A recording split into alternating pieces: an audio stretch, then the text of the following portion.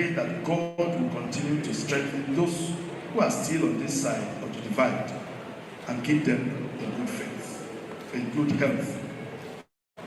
On the brighter side, it is worth reporting to AGM that two of our living legends, extraordinary leaders, founding fathers, foundation members, and past presidents whose lives have been intricately woven into the institution's history for over 5 decades.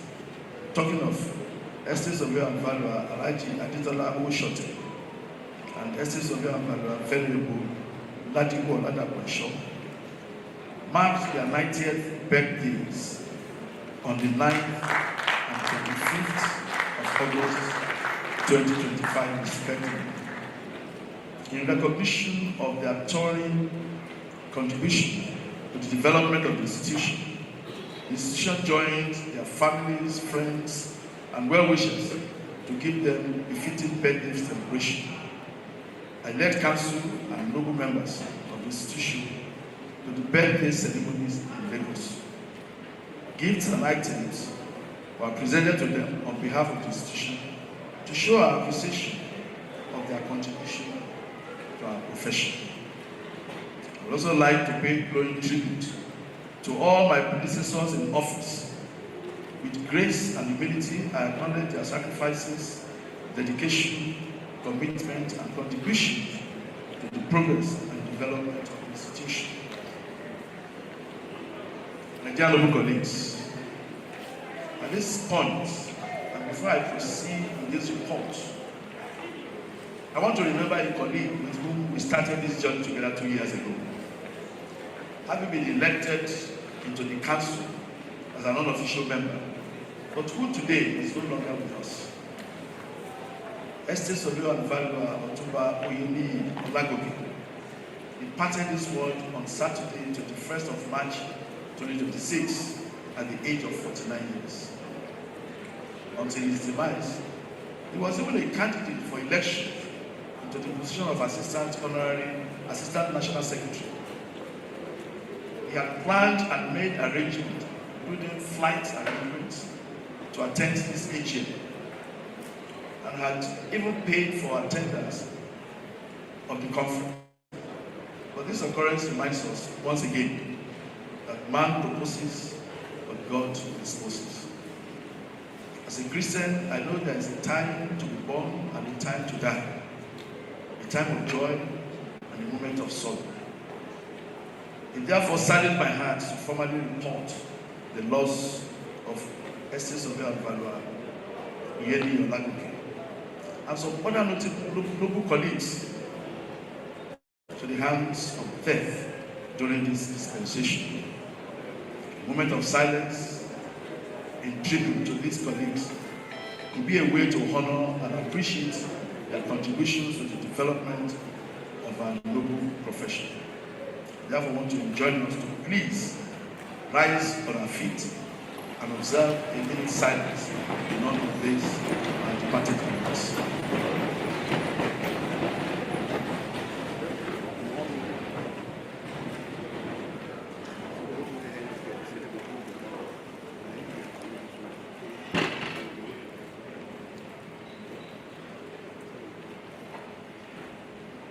May the soul of our noble colleagues continue to rest in perfect peace. Yeah. Thank you, please, and we sit. Noble colleagues, I would like to express my heartfelt appreciation to each and every one of you for entrusting into my hands the destiny of our institution for the past 2 years. I thank you most sincerely for your unwavering support, dedication, and cooperation with my leadership. It is written that there is a season and a time to every purpose under the heaven. Drawing an analogy from the Holy Weeks, I want to say that there is a time to assume a particular office and a time to exit the office.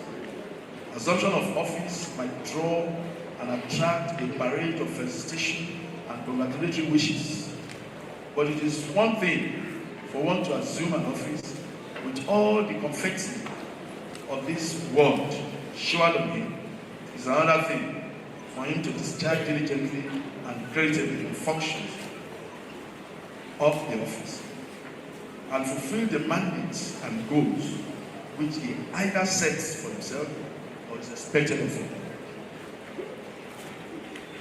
To me, it was a day of great honor when I stood before the assembly of my esteemed local colleagues on the 20th day of April 2024 in Benin City for my inauguration as the 26th President and Chairman of Council AGM of our great and noble institution.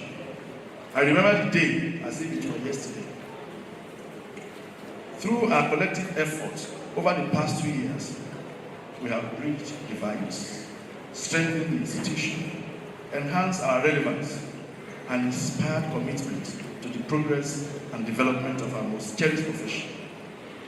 For me as a person, these 2 years have indeed marked a turning point in my life. Whatever success I achieved as a President and Chairman of Council AGM should be taken as a shared success. Your commitment, active participation, trust and belief in me and in the administration that I was privileged to lead have been instrumental to the milestones we reached during my tenure, and for that I'm truly grateful to you all. A time like this doubles as a season for stock taking and appraisal.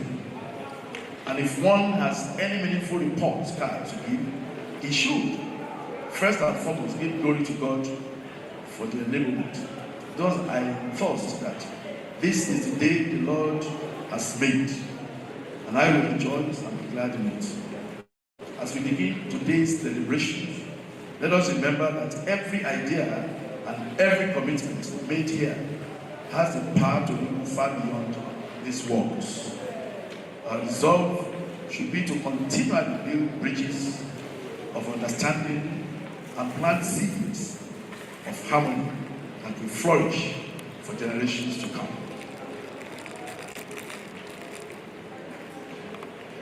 A meticulously crafted vision statement shines like a lighthouse, guiding the way towards aligned success and resilience. At its heart, crafting a vision statement is similar to building a foundation for a future that reflects with deepest principles and aspirations. This ensures that each step forward is a purposeful move towards that envisioned future. You will recall that when I stood before you on assumption of the office of the President and Chairman of Council AGM 2 years ago, I made the vision of the administration very clear, which are reform, restructuring, repositioning, and relevance. And I tagged it 4R. In today's era, marked by rapid technological advances and shifting socio-economic demands, organizations worldwide face pressure to adapt their systems and operations for better efficiency, transparency, and responsiveness. By setting forth a clear, persuasive vision, we pave the way for harmonious growth, strategic coherence, and a team that is united and driven, all committed to transforming our shared aspiration into tangible realities. In view of this reality, reforming the structure of institutions is not just a pathway, but the cornerstone of sustainable governance, growth, development, and improved service delivery. No doubt, success hinges on well-articulated vision, clear objectives, strong leadership, and robust analytical tools. But without inclusive stakeholders' engagement, I will be operating from within a void. To get our initiatives off the ground, a special retreat was organized for the key drivers of our agenda: the management, our trustees, council members, senior and middle management, staff of the Secretariat at the onset of this administration, where the responsibilities of each and every one of us and the pace of our actions were spelled out. This helped us in achieving our desired outcome: reform and restructuring. As the Japanese proverb goes, vision without action is is a daydream. Action without vision is a nightmare. Our strategic vision is clear and actionable, clear enough to serve as a guiding light for all our activities. Structural and institutional reforms will enhance our position and influence within the industry, enhance our impact and relevance within the national and global space. Having solidified our preparedness, the stage was set for the implementation of our strategic pivot towards systematic changes in the structure, process, and norms that govern our operation. Constitutional review, in a significant step towards strengthening our operation and promoting an enduring system, we undertook a comprehensive review of our Constitution, the fundamental laws that govern how the institution is run.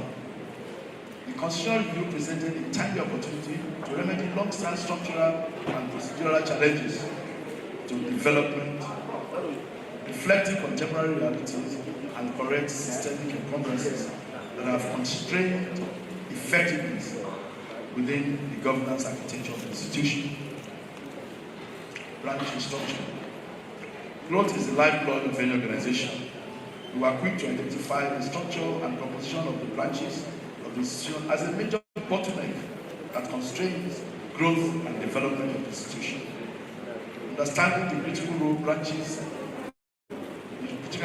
branches in driving inclusiveness, growth, development, and innovation, impact, and leadership is essential for us as we aim at moving the institution forward.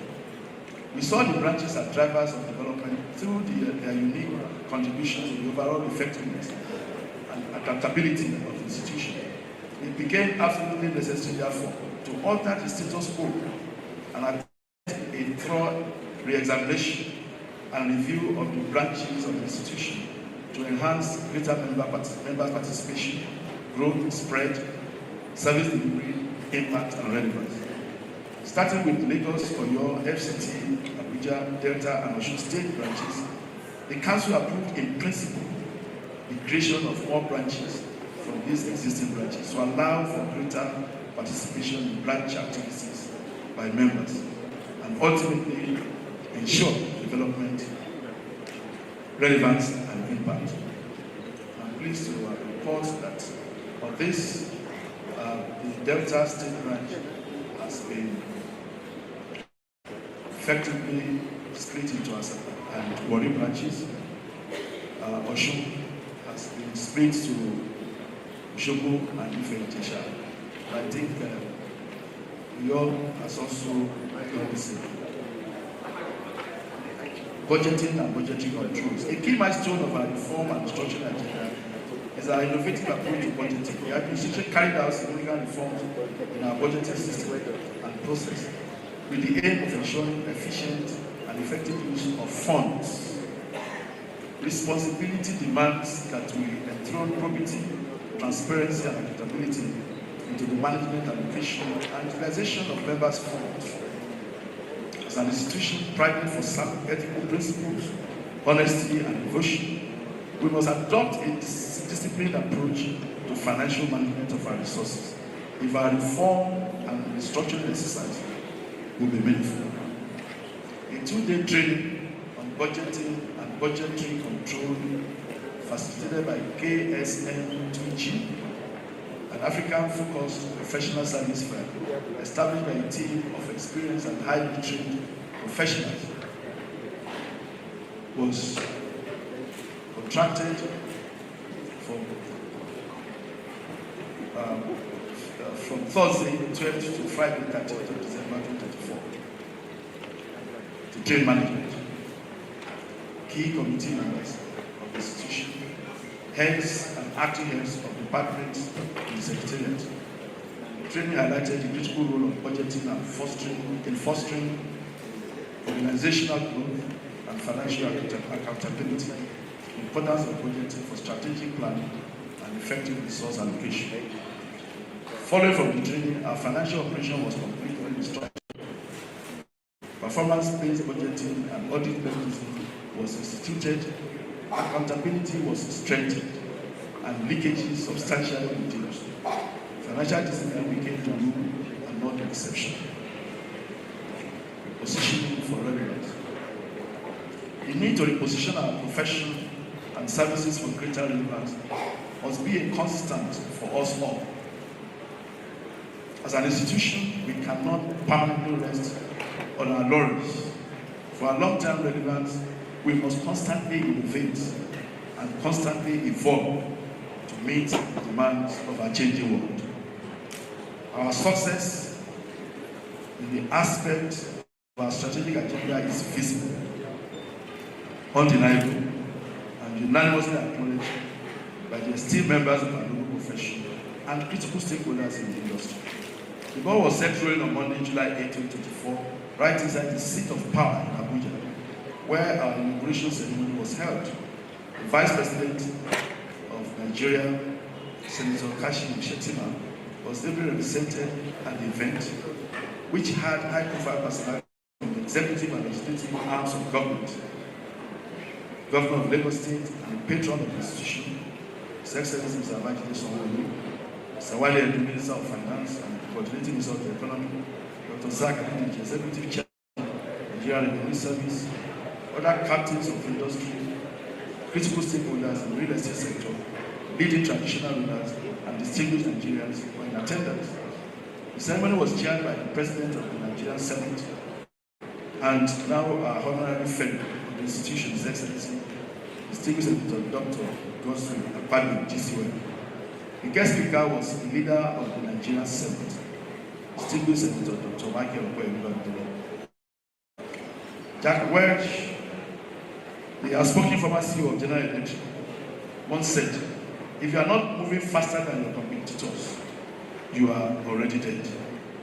You have just haven't stopped breathing yet." Monday, July 8, 2024 ceremony was a big plus and ushered us powerfully into the limelight and set the momentum for our drive to relevance. We sustained it through countless appearances on television programs and courtesy visits to editors of leading newspapers, with series of interviews with the electronic and print media, where our critical roles and contributions to national development were explicitly highlighted. Our profession is certainly no longer on the scale that we met it. We no longer operate in obscurity. We have reinvented the NAIMS brand. Today, our programs and major events are featured on the front pages of leading newspapers. In the electronic media, we have enjoyed the privilege of having our programs featured in prime time. Though procured to, among other reasons, provide logistic efficiency of moving council members during council meetings and other important activities. Our branded 36-seater white Toyota coaster bus, which we also acquired, enhances the image of the institution and boosts its visibility.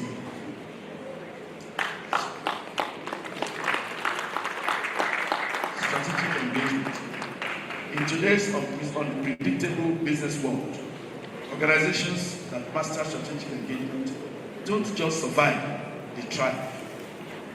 That is why successful leaders build partnerships that propel the organizations to new heights. Our noble institution was not created to stand still. It has a mission and a dynamic to grow and be sustainable, which informs our resolve to intentionally connect, align, and interact with organizations and individuals who have a stake in our success, particularly within the realm of sustainability. What we did was to identify and initiate strategic alignments and connections, collaborative partnership and engagement platform with organizations, institutions, and personalities that closely align with our vision and strategic goals, aiming at mutually beneficial and win-win outcomes. conferment of honorary fellowship of the institution on the nation's number 3 citizen, President of the 10th Senate, distinguished Senator Godswill Akpabio, an exemplary leader and exceptional administrator in 2025, and the foremost traditional ruler and real estate guru, His Imperial Majesty Obadeye Togusi, Judah II, the Order of Ife, and co-chairman of the Nigerian Traditional Rulers Council and permanent chairman of Southern Nigerian Traditional Council in 2026, was strategic masterstroke for increasing our visibility, in as much as visibility strengthens recognition, enhances influence, impacts, and drives growth and development. In the course of our administration, we built strategic and collaborative alignment with critical organizations through their leaderships, notably Senator Godswill Akpabio, Mr. Wale, the Honorable Minister of Finance, Coordinating Minister of the Economy, Dr. Armstrong Katag, the Chief Executive of Mofi, Dr. Zach Adeniji, Chairman of the Nigerian Revenue Service, Malam Shehu Dibo, Chairman of the National Sports Commission, Dr. Rabi Ulowo, Executive Secretary, CEO, the Financial Reporting Council, Mr. Bello Hassan, then MD CEO, MDIC, and Mr. Thompson Asadu, the current MD CEO, among others. I highlighted the pivotal role of our profession in national development, the critical areas we can collaborate, and the need for alignment in the interest of our organization and our nation, the distinguished personality which I led to visit. Just recently, Monday, March 16, 2026, I led council on a personal visit to the Executive Governor of Ekiti State, His Excellency Abiodun Abayomi. The highlight of the visit was the declaration of the governor as a patron of the institution in line with the provision of our constitution. The governor gave us strong assurances that our profession and members within this jurisdiction will not in any way or manner be relegated in the scheme of things, but will be accorded rights and privileges as appropriate.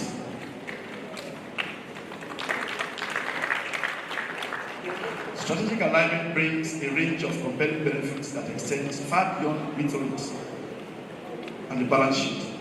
One of the significant outcomes of our strategic engagement was the sponsorship of the 2025 annual conference by personalities and organizations which have hitherto never had any involvement in our institution's program and activities.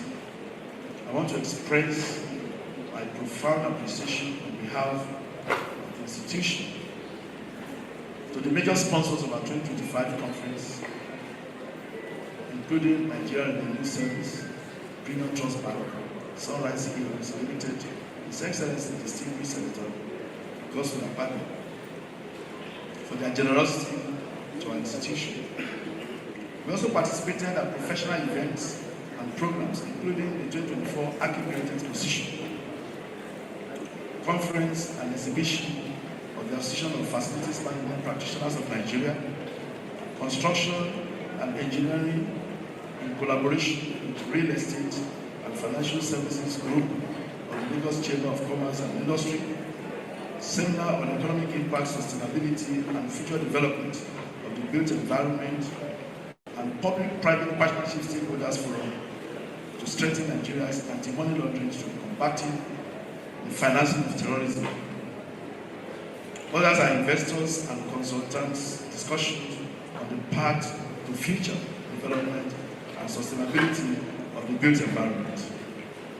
Financial Reporting Council of Nigeria Valuation Training Program, stakeholders discussion 2025 real estate outlook convened by Wema Board and the Oriental Hotel, Victoria and Lagos,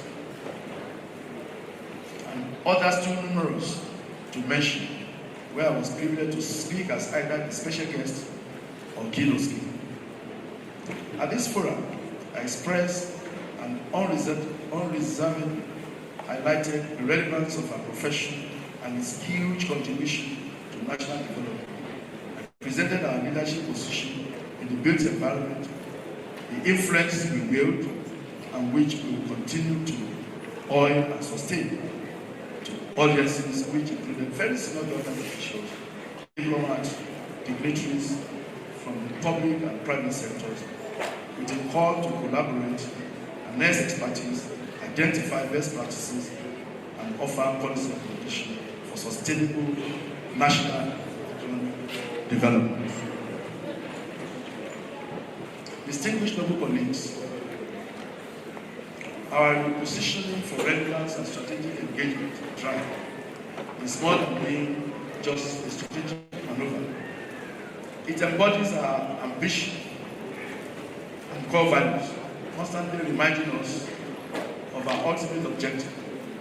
Transformative and impactful, it is in fact an essential element for steering and sculpting our institution's future trajectory. As a mark of recognition and relevance, the High Court recently appointed the institution as the administrator of one of Nigeria's main leaders.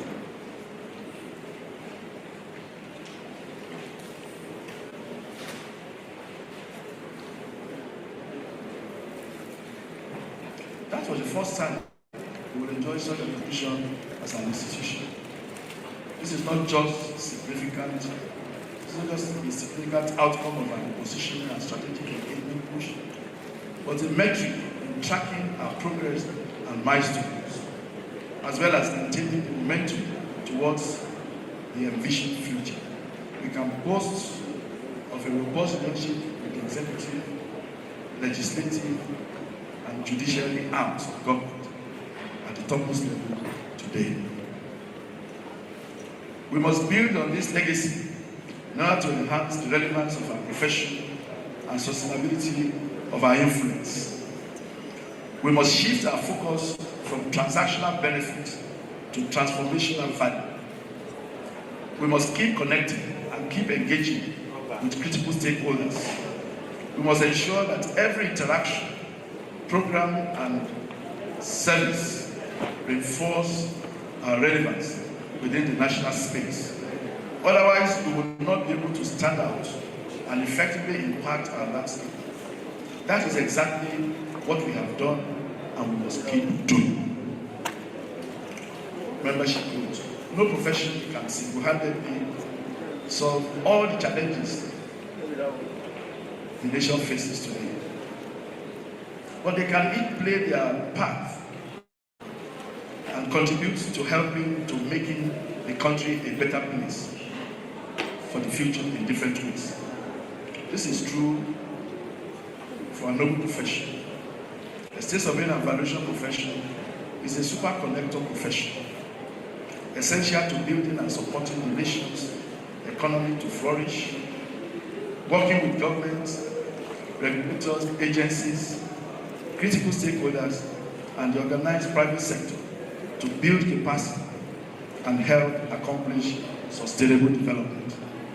This critical role makes membership drive mandatory for the institution's leadership. We must continue to relentlessly pursue it and keep producing professionals and ethically valued members.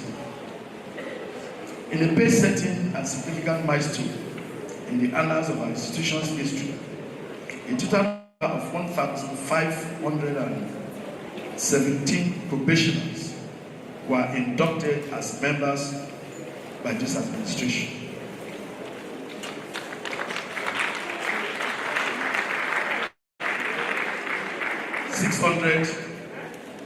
and 81 in 2024 and 539 in 2025. Another set of 292 members were also inducted at the just concluded conference, as you are all aware. The first Vice President, Justice Surveyor and Valuer Mohammed Batule, and the Leadership Committee deserves our commendation on this.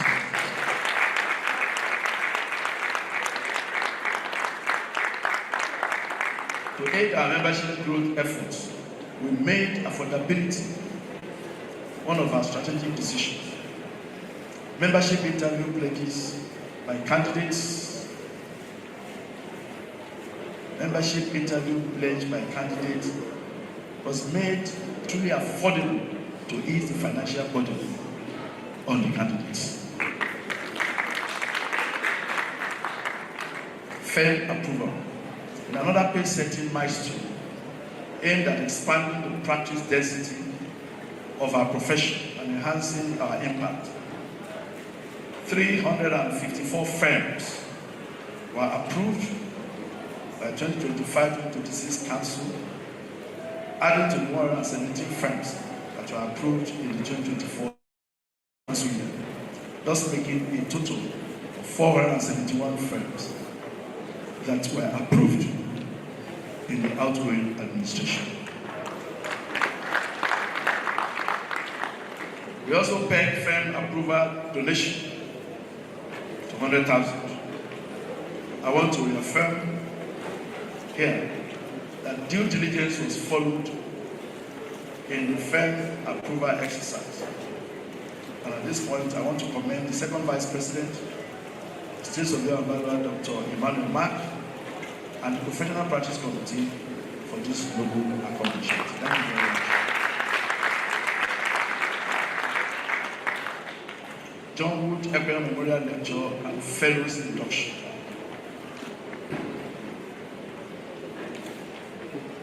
Leaders' most challenging job is the building of organizations that can innovate routinely. By adhering to this mindset, leaders transform the organization into sanctuaries of inclusion and incubators of innovation towards continuous improvement, development, impact, and relevance. Following after this, the 2026 John Wood Equerry Memorial Lecture and Fellows Induction were for the first time in a long time held on different days. Wednesday, February 14th, and Thursday, February 4th, and Thursday, February 5th, 2026, respectively in Abuja. These significant events attracted influential personalities, political figures, players in the organized private sector, and stakeholders, among others. The 2025 edition of the two programs had followed the conventional pattern of single-day hosting of events on Friday, 21st February 2025.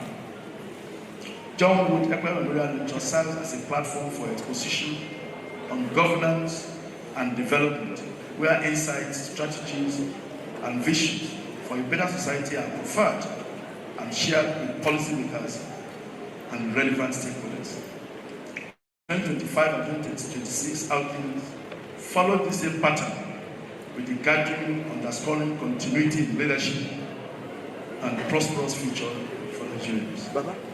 At the fellowship induction, a unique ceremony, which is a platform to celebrate professional excellence and commitment to the advancement of ethics, surveying and valuation profession in Nigeria. 299 distinguished members of the institution were inducted into the highest membership grade of the institution, with a mandate to uphold ethical standards, character, integrity, and contribute meaningfully to professional and national development. This brings the total number of members transferred to fellowship grade by this administration to 447.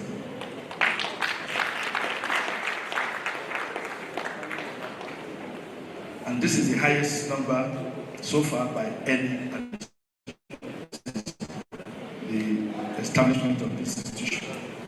148 members had earlier been elevated in 2025. His Imperial Majesty was awarded the honorary fellowship of the institution during the 2026 fellowship induction. The prestigious honor was conferred on the foremost traditional ruler in recognition of his significant contributions to real estate development and in acknowledgement of his revered spiritual and political authority, which is rooted in centuries of heritage in Yoruba culture. Kabiyesi's honor followed 25th edition, honoring honorary fellowship award to His Excellency Distinguished Senator Godswill Akpabio, President of the Nigerian Senate. These strategic honors further entrench our visibility and recognition as a profession of impact and relevance in the nation's landscape. Capacity building.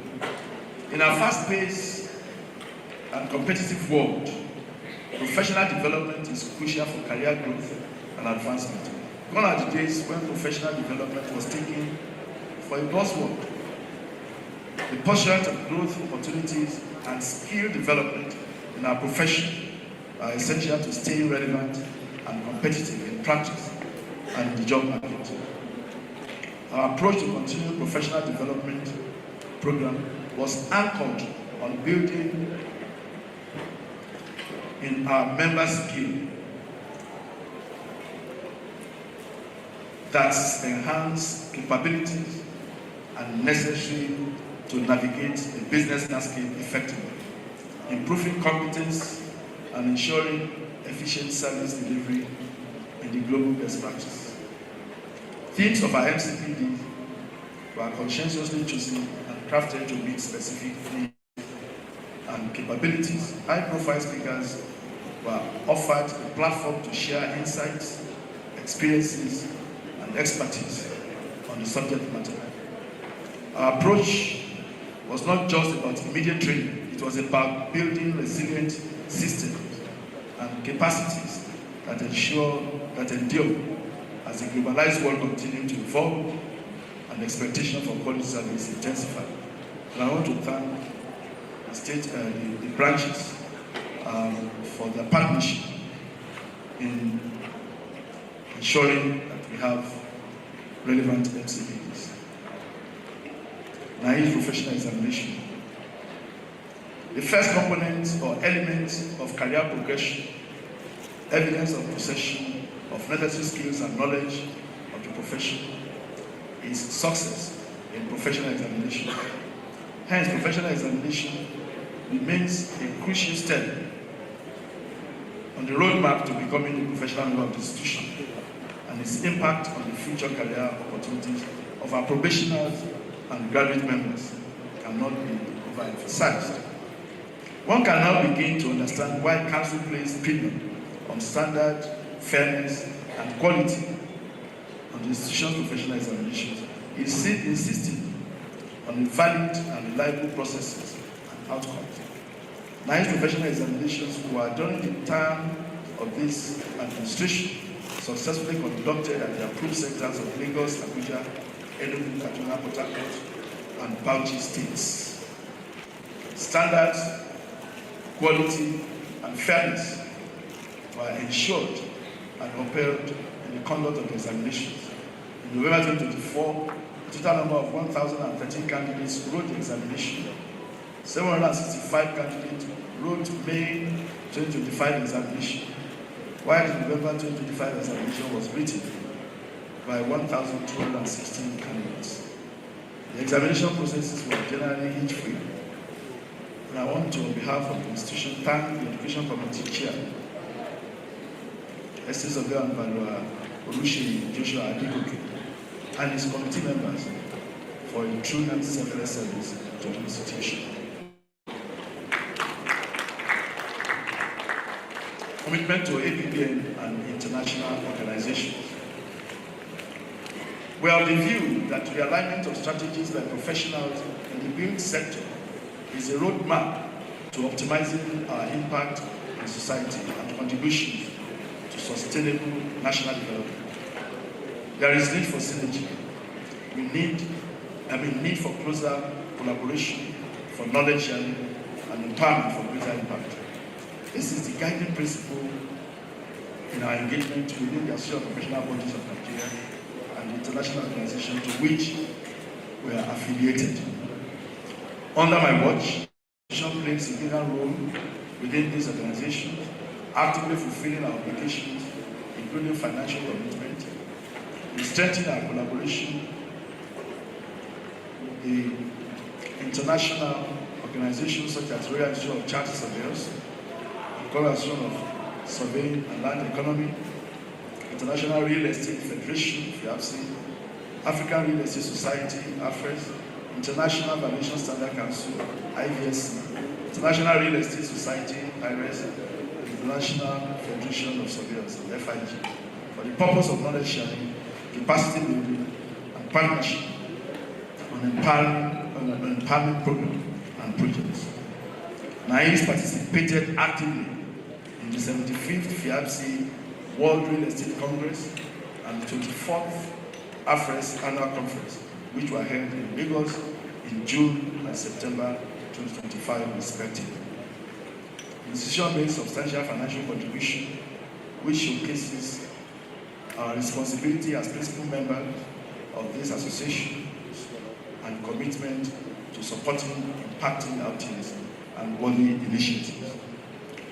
We must step up collaboration with this organization for promotion of professionalism and development of best global practices through cross-fertilization of ideas, comparative studies and research, deployment of technology and training. The College of Estate Management, established pursuant to the provisions of our Constitution as amended, I am glad to report that the College of Estate Management has now become a reality. This online-based college, when fully operational, shall be admitting candidates for 1 year training before they proceed to the second year of their professional pupillage towards election as professional members of the institution. The college shall also be responsible for the training of special adulthood candidates in accordance with the provision of our Constitution before election as members of the institution. The college accommodation on the first floor of our naive Secretariat building in Abuja has been completed. The floor has been configured into 3 large classrooms, 6 offices, and a library section. The ICT infrastructure of the college, including the learning management system, has been installed. Recruitment of the principal staff of the college is ongoing and is expected to be completed within the next couple of weeks. The operational and academic framework of the college is another initiative of this administration. The innovative approach was thoughtfully designed to achieve a lofty objective for the college while ensuring the institution's creativity continues propelling our profession's impact and the members' capacity. This is more than being just a strategic maneuver. It is in fact an essential element for steering and sculpting the institution's future trajectory. I must use this medium to appreciate the works of the pioneer leaders of the college, the State Surveyor and Valuer Professor Godfrey Udo, the Provost, and the State Surveyor and Valuer Dr. Berry Ehondo, Director of Professional Training. They have worked tirelessly to ensure successful takeoff of the college. I think they deserve a round of applause. Professional groups and fora. In 21st century knowledge-driven institutions such as ours must undertake large amount of research to push forward the boundaries of knowledge. To achieve this, the administration undertook a review of these channels of propagation and advancement of knowledge. During the constitutional review, the professional groups were rejigged and reduced to 11. Valuation, plant and equipment and infrastructure valuation, facilities management, property development, and investment advisory, agency and marketing dispute resolution, project management, land administration, auctioneering, compensation and right of way, business asset and intellectual property valuation.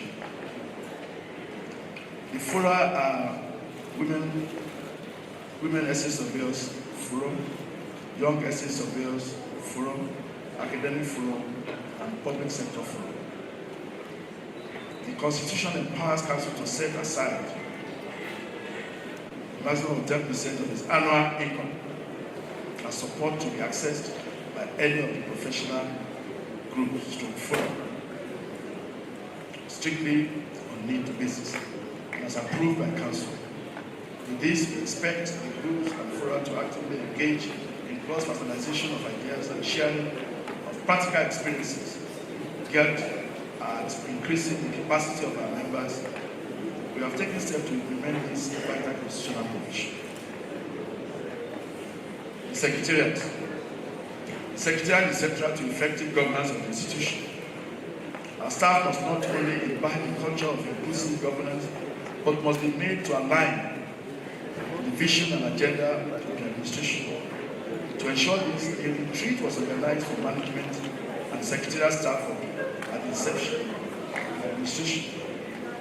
Heads and acting heads of the department also attended a 2-day training on budgeting and budgetary control in December 2024.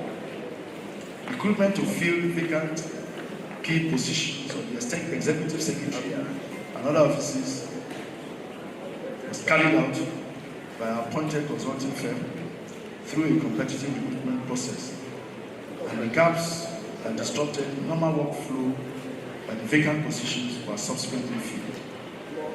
Those staff who were due for promotion were promoted. Measures were put in place for improved working environment, enhancement of productivity, career progression, and development, with human and resource management ideology aimed at making the Secretariat a source of pride to the institution. Salaries and allowances were reviewed to reflect the nation's economic realities and were promptly paid. Apart from the 13th month salary and other end-of-year benefits, management sponsored Christmas hangouts for staff, the National Secretariat, and the liaison offices during the last Christmas celebration. The outing offered another opportunity to strengthen the team bond, boost morale, and show appreciation to our employees' hard work throughout the year. 2026 Annual National Conference. Our just concluded annual conference was an outstanding success and one of the most remarkable in recent years. The event, which was a combination of intellectual depth, social vibrancy, and memorable hospitality, had delegates and participants engaged with a wide range of issues around the conference theme during plenary and breakout sessions. It was rich in trios, lessons, and camaraderie, with the subject handled with intellectual rigor, leaving everyone in attendance enlightened and inspired. And just like the Abuja outing, a pivotal part of the planning process is decision on the cost of registration by members and delegates. Though several millions of naira went into the planning and execution of the conference, but attendees registered at the highly subsidized sum of 40,000 for fellows, 30,000 for members, probationers 5,000, and students 10,000.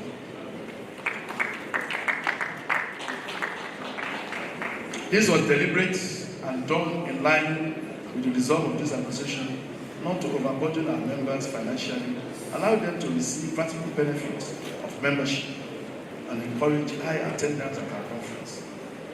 We consistently drove the conference funding through sponsorship by individuals and corporate organizations. I want to accordingly express our appreciation to His Excellency Dr. Alex Oti, the Executive Governor of Abia State, for Abia government's major sponsorship of this year's conference. The state government supported the conference with a sum of 15 million naira.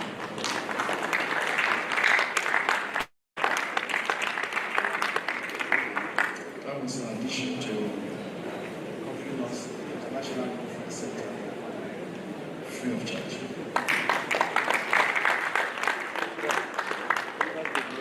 My appreciation also goes to People Trust Bank and other key sponsors for making our conference a success.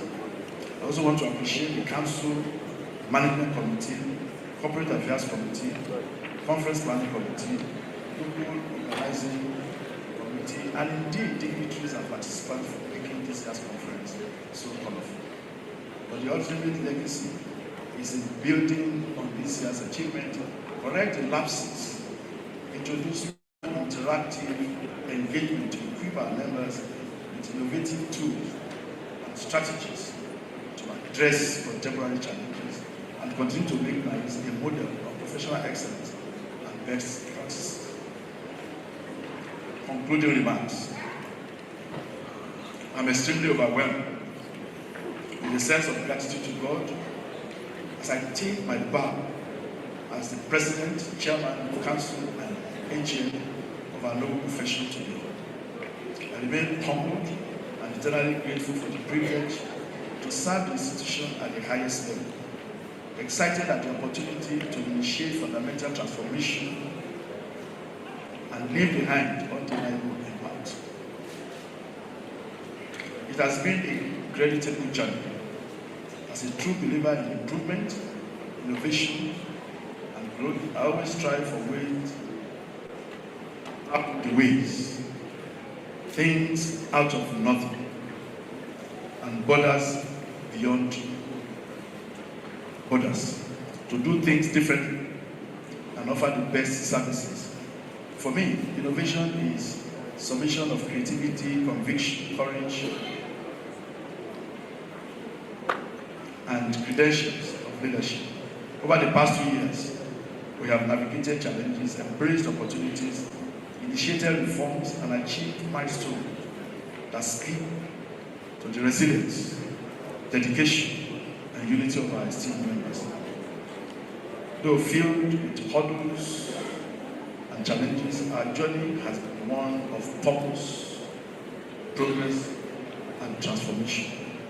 In closing, I want to express my sincere appreciation to each and every one of you for the massive and unflinching support I received across board in the last 2 years. But for you and your fidelity to my leadership and the institution itself, we would not have been able to record the achievements highlighted in this address. Thank you for your confidence in our vision and for the active engagement in driving it. To the esteemed chairman and members of BOT, distinguished members, distinguished management and council members, I thank you.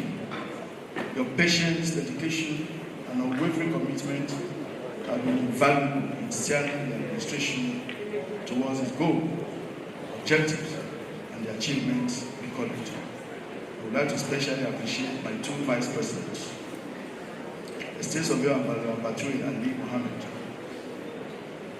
my first vice president, and who in a few moments from now will succeed me as the president of the institution.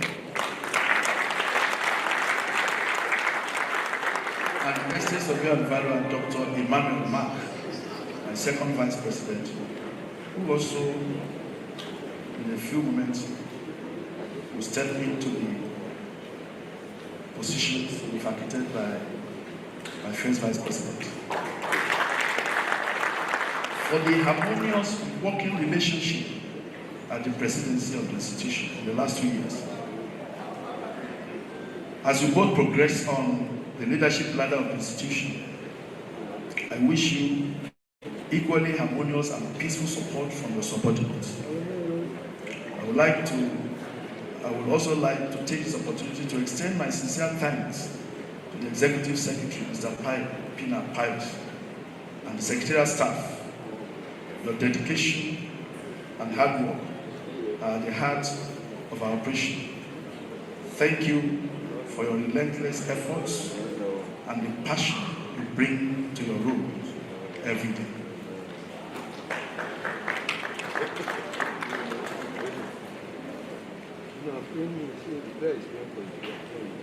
Last but not the least, I want to express my sincere appreciation to my personal assistant, Mr. Tolulope Ulutu. Your resourcefulness and dedication are commendable.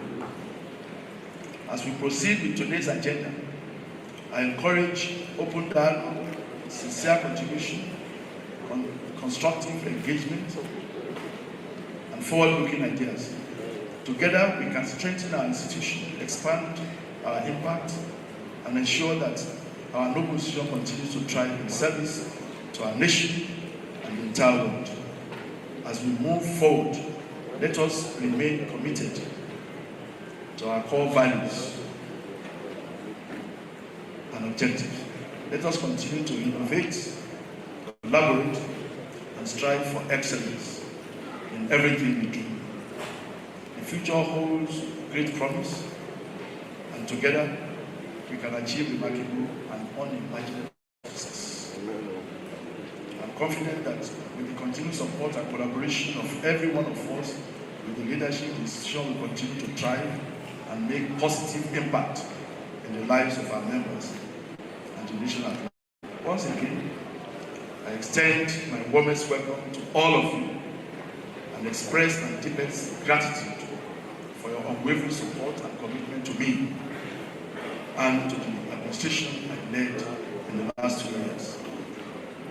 Distinguished local colleagues, thank you very much for your attention. Long live the Nigerian Institute of Estate Surveillance and Valuers. Long live the federal.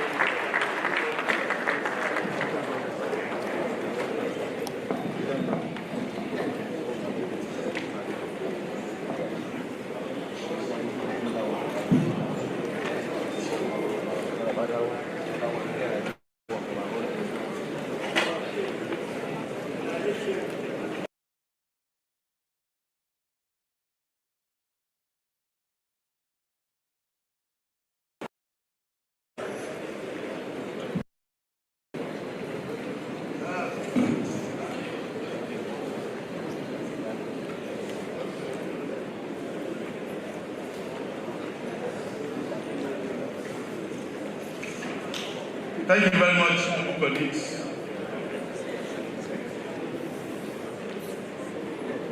It's Abia now ready for the welcome rite. Maybe we should give you 10 minutes to do that. Chairman.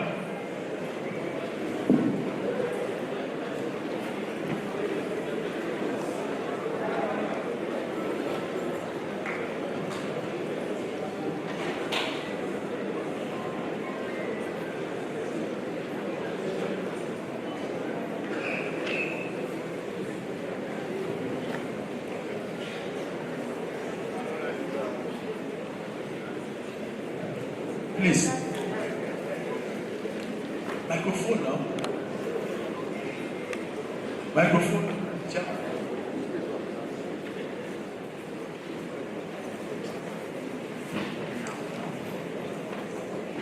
Please, members of Abia State Branch, could you kindly step forward for the welcome rite?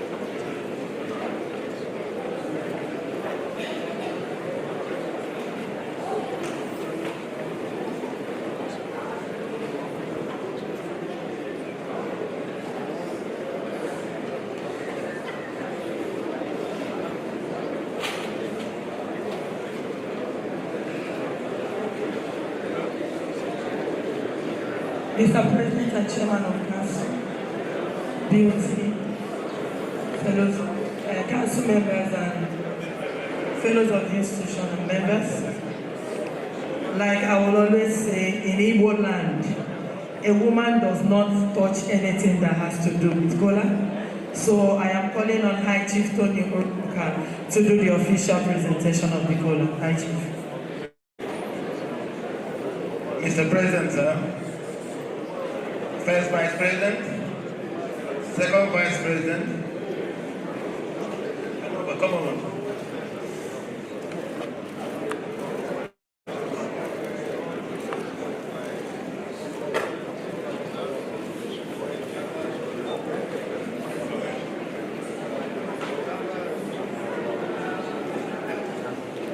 Second Vice President, Management Committee members, Mr. President, sir, let me make a judgment to stand on the release of this because of time.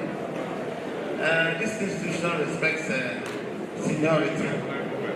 So because of that, I want to hand over the presentation of this scholar to my senior,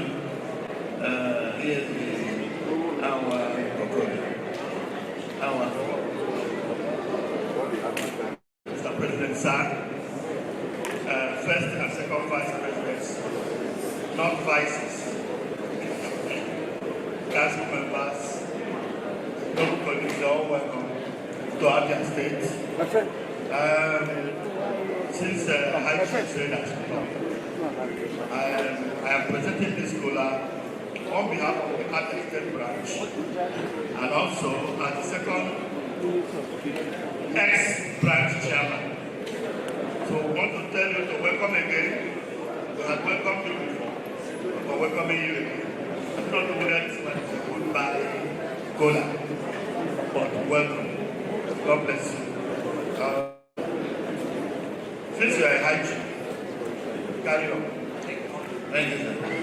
On behalf, or before that, sir, what we are presenting is the Kola and the drink.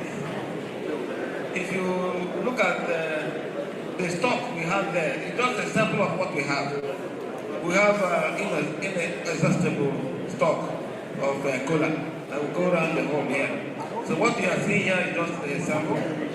Like it is in the tradition of the institution, we need to support this wage so that it will not fall. Yes, I know you are waiting for that one. So on behalf of the branch is waging this Kola with a sum of 100,000 naira.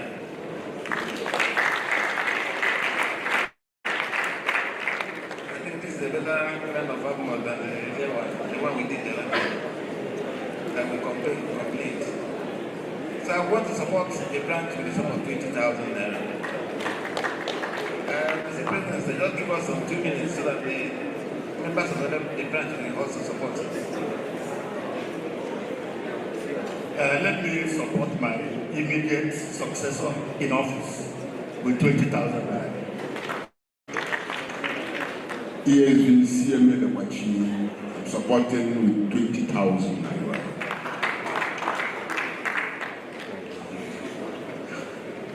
SSB and value are joining 25,000.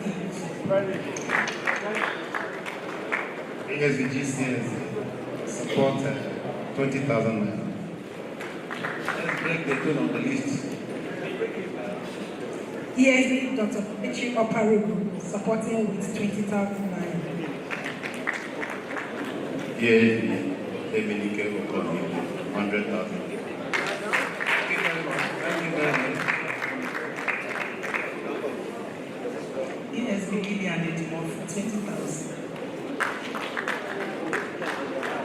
As a branch chairman, I'm supporting 50,000 naira.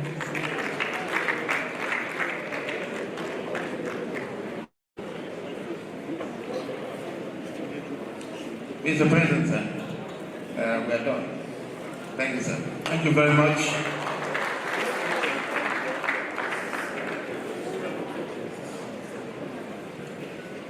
May I invite ESB Osakwe to please come and help us receive this on behalf of the AGM.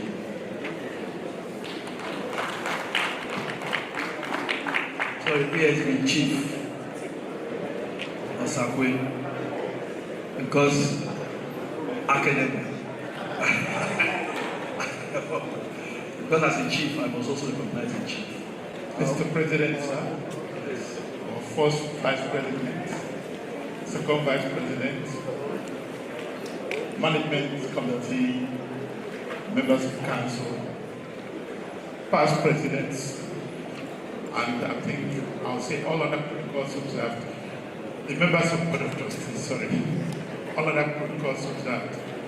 Well, I don't know why our president chose me to receive this Kola, because there are so many other people, maybe because of my red cap.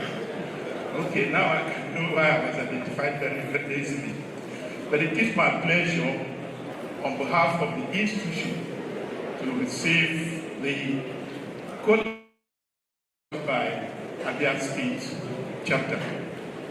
Actually, looking around, I think we are more than satisfied. It's not as if there's anything left somewhere, you cannot still bring it and consume them all. So on that, we want to say thank you. And may God continue to bless the branch and bless the institution as well. Thank you very much. Thank you very much, Chief. So the next item on the agenda is the presentation and adoption of the minutes of our 2025 AGM. And at this point, I will yield the floor to the National Secretary to anchor that. Thank you. Mr. President and Chairman of AGM,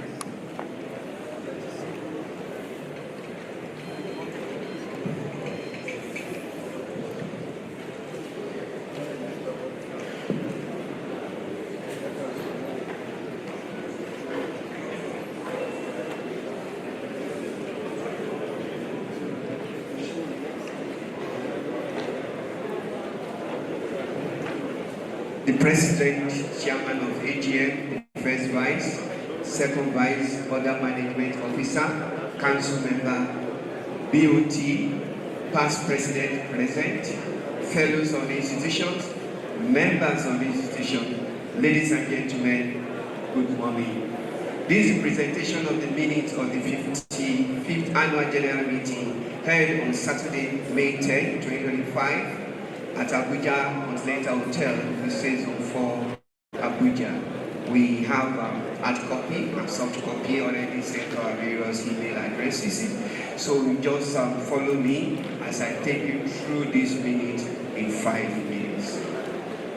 Page 1 to 29 is where we have attendance of people present at this meeting. On page 30, we have call to order at about 10:44 a.m. and prayer by ESB Jagu Stephen. Adoption of agenda moved by SS Surveyor and Valua Professor Oluseyi Adegoke, supported by SS Surveyor and Valua Oluseyi Adebayo. Page 30 to 48 is where we have President opening address, in which he took us through his success story for his first year in office. Thereafter, the National Secretary took over the stage and presented the minutes of the previous AGM, which is available on page 48 to 50. On page 50 is where we have the welcome right by the Abuja branch, led by the chairman. And page 50 to 51, we have the honorary auditor report. On page 51, we have the external auditor report. On page 51, we have the remuneration and appointment of external auditor. On that same 51, we have the election result of our naive representative on the board of Esvabon. On page 52, we have the reappointment of our electoral committees. We have their names on various pages as appropriate. From page 52 to 68, we have the presentation of the proposed constitution review.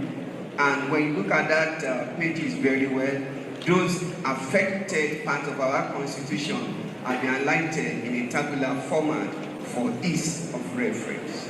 On page 68 is the hosting rights 2026 awarded to Abia, and we are in Abia State.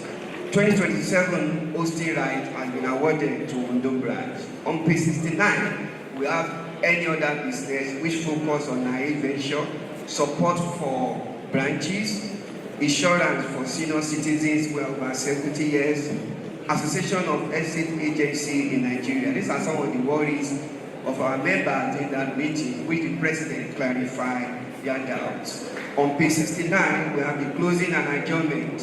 Motion for that adjournment was moved by Essence of Yanvalua Professor Bamidele Ogunleye, seconded by Essence of Yanvalua Ibiro Keogu. The meeting came to a close by a powerful prayer said by Essence of Yanvalua Fatima Olugokure, FNIBS at 7:15. Thank you.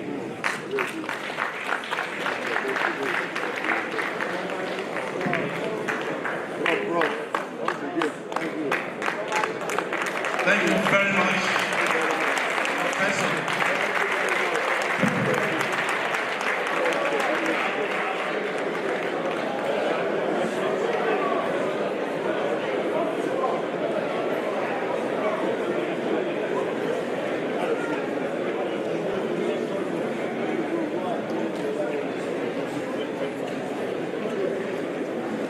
Very professional presentation. Prof, thank you so much.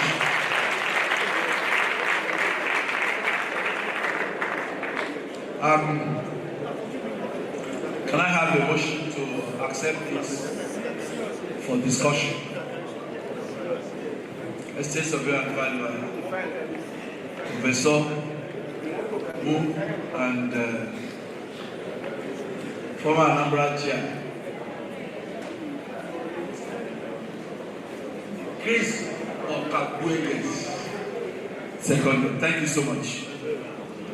So, the document is for us. Do we have any observation? Start with the attendance. Anybody, please, if you attended and your name is not featured, I think the best thing to be to please make a note of it at the same time and send it to the Secretariat, please. That's been verified, records, and then necessary amendments effected. So, attendance takes us to 29. Because of 29 is my address, not the story.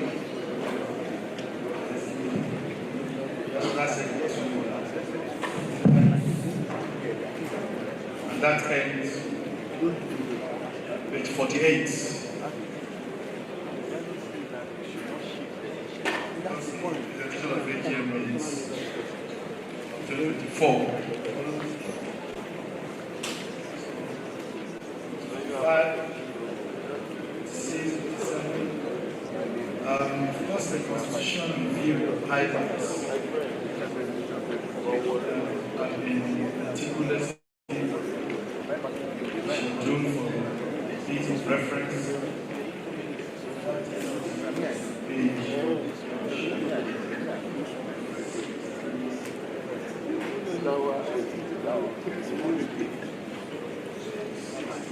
8. And then the posting rights. Already, this is happening.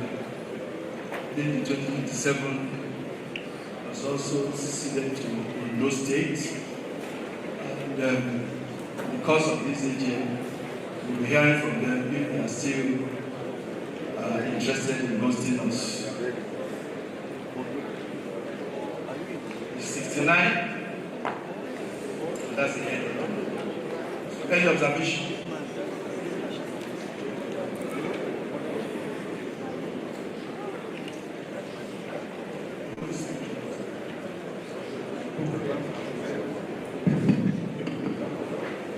Observation.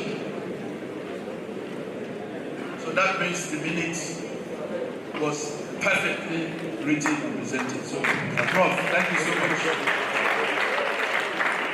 So may I now have a motion to accept this as a working document of the institution? Prof, please set the mic. Usher. First of all, I want you to speak.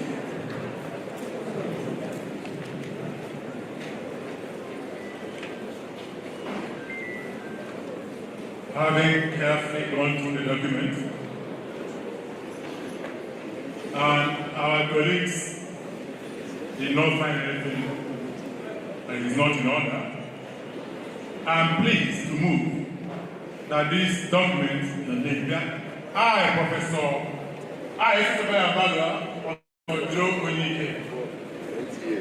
hereby move that this document be accepted, that this minutes be accepted as a working document for this year's AGM. Thank you very much. Thank you very much. Seconded by former Kola Chair, Oyedepo. Let's be moving. Let's hold it. Oyedepo.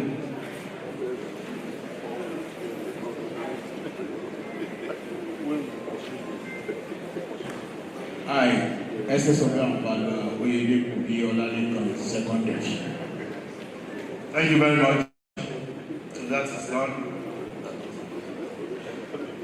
The next item is the presentation of our annual report.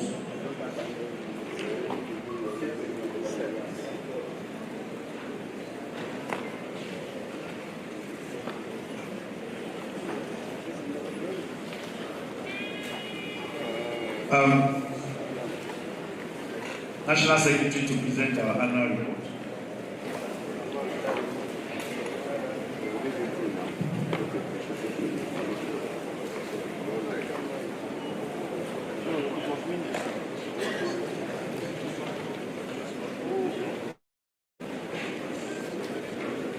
Maintaining the protocol, Mr. President, and Chairman of AGM, distinguished member of our institution.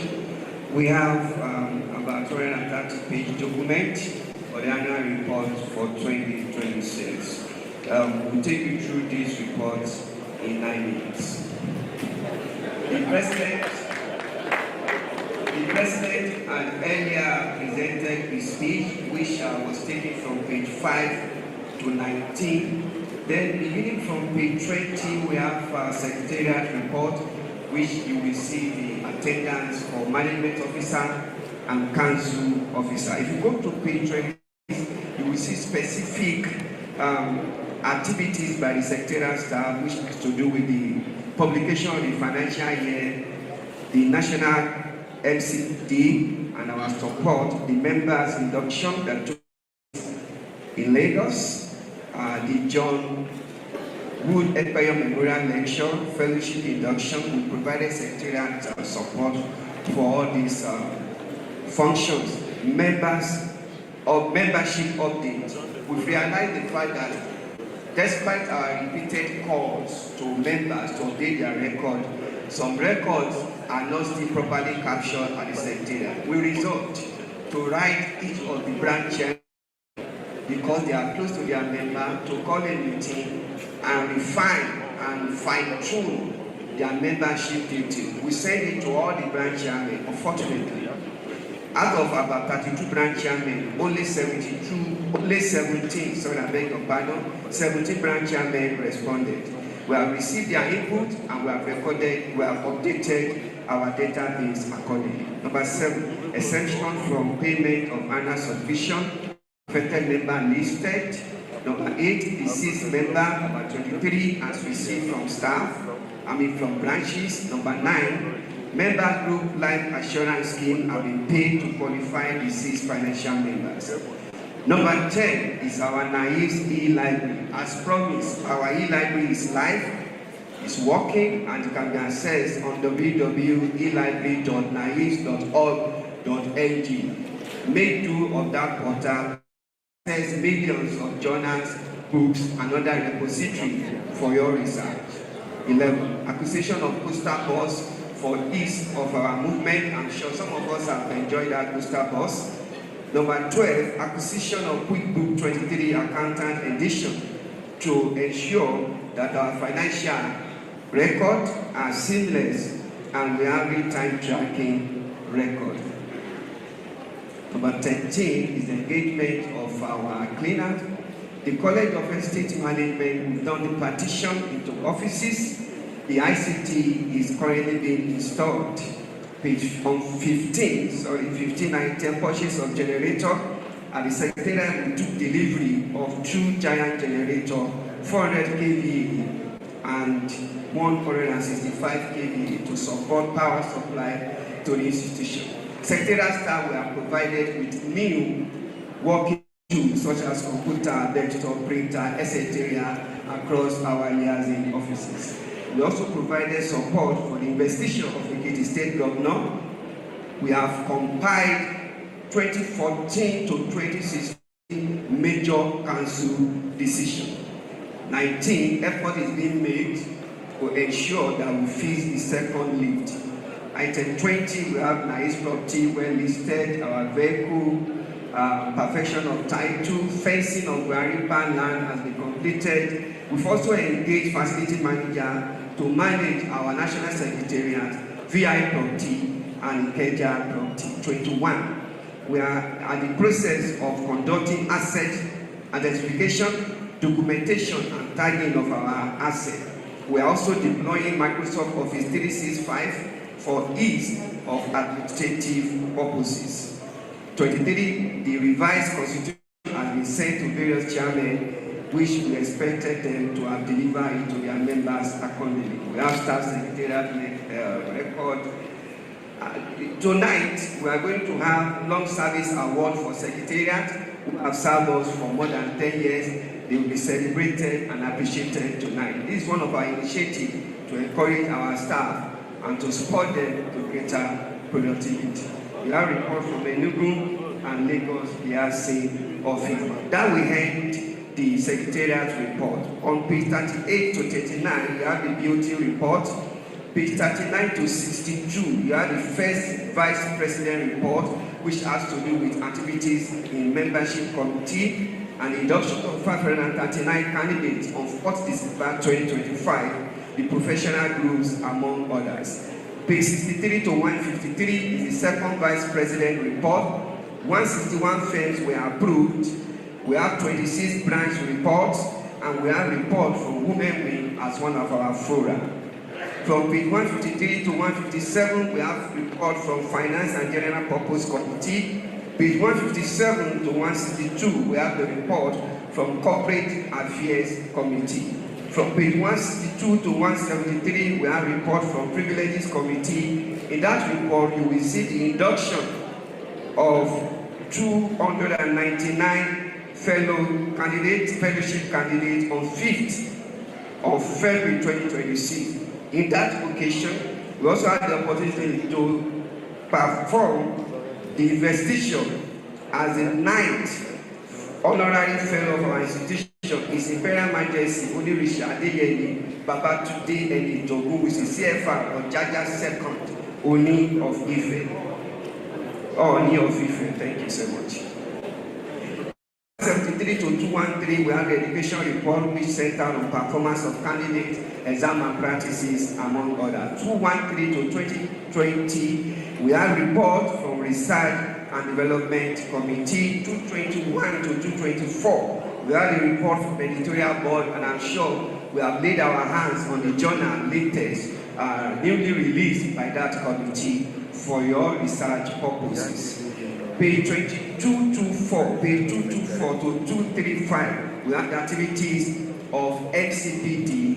And lastly, page 235 to 240 is the activities of the disciplinary committee. Thank you so much for listening. Thank you very much.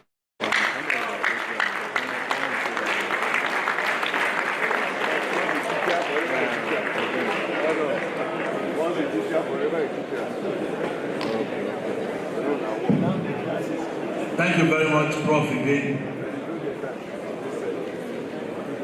Motion to accept this for discussion. Motion to accept the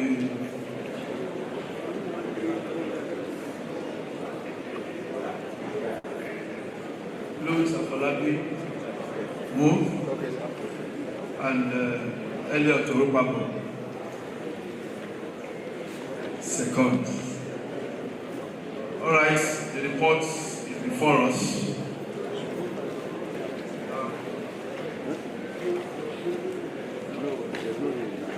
Report of the Secretariat is there. Page 20. Through to 20. 4 to the 5 committees of council and their attendants.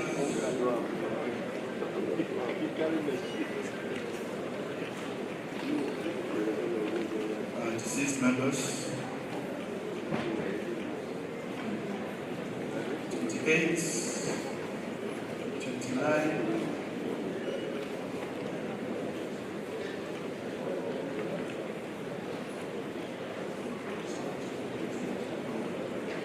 Oh, okay. Professor Buleye, please take the mic to.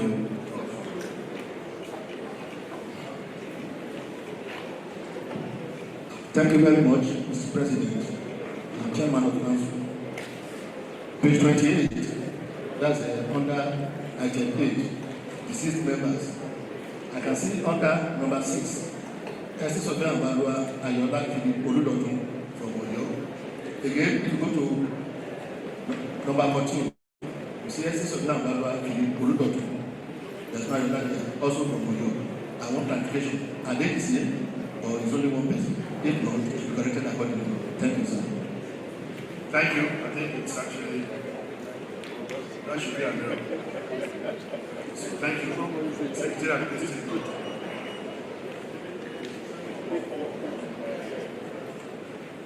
Number 4 and number 10. That's one more. Noted. Thank you.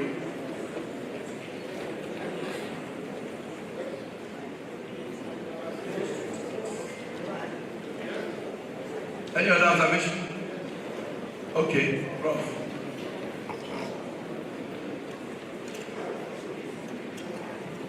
ASV Professor Fidelis defined the memo. On the same page 28, exist member number 5 to bring Chief Anthony Ibu then war for is a Sunday. Thank you.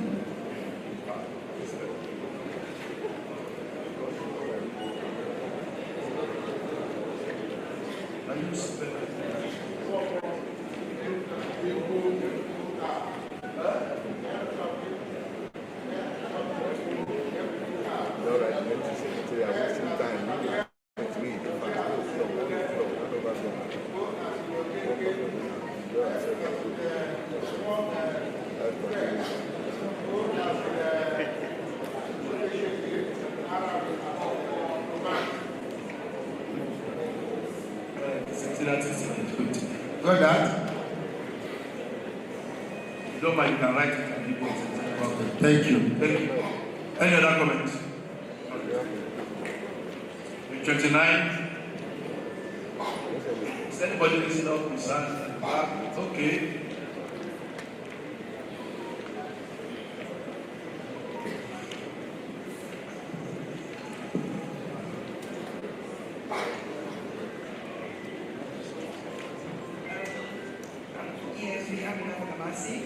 On the same page 28. Yes, on the same page 28 of deceased members, number 5 and number 11 from Kaduna State, number 2 and number 11 from Kaduna State, the same person.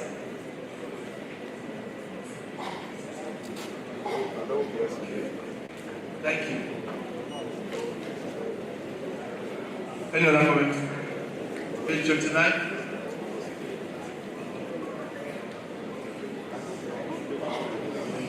Good morning, sir.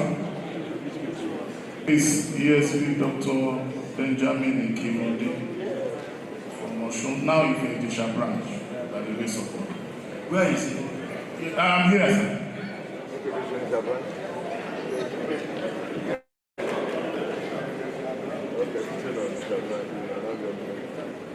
Yes, on page 29, item 10, Naif's e-library.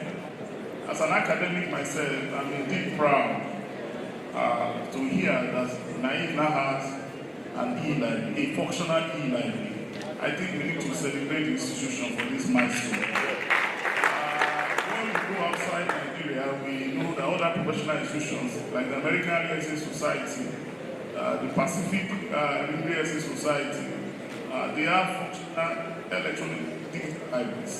Here, as I'm seated here, I've been able to download more than 50 e-resources while seated here. I think the institution deserves another round of applause. Thank you very much. Thank you, sir. Microphone here. You have one with you. It's only one microphone we have.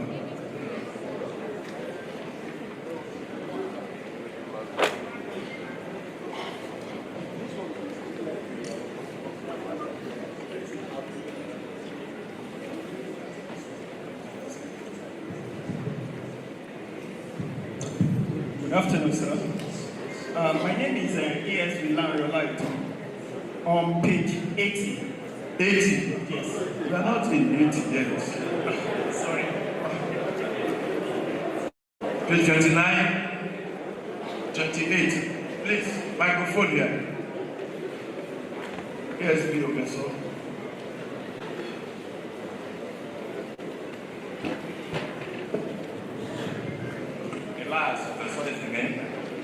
Number 3, page 28, 6 members.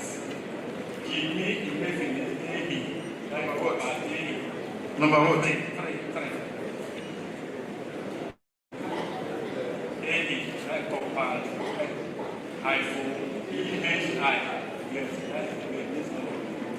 Huh?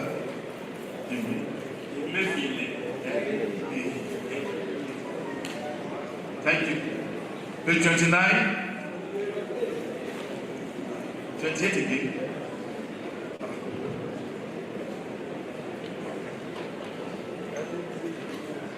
I think number 410. I know it's already been identified. Somebody has raised it. Somebody has identified it. We already taken. Thank you. Page 29, 30, 31. 31. Yes. Yes, the chief officer. Mr. President, on the issue of issues that have to flow in that record. On the issue having that record, if you look at number 1, you want the remarks. I would kind of suggest, just like we did on the number 2, that it is 6 floor national secretariat building, also housing Abuja branch. Government that number. Try to so that can actually capture both the occupation and obtain an addition of also housing Abuja branch. So that part are considered to do. Because number 2, revenue specify what the status of the level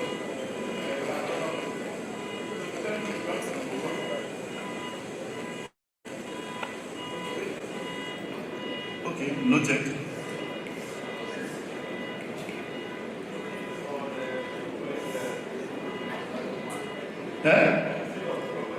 Please go.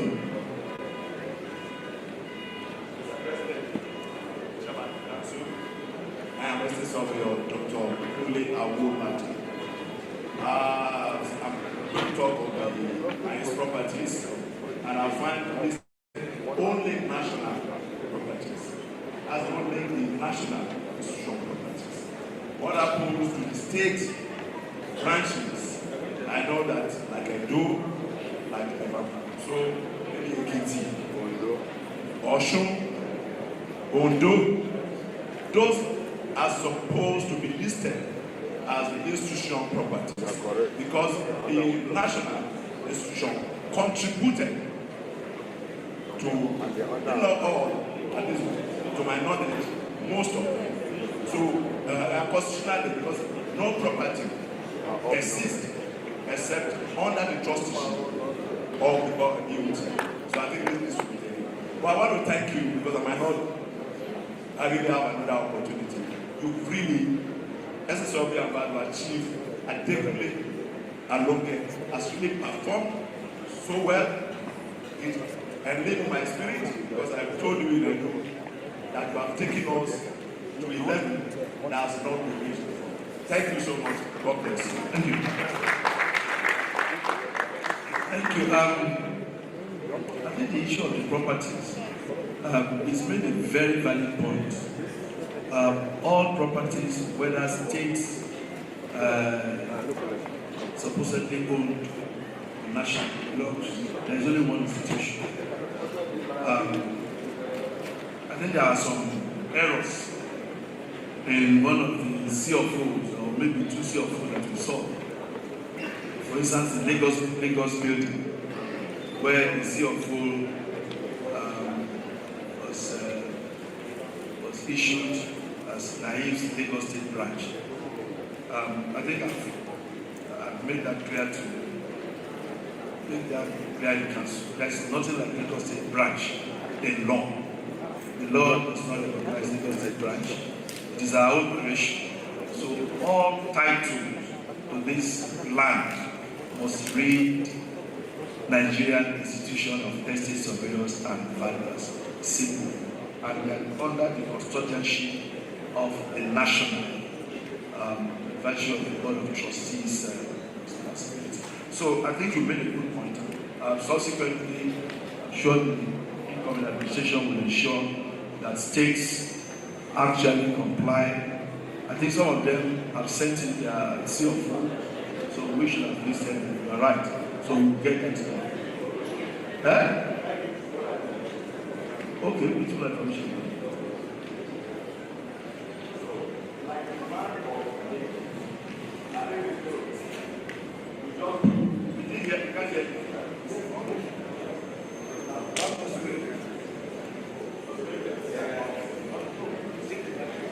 Like the one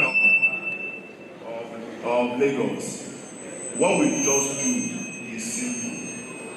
The institution will write to the Lagos State government, lands people, and we have a deed of rectification, and that will be done. Yes, yes, we have to identify that. And not just Lagos, I think a couple of other branches with that error. Thank you. 32, 33, 34, 35, 36, 37, 38, 39, 40. And then you have the membership, attendance, 43, 44, other committees, programs, 47, 48, 49, 50, 51, 52, 53, 54, 55, 56, 57, 58, 59, 60, 61,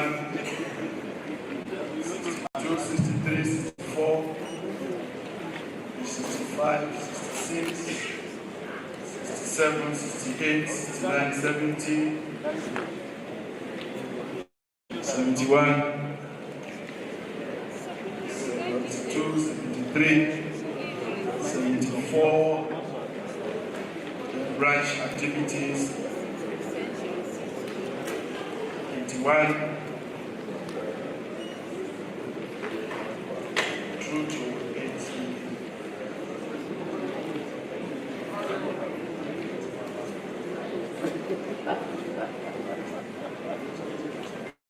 Somebody raised 88. 80.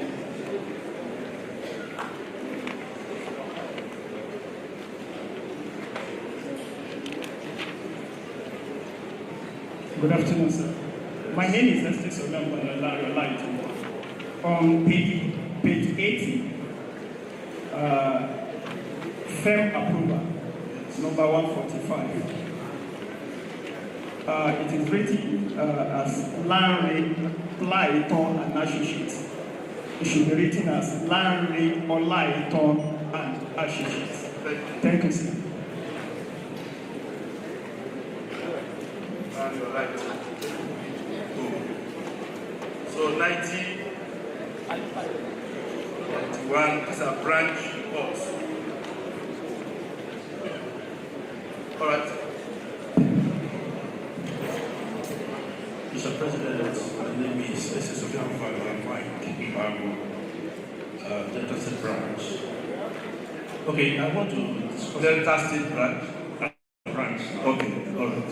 All right. Okay. It's regarding the presentation of the reports by the branches.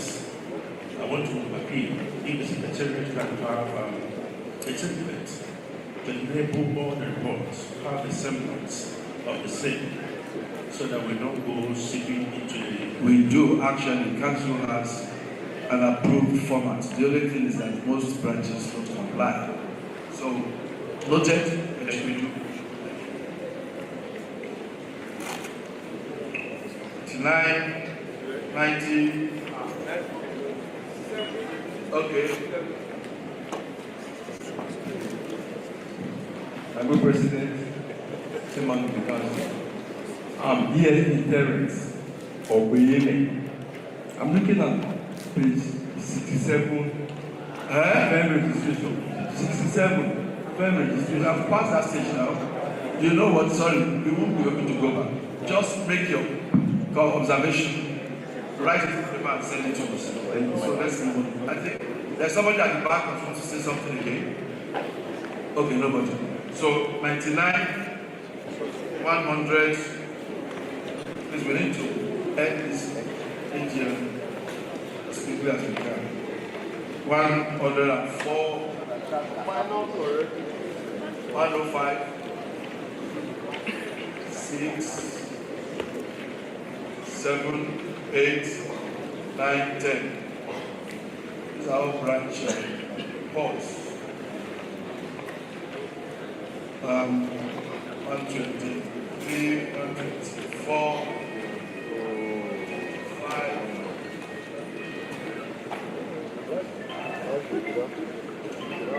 40.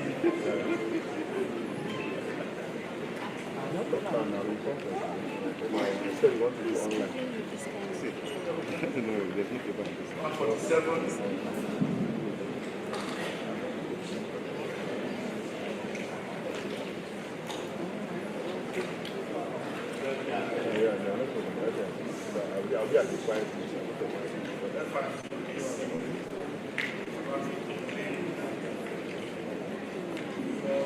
5, 6, up to then CNC report. CNC report ends at 162. We have privileges. Mr. President, sir. Who is that? This way, sir. Where? Here, sir.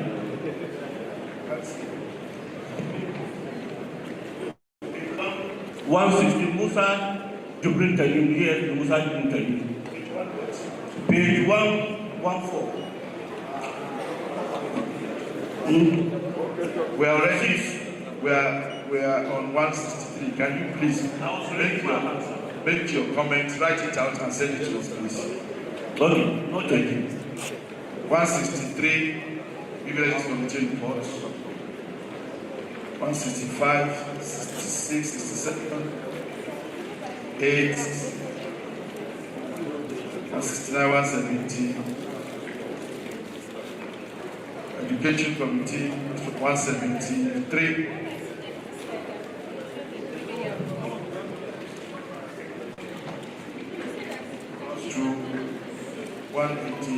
83, 85. Yes.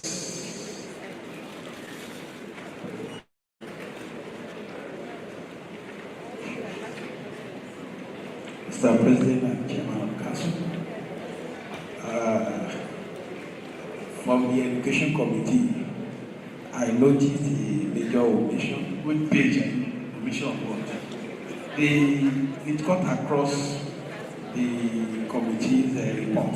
The final part of the misconduct, as promised by the council, that the name will be listed, is majorly omitted. All those misconducts, and even promised that maybe in one of the ladies, their names will be publicized. Okay, those are kind of disciplinary decisions for exam malpractices.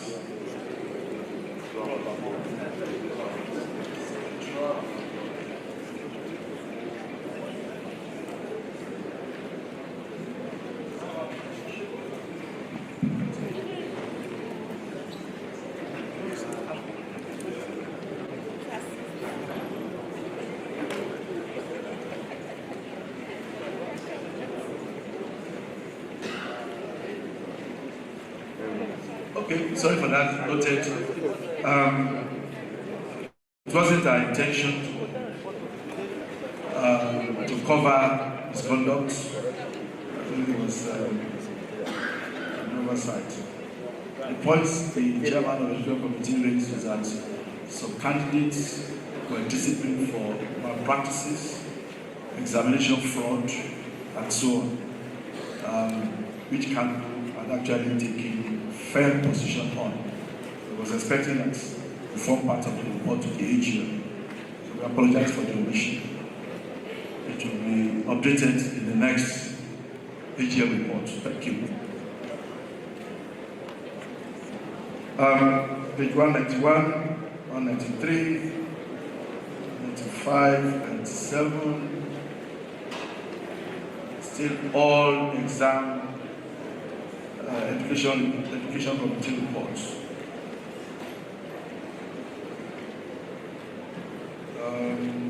200, 211, 213.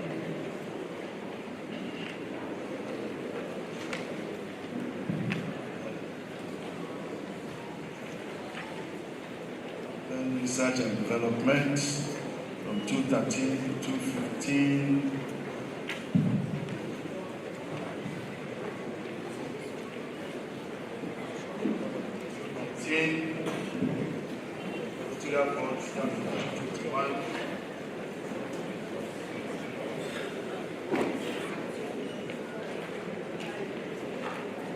MCPD from 224, 25, 26, 27.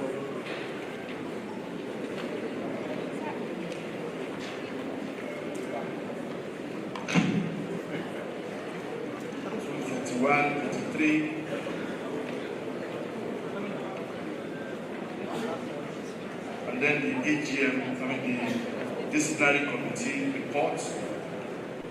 So you are aware, in part of our constitutional amendments is that we took away the disciplinary function away from PPC, and we now have a standing committee on discipline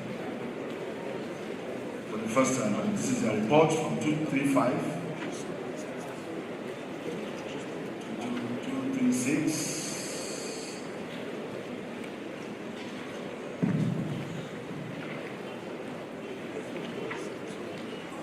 We have the Statutes and the Government Relations Committee from 237, 240, and that ends the annual report.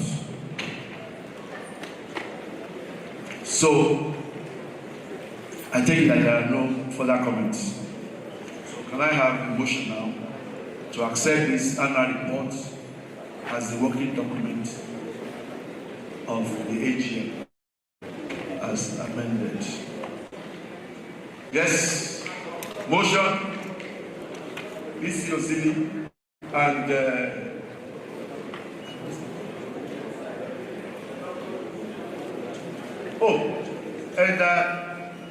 Chukwujeku, Edo State, thank you very much. So that's ends the annual report. We now go to presentation of annual accounts. I'm made to understand that the National Treasurer is unavoidably absent at this AGM, but his assistant will take us through the report. Microphone. Microphone, please.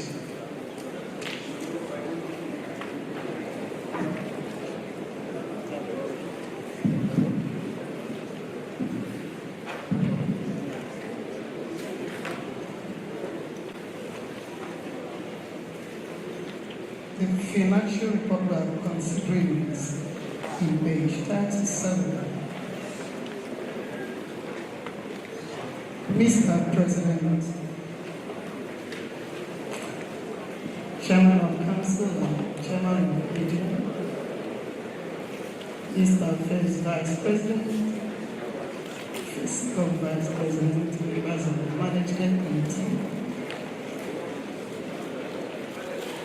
the esteemed BOT Chairman and members, our distinguished past presidents, our esteemed fellows of the institution, members of council, and members of AGM 2026.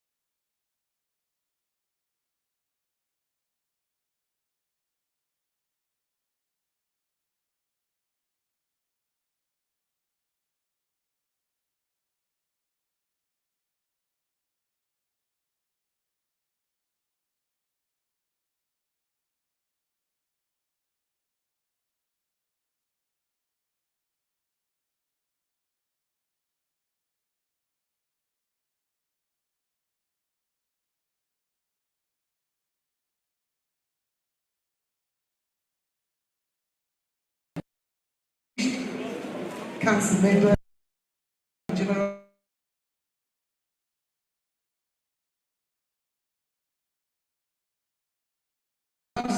but not the least, the entire staff, especially the account department. It is my honor to present the audited financial statement of the Nigerian Institution of Estate Surveyors and Valuers for the year ended 31st December 2020. This year has been characterized by remarkable financial growth and a strategic shift towards strengthening our core professional mandates. The financial statements have been prepared in compliance with the International Financial Reporting Standards. Overview of the 2025 financial statement.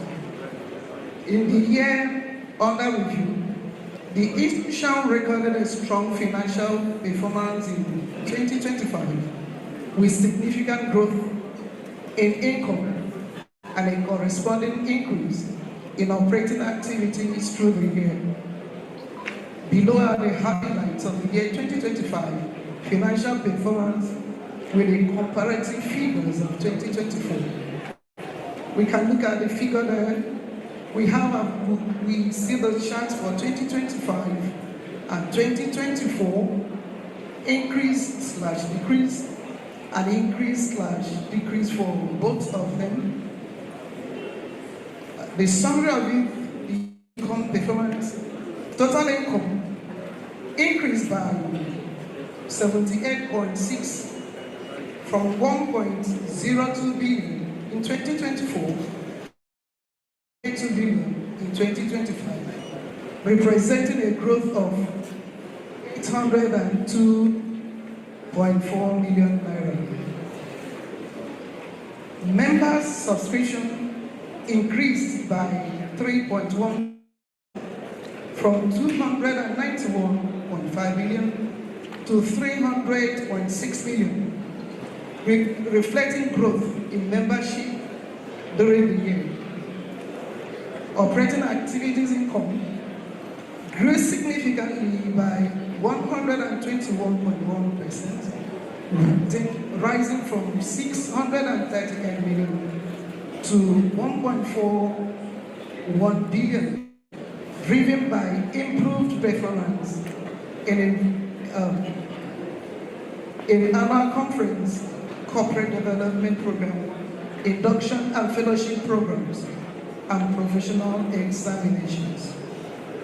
Investment income declined by 16.5%, decreasing from 57.9 million in 2024 to 48.3 million in 2025, mainly due to lower rental income.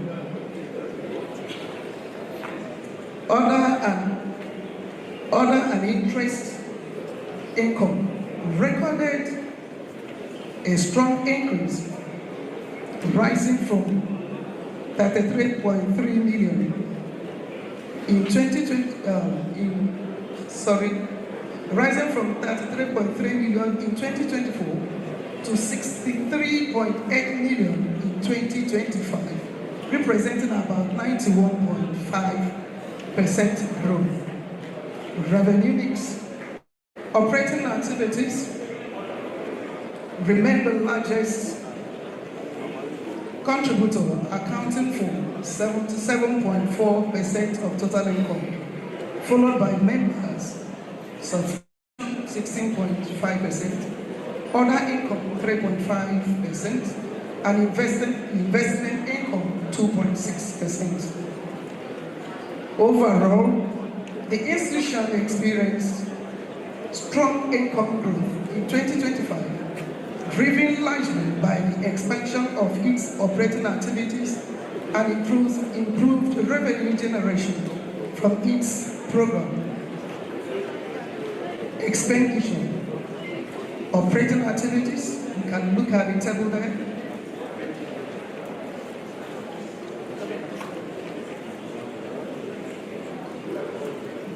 Page 37. That's page 37. Expenditure, operating activities, expenditure. Can look at the figure there in the table. The summary, expenditure performance. Total expenditure increased by 74.2%, rising from 787.7 million in 2024 to 1.4 million in 2025. The increase largely reflects the expansion of the institution's activities and program during the year. Analysis of the expenditure composition shows that operating activities expenditure accounted for 58% of total expenditure in 2025. Compared with 35% in 2024. Conversely, non-operational expenditure represented 42% in 2025, compared with 65% in the preceding year, indicating a strategic shift towards supporting the institution's core operational programs. Surplus for the year. As a result of the strong growth in income, the institution recorded a surplus of 451.2 million in 2025, compared with 232.9 million in 2024, representing a 93.7% increase year on year. page 38. Overall, the financial results for 2025 reflect improved revenue generation, increased program activities, and a strengthened financial position for the institution. Financial position. The institution financial position is prepared in accordance with the applicable guidelines for not-for-profit organizations and comprises assets, liabilities, and accumulated funds. Non-current assets, you can view it and the figure there presented. Assets. Total assets increased by 12.2%, rising from 3.79 billion in 2024 to 4.25 billion in 2025. The increase was mainly driven by growth in current assets, which rose significantly by 63.6% from 595.3 million to 973.9 million.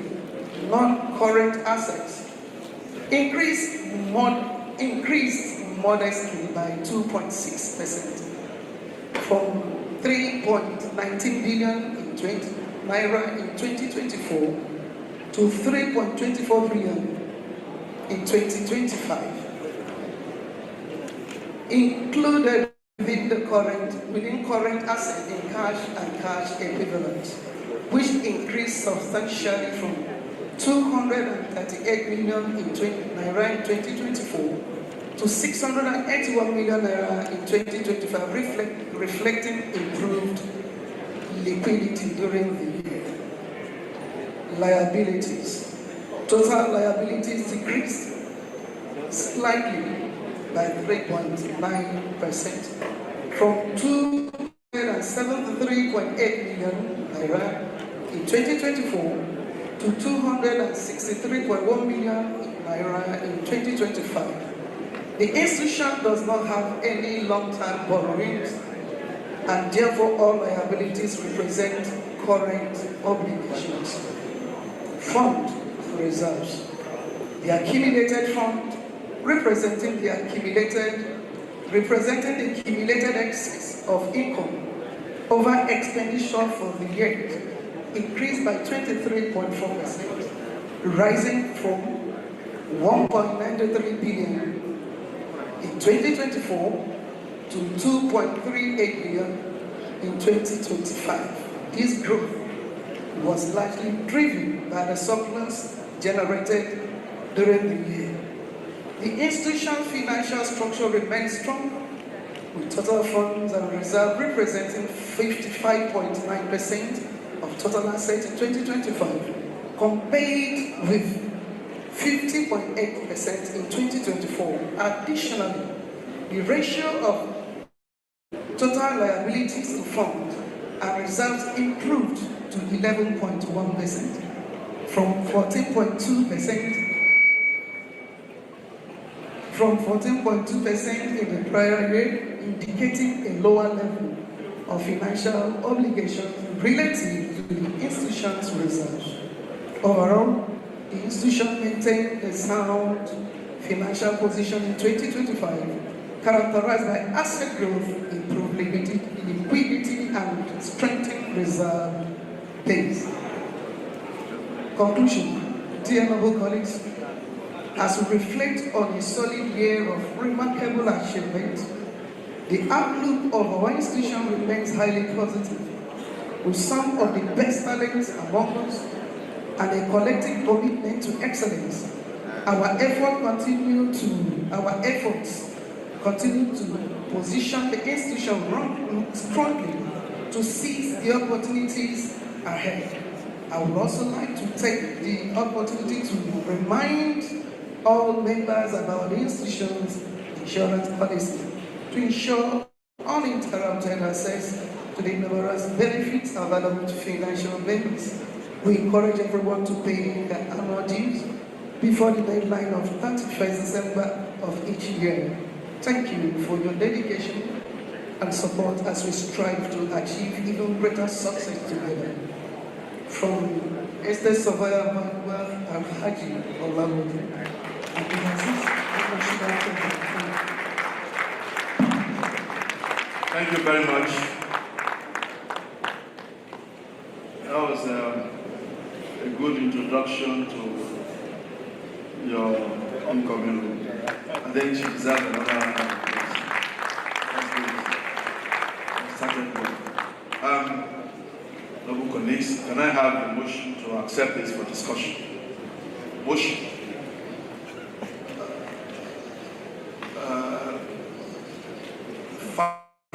Move Charles Ebai second.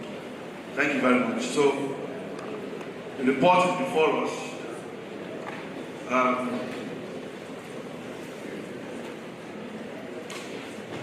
Comments, if any. That is part of our financial position in line with our constitutional requirements. Do we have any comment?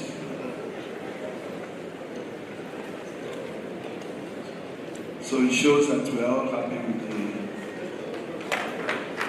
content. Thank you so much. We have done our best to keep. Oh, somebody says that is that. Oh, Professor Kola.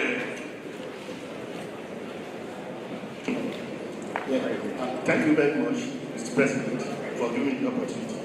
I must commend the National Treasurer. I know he was represented, but I just want to make these comments so that we can put that for consideration. Page 12. Page 12. Under assets. Look at assets. We have investment property. 14. That's under notes. So I don't know where that 14 came from, but I want to believe that these are the investment properties that we have. If that is it, it's not taken into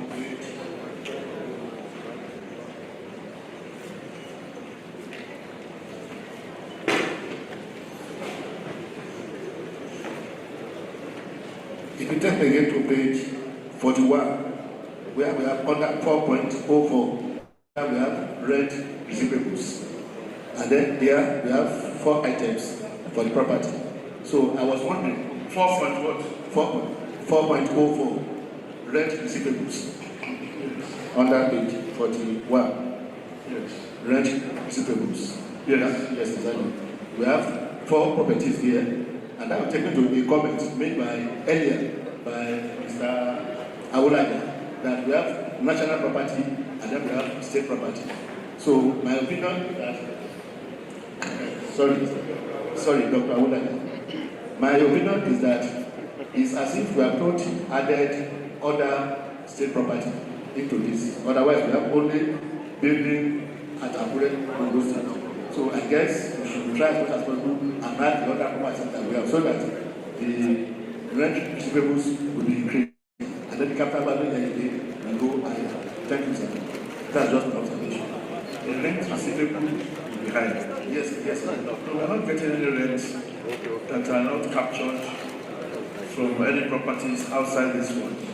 Yeah, what I'm trying to say is that if we have other state properties, for example, you mentioned that of Congo, you mentioned that of Oshun, if we have that, and then the agreement is that certain percentage of the rent will be paid to the national, I think this will increase the rent, Mr. President.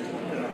Most of those, there is none of them that is, even on those state ones that you belong, do you generate any rent? Yes, but then you use that one. Yeah? You use it on the BS. So are you not supposed to be paying us?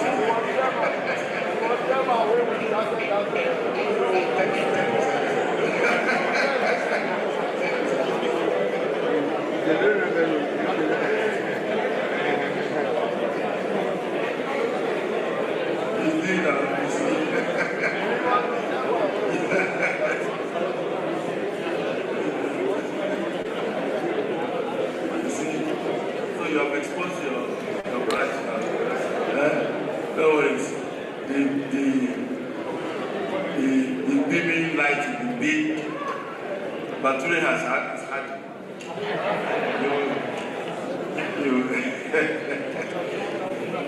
Any other comment, please? I think we are good to go. So may I have a motion to accept this as a working document? Essence of Ayodele Igboyi, seconded by Professor Gambo. Thank you very much.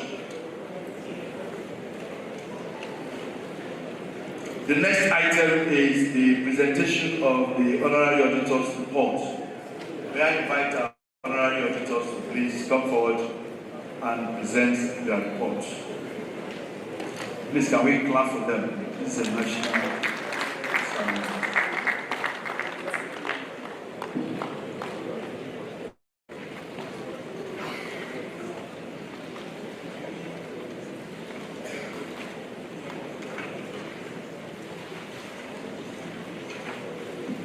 You may not need to read everything. Just speak to it so we can save some time, please. The President and the Chairman of Egypt, senior members, and noble colleagues, we are here today to present the Honorary Auditor's report for the year ended 31st December 2025. This is our second year for a 2-year term. And the mode of operation is to visit the Secretariat, National Secretariat, and check the book of accounts of our institution. And the audit report being presented today is from January 1, 2025 to December 31st, 2025. And this is the last 12 months of our current administration. Account records were checked.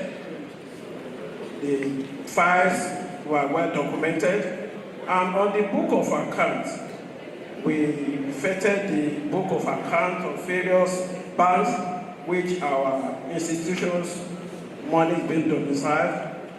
And concerning the NAIF's dormant accounts, we made recommendation last year to reactivate the account. But presently, the activation is still ongoing due to the document being requested from the Secretariat. And concerning the annual due, amount realized was presented as 283,565,000 as increase of 129.57 as against that of 2024. And then rent receivables from the NAIF's property. That's what the President just cleared the other time. Not all the NAIF property are income generated. The one that are income generated is being stated. And total of 44,772,101 naira 31 kobo was realized under the year on review. Under review. Rent payable. There is no outstanding on the ground rent for all our observed property. And concerning 2025 annual conference finance, we have surplus of 238,524,607 naira for the 2025 conference. And this came about as a result of corporate sponsorship that the current administration leveraged on. So we want to advise that institutions will continue in this manner. And concerning the income and expenditure, there was net surplus also of 450,533 naira 997 kobo. Meaning 453,533,997 naira. And the procurement, the institution handled the procurement in collaboration with F&G to follow due diligence. The NAIF Secretariat is being maintained, and we want to commend the current administration for job well done. The motor vehicle, as we've recommended during the last report, the work is ongoing in refurbishing most of the vehicle, and for ease of Secretariat administration, a new 30-seat Toyota Coaster bus was purchased. We can see the bus around and they convey our people around. And concerning the intangible assets, checking through the financial statement, we want to appreciate the current administration for taking our intangible assets software from 10 naira to over 4 million naira presently. I think we can do better to identify other intangible assets so as to boost our financial base. The furniture, fixtures, and equipment as the Secretariat has presented is in order and the tagging for easy identification.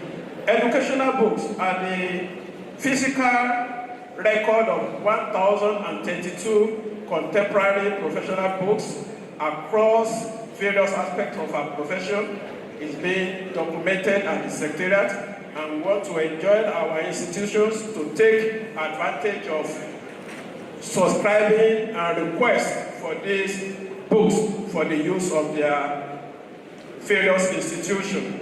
Concerning staff matters, staff loan and scheme and health insurance is well documented and being subscribed to as expected. And staff capacity, there was seminar for staff training, and we recommend more of this. And then in terms of paying remittance, the Secretariat is doing greatly, being paid on a monthly basis. VAT and withholding tax also, we are being complied as expected. Group life insurance for members. During the year under review, we recorded 7 deceased members.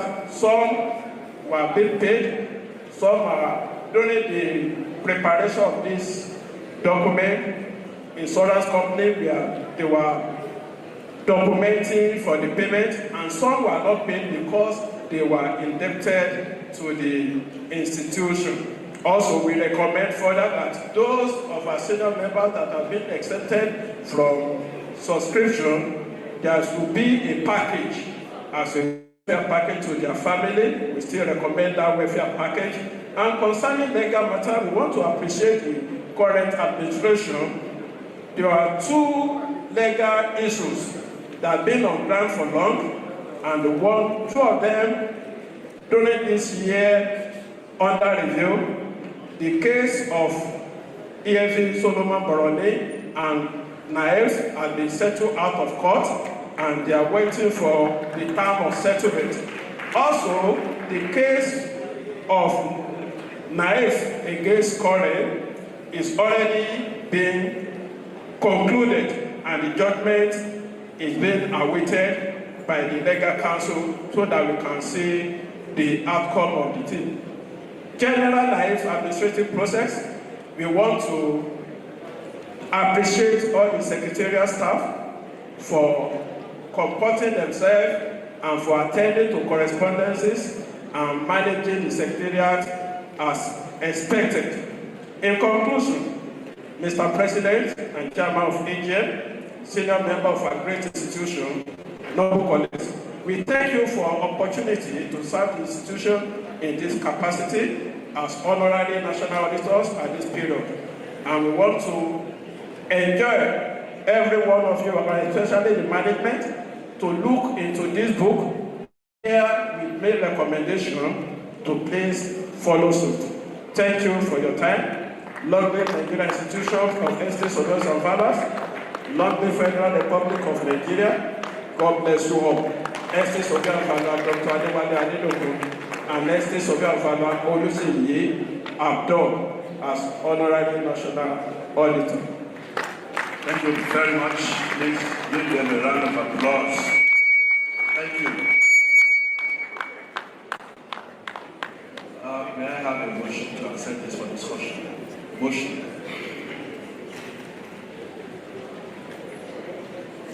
Who is that? Huh?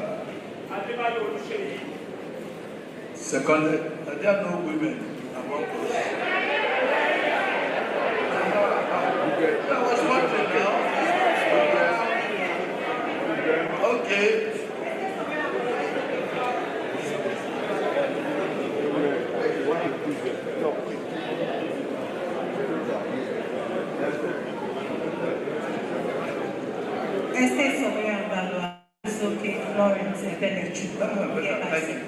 Thank you very much. All right, we have the honorary auditor's report. Can we please go through it and let's have our comment. Starts on page 39 of the financial report in our hand. Any comments on any of the pages or items? Okay, so that means the auditors did a good job.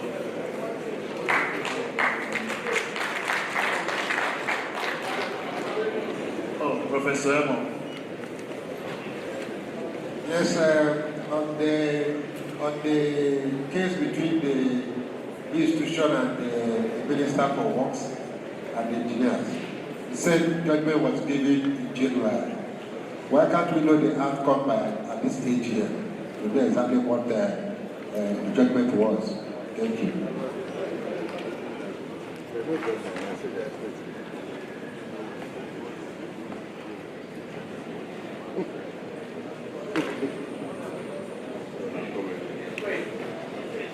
The judgment was it? Why is it 2 years? Said God judgment was given in January. I don't know, and we are waiting for the council. I think yes. To give us information on that. January to now is No. The judgment was supposed to be given in January. It was actually. I think the judgment has been given. Judgment was given in the month of January. Institution as a question. Professor Emo, I had you. I had you. What I'm saying is that the judgment was to be given. I was slated for January, but it was actually given in February. And we've called the council. Yes? My name is Elias Abeswam. We are asking questions about auditor's work. And we are talking about judgment of that was given. And if it's supposed to be reported by either the president or the others, because auditors work that will give us the judgment. Yeah, it was not the expenses. You are right. You are right. Because the secretary is recording all this work, but by the time you go up and it's beginning to be closed. Yes, you are right. It was not reported because we don't have the judgment yet. That was why it was not reported by the Secretariat or myself. But since I think the internal auditors, just saw it. They saw the correspondence and they thought it was actually given. But what I'm saying is that we don't have the judgment yet. I think it's been given. We've called the council, legal representative, and he said in the Senate. I don't know why they are not saying it, but apparently council received it and then report it. Thank you. Any other comments? Of your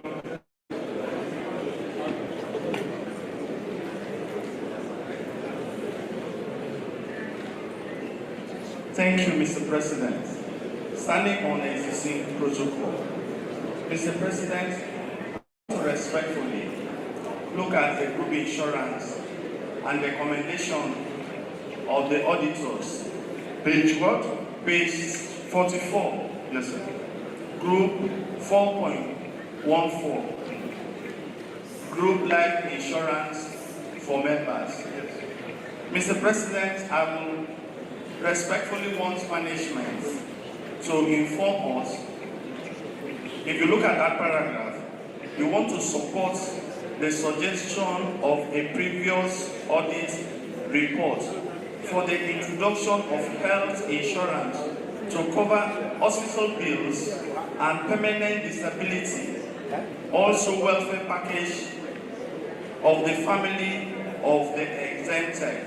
Mr. President, I want this great institution to look at the members of the institution who have served for many years, and in events that they do not pay their subscription for 1 year and any mishap happens to them, they tend to be forgotten. So, Mr. President, I would want us to please, as an institution, look at our members who in their lifetime and at their youthful ages have put so much in serving this institution, so that at their older ages of infirmities, they are not forgotten. So I want to please plead with the management and incoming administration that our members and their welfare, especially at old age, should be taken very seriously. Thank you. Please go and want to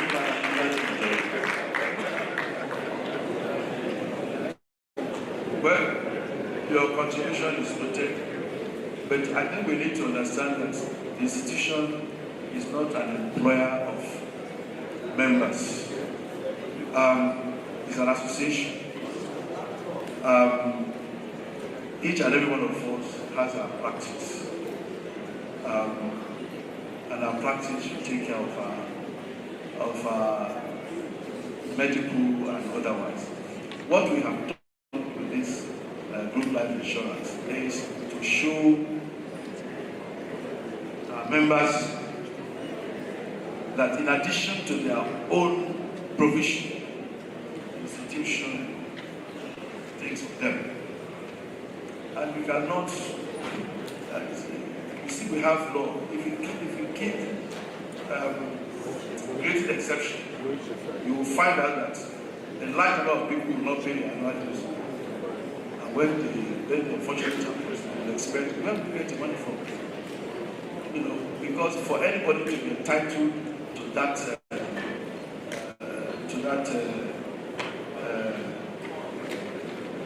claim, decision must be. If you don't pay, you shall have from which will not pay you. So we have to pay. So I think what we have now is more than adequate. And I will plead that we all respect it. Comply. How much is the annual term? 30,000 naira. And when this happens, we are talking of 1.5 million naira. That's about. So please let us know. Any other comments? Yes. Professor Kola. Dr. Kola, sir. Okay, sir. Don't worry, Prof is coming. Okay, so we're looking at page 42. Page 42, where you have 4.08 procurement. Mr. President, sir, I see there that it said that it was observed that procurement activities of the institution was being handled by the procurement unit of Finance and General Purpose Committee, while Secretariat Procurement Department still undergoing restructuring for effective performance. But this is coming several years when we have already had this procurement manual. So I wouldn't know why it appears that the procurement manual is not being put into use. Did that report say that it's not being put into use? I said it appears from the report. How? It appears. What gave out that appearance? Because it says it's still undergoing restructuring. The procurement department is still undergoing restructuring. Undergoing restructuring does not mean that for effective the department is not functioning, Prof. Okay, well. All right, I will tell you that the procurement is being carried out in accordance with our regulation. Okay. Then the other one is the rent from Abeokuta, the rent from those Akire and other places. No rent from Ondo. You have had it from Akire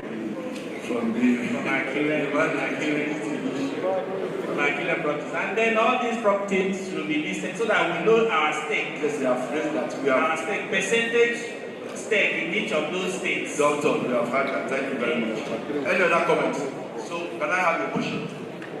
Accept this as our working document. A motion, please. Who is that? Dayo Ajala, and then Alaba, Biroke, yes, seconded. Thank you. Next item is a presentation of reports of our external auditors. Do we have our external auditors here? Thank you.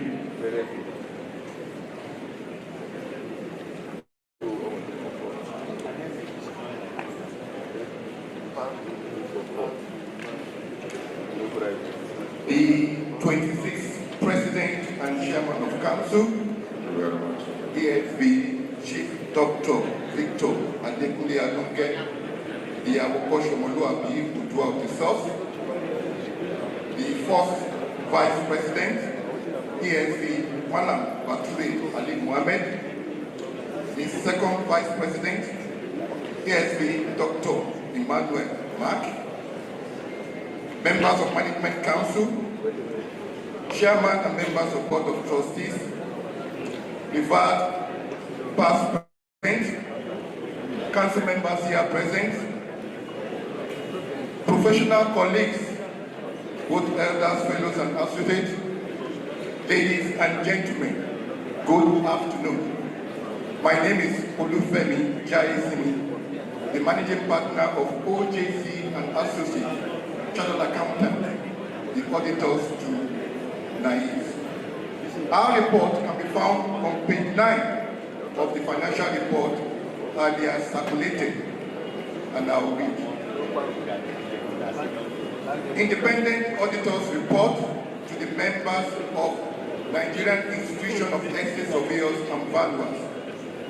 Our opinion: we have audited the financial statements of Nigerian Institution of Estate Surveyors and Valuers, which comprises the Statement of Financial Position as at 31st December 2025, the Statement of Total Comprehensive Income, the Statement of Changes in Members' Fund, the Statement of Cash Flow for the year ended, and a summary of the significant accounting policies and other explanatory notes.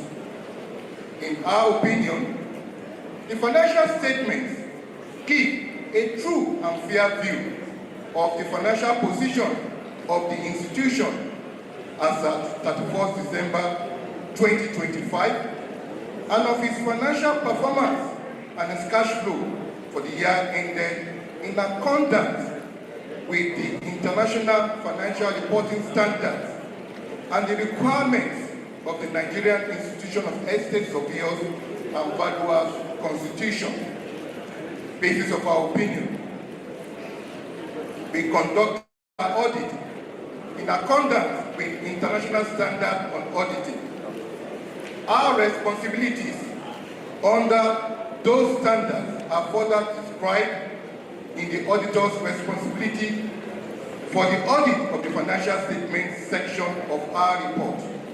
We believe that the audit evidence we have obtained is sufficient and appropriate to provide a basis for our opinion.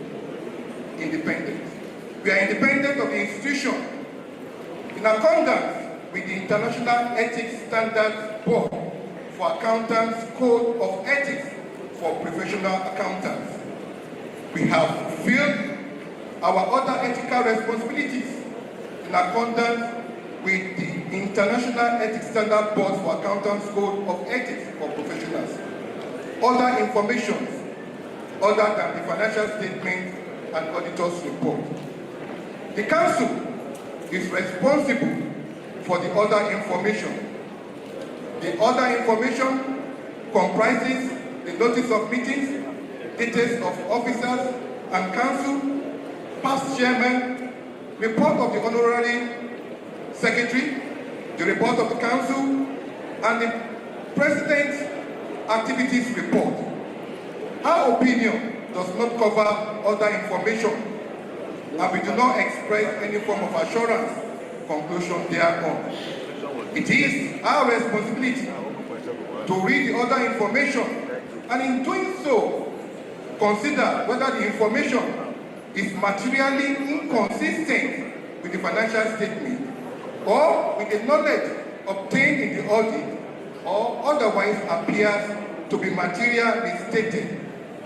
If based on our work, we conclude that there is a material misstatement of the other information, we are requested to report the fact.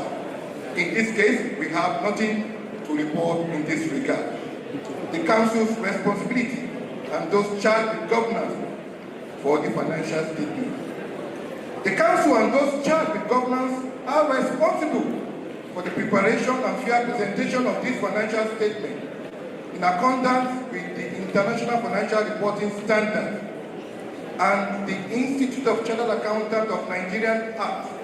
The responsibility includes designing, implementing, and maintaining internal controls relevant to the preparation and fair presentation of financial statements that are free from material misstatements, whether due to fraud or error, selecting and applying appropriate accounting policies, and making accounting estimates that are reasonable in the circumstances.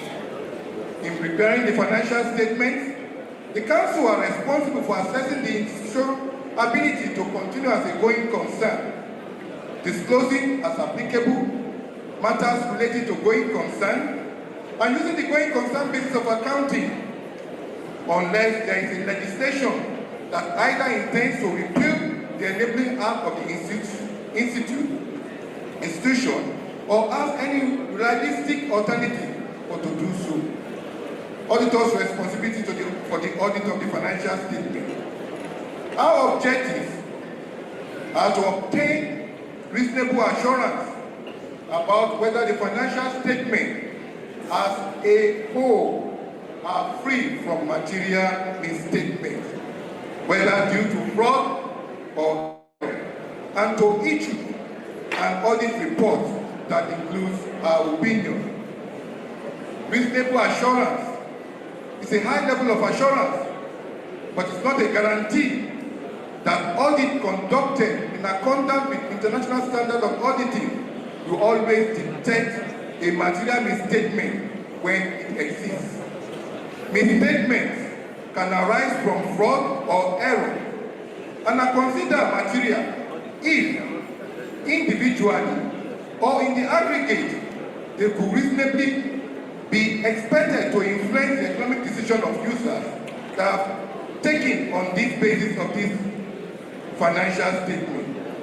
As part of an audit, in accordance with international standards of auditing, we exercise professional judgment and maintain professional skepticism throughout the audit.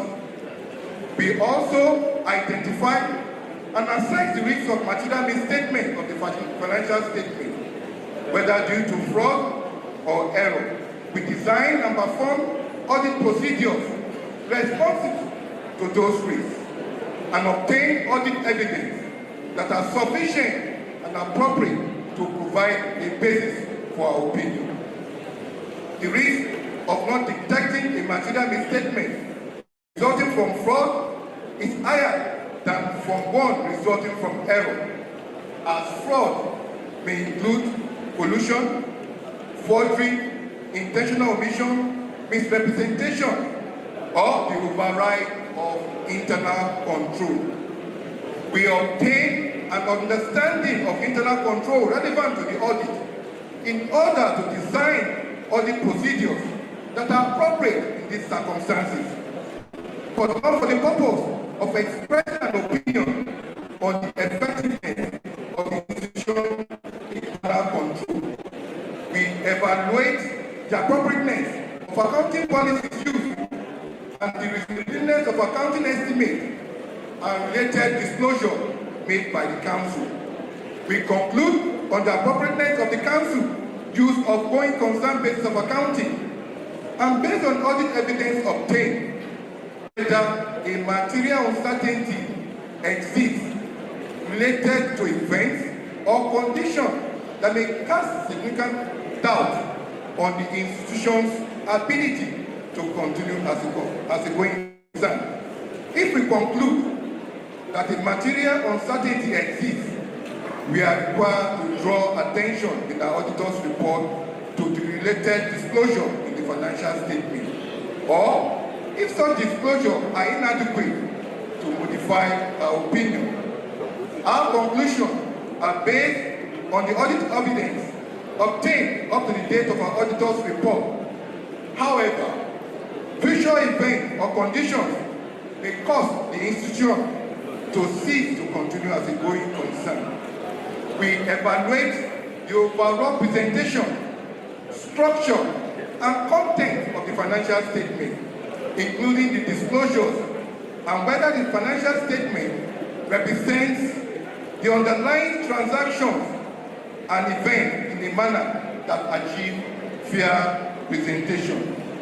We communicated to those charged with governance regarding, among other matters, the planned scope and timing of the audit and significant audit findings, including any significant deficiency in internal control that we identified during our audit, compliance with relevant legislation and regulatory requirements. In accordance with Section 401, subsection 1, and the 5th Schedule, Companies and Allied Matters Act 2020, we confirm that the financial statements are in agreement and the accounting records which have been properly kept.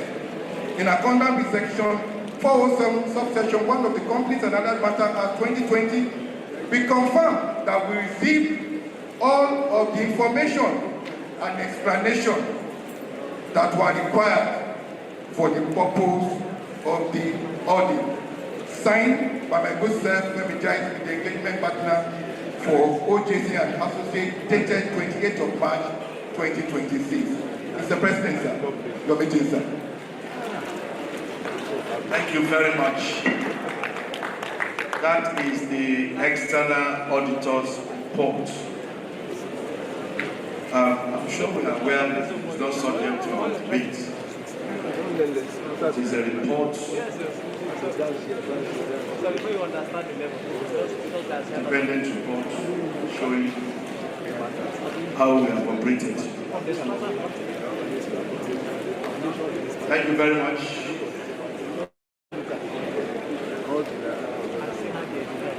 So what we will do is, I would like to have a motion to accept it and read it as our working document. Motion, please.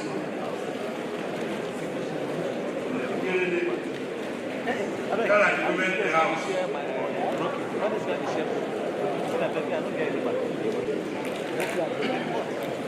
Microphone.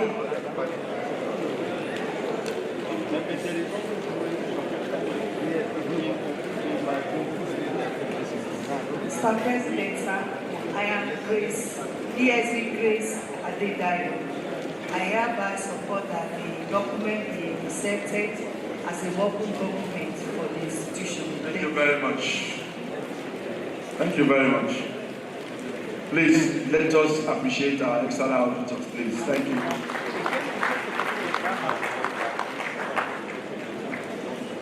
Next item is the confirmation of appointment and remuneration of our external auditors. I think we can move a motion to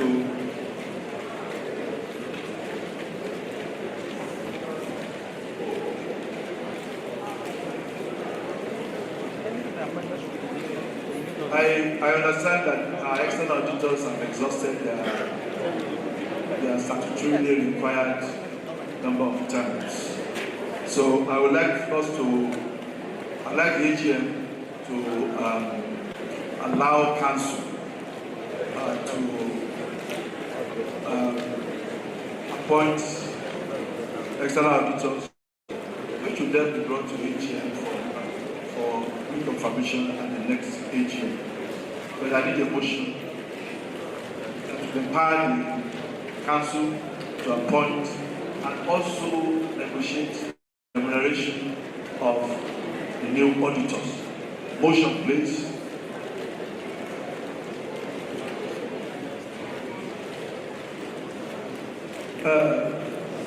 Who is that?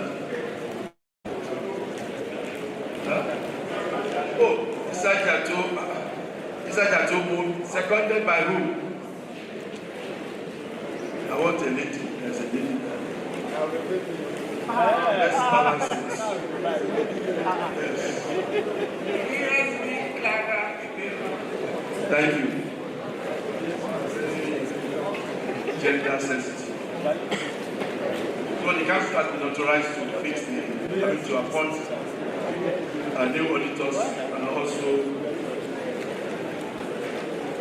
negotiate their remuneration. Appointment of honorary auditors.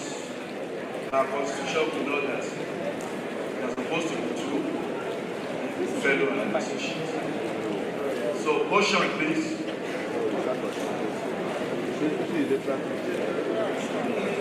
The current auditors have exhausted their time.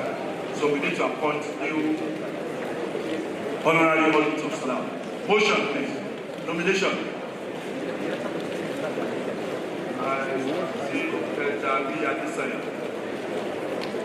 Microphone and voice.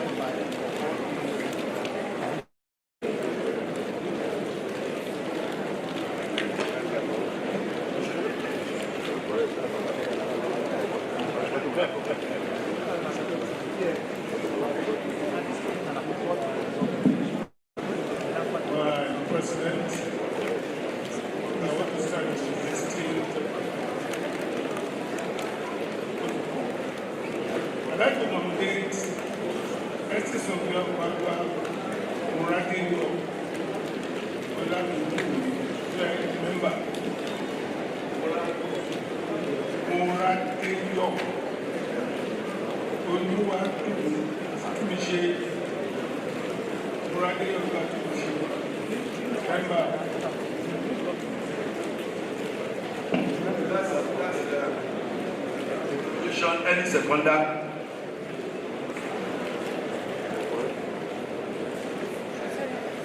Microphone here.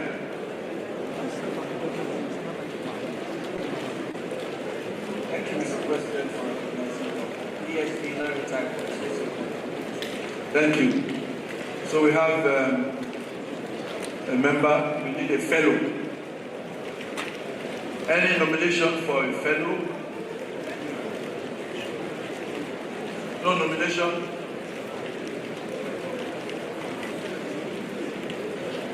Fellow, nobody's nominating. I have Charles Ebai.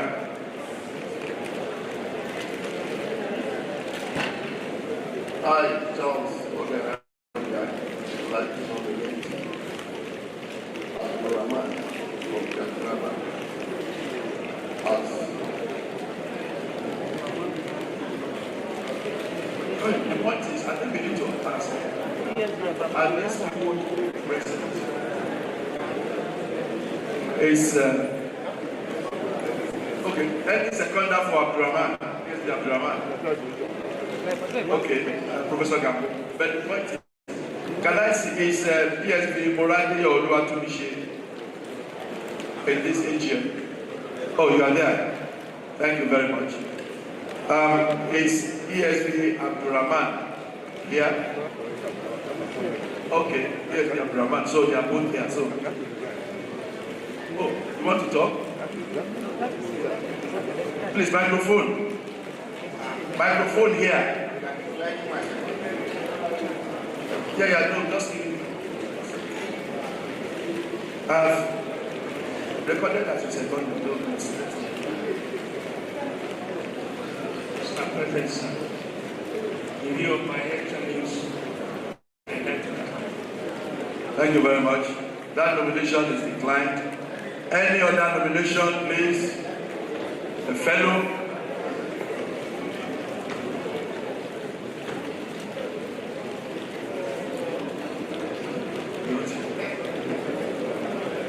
Okay. Thank you, Mr. President. SSOB and partner, Professor Gambo. I'm nominating Anas from Kaduna. Balarabe Anas. Any seconder? Efelu. Any seconder? Professor Emo, second. Yeah. Is Anas in this hall? Are you accepting or declining? Accept, please. I have much to do in the council than me. Please. You want to? I want to step down from the You want to decline? Nomination. Yes, I have a lady now. I nominated Alaga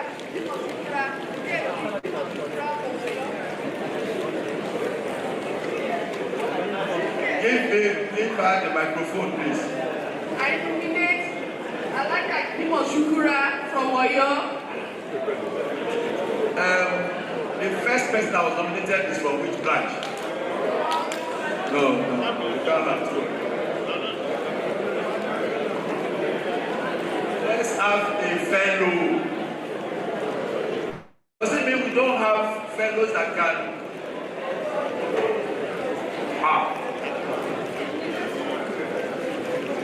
Okay, you don't get microphone.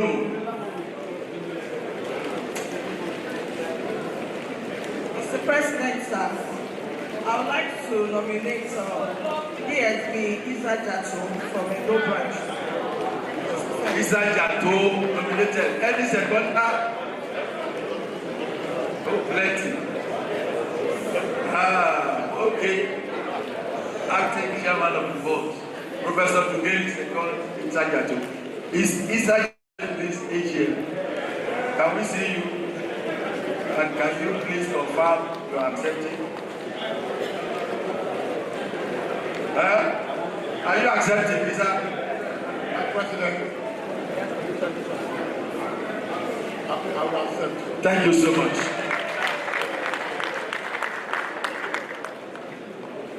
So thank you, noble colleagues. Please, can we have the two of you come out so that we see you? The two honorary editors, can you please come out for the so that you will be captured as present and accepting your nomination.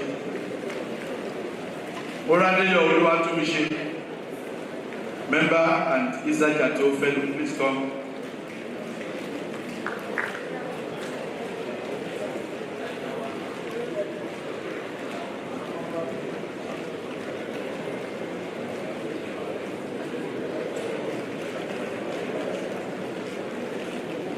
So, noble colleagues, these are our newly appointed honorary auditors. Please, can you clap for them? Now we confirm that you are present in this AGM. Can you take a bow and leave? Thank you. God bless you. Thank you. Noble colleagues, is Electoral Committee, are you here? Where are the Electoral Committee members? Oh, okay. Now, noble colleagues, this is the moment of truth. The hour has come. The hour has come. I want to thank you all. And the next thing is to move a motion to dissolve the current management committee so that the electoral committee can take over and announce results. And we know those who are going to be in charge of our affairs for the next 2 years. So, on that note, I would like to invite Estate Surveyor and Value, Reverend Louis Afolabi, to come and move a motion to dissolve this current management committee.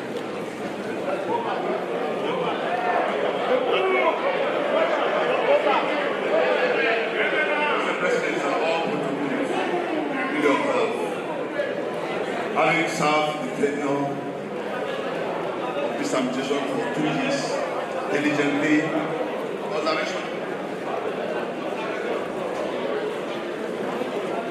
Observation from who? Oh, Chief. Sorry.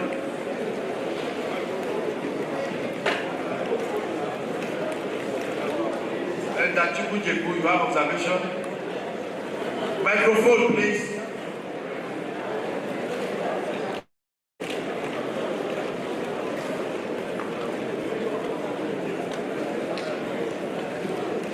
Mr. President, my statements, Estate Surveyor and Valuer, Dr. Ayetibujebu, the fellow of the institution. We will be ungrateful if there is no vote of thanks to this administration that has done very well. If we go straight to vote for creation of the age school. So I think will agree with me, noble colleagues, that the administration led by Mr. President has done very well.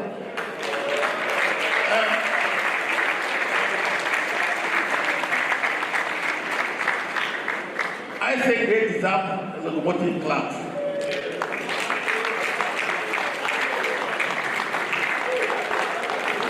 So, Mr. President, with your permission, can I ask my noble colleague to please stand so that we can give them the voting clap.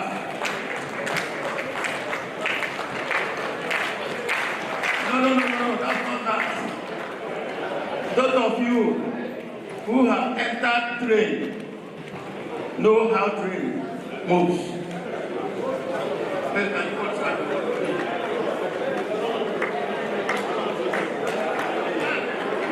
You know I'm too tall. So with my own, I put my hand to clap.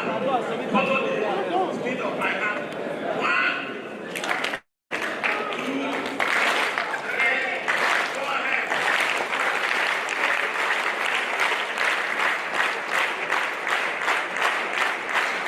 Thank you very much. Mr. President, you can now call for your motion for the executive. Thank you. Thank you very much, ESB and Chukwujeku. I appreciate that. Thank you so much. Thank you. So, on that note, I will now call on Estate Surveyor and Valuer Reverend Louis Afolabi to move a motion to dissolve this management and council. Mr. President, all protocols and council, having concluded the tenure of this administration that started 2 years ago, I, Louis Afolabi, hereby move the motion that this current administration, including the management and council, be hereby dissolved. Seconder, Elias.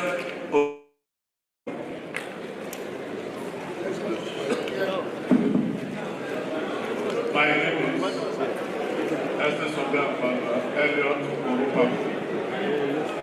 I stand to second the move to dissolve this current council. I so move. Thank you so much. The council therefore stands dissolved.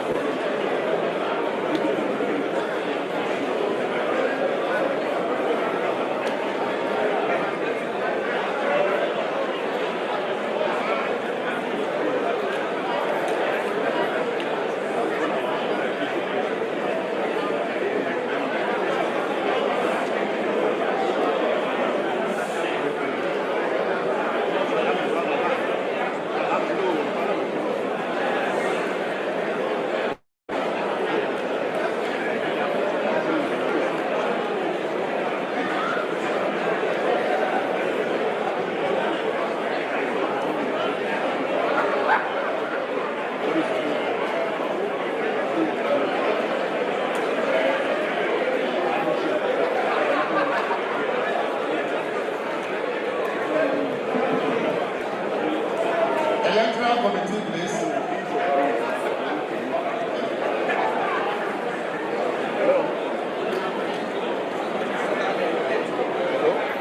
Electoral committee, please, where are you? Please, can you come forward?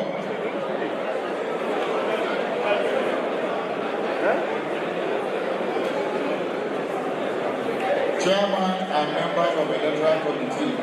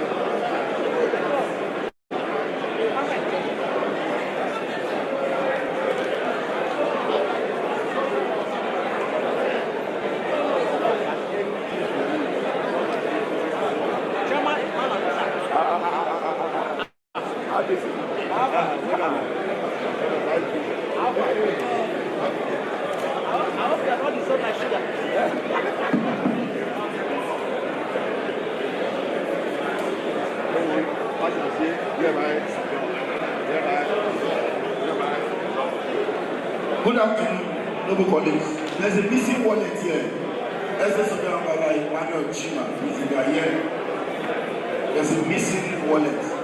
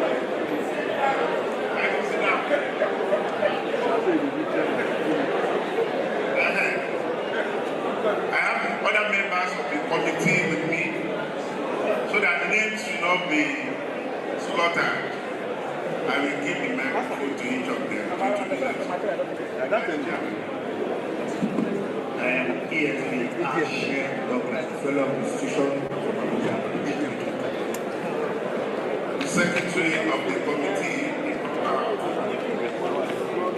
Good afternoon, distinguished noble colleagues. My name is Estate Surveyor Ike Akude Ike. Thank you. The bishop among us, whose spiritual prayers have been guiding us. Good afternoon, noble colleagues. My name is Estate Surveyor Samson Mishana Iti. I'm a fellow of the institution and I'm from Cardinal Branch. Thank you. Good afternoon, distinguished noble colleagues. I am Estate Surveyor a member of the institution from Imo State Branch. Thank you. applause for us. That's a of your own style. You just have to clap. The Constitution of the institution provides that the General Meeting shall appoint electoral committee that, subject to the provisions of the Constitution and/or any regulation made hereto, be responsible for the entire administration of elections into the council and for other elected positions into bodies established and recognized by the Constitution. Pursuant to the provision of our Constitution, the Electoral Committee was constituted in April 2024 at the NAEF's annual general meeting held in Benin City, Edo State. Members of the Electoral Committee include myself, all the people that have already introduced themselves, excluding Anna. Then we were having Estes of your Ijeoma Anyam, who after a year became a fellow, and thereafter Mrs. Imbaotu was elected during the last annual general meeting to replace her. Therefore, this is the first time in the history of our institution that the Electoral Committee is conducting 4 elections simultaneously. Also at the AGM, members of the committees were elected for 2025-2026 year, except Madam Anyam, as I said, because of her elevation to the fellowship cadre of the institution. The Electoral Committee successfully held the election of the institution's representative to Elvabon. Today, the committee is rounding off its assignment with the conclusion of the 2026 national election, which comprises the following: members of the management committee and unofficial members, Board of Fellows election, Women's Wing Forum election, and Young Estates and Valuers YESV Forum. Election of national officers and unofficial members. Electoral process. The build-up to the conduct of the election into the respective position as follows. 1. Appointment of a firm of information technology for the provision of a secure e-voting portal, naefselection.org.ng. 2. Release of guidelines for the conduct of the election. 3. Online issuance and completion of nomination forms by interested candidates or contestants. Screening of the candidates and publication of the balloting list of contestants. Compilation and publication of eligible voters register for the 4 elections. Conduct of electioneering campaign by the contestant. Casting of votes via the e-voting portal. Preparation and declaration of the result, which will be done shortly. Voting and voters' participation. Contestants were given equal opportunities without any undue advantage to anyone. It was conducted free of rancor and troubles. Participation of eligible voters in the voting exercise was very impressive and unprecedented. Please find below the schedule of participation in the election. YESV Forum 2,906, number of voters 903, which was about 31%. Women's Wing Forum 671, 330, about 50%. Board of Fellows 933, only 343 voters, that is 6.76. Management Committee / unofficial members 4,220 eligible voters. We have number of votes cast 3,077, representing 72.91, which is the highest in the history of this institution. This record record shows that there's an improvement in voter participation in the 2024 election. This year recorded 2,421 casted votes out of 3,271 eligible voters. Mr. President and noble colleagues, this is the first time in our history. You are not the president. And you can see this is the name past president, past president and fellows. This is the first time in our history as an institution to organize all 4 elections using electronic voting, where our committee received nominations for all the offices of the management committee and unofficial members, the NYC forum, and the nomination for women's room forum, and board of fellows were incomplete. What we are saying here is that while that of management and unofficial were complete, the women, the board of fellows, and the YSB were incomplete. The board of fellows was boring. Only the chairman. There were no contestants and nominations for the following offices: 2 numbers of members of the women wing, vice chairman, board of fellows, secretary, board of fellows, and others. We therefore urge the new electoral committee to ensure that they conduct a supplementary election to enable the various bodies performed optimally. Challenges of the electoral process. Ladies and gentlemen, we encountered some challenges that could have derailed the entire process if it were not God and men and the process being carefully managed. This is discussed below for the benefit of improving the conduct of our elections in the future. Outdated database. The records of a good number of our members with the institution, such as names, phone numbers, email addresses, membership status, number, etc., are outdated and mostly inaccurate. We are not blaming anybody. We should look inward and develop the system. Digital systems or portals work with databases. Accurate data goes a long way in determining the effectiveness and efficient performance of any digital platform. Some members will not care about updating their records with the institution. This impacts the speed and completeness of the compilation of the eligible voters list, which forms the basis of the database for the e-voting platform. The e-voting platform was designed to generate voting pins, login details, and send directly to the addresses of voters in the database to enable them cast their vote. Of them still in the spam or in unknown places. For instance, email meant for Sholafatoki and Co. When it was being compiled, sholafatoki@yahoo.com, they will say Sholafakoki. Such will never be delivered. It's hanging somewhere in the space. So we are appealing that we should ensure secure and similar distribution of voting pins. No, I've missed this somewhere. This impacts the speed, completeness of the compilation of the eligible voters list, which forms the basis of the database.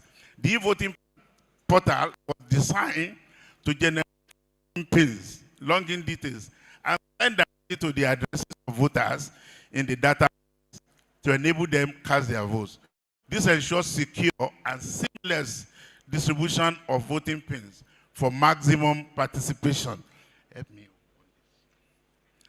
For maximum participation in the election. However, for this election, after the voting pins were dispatched, the Electoral Committee was inundated with complaints related with the non-receipt of login details by some members.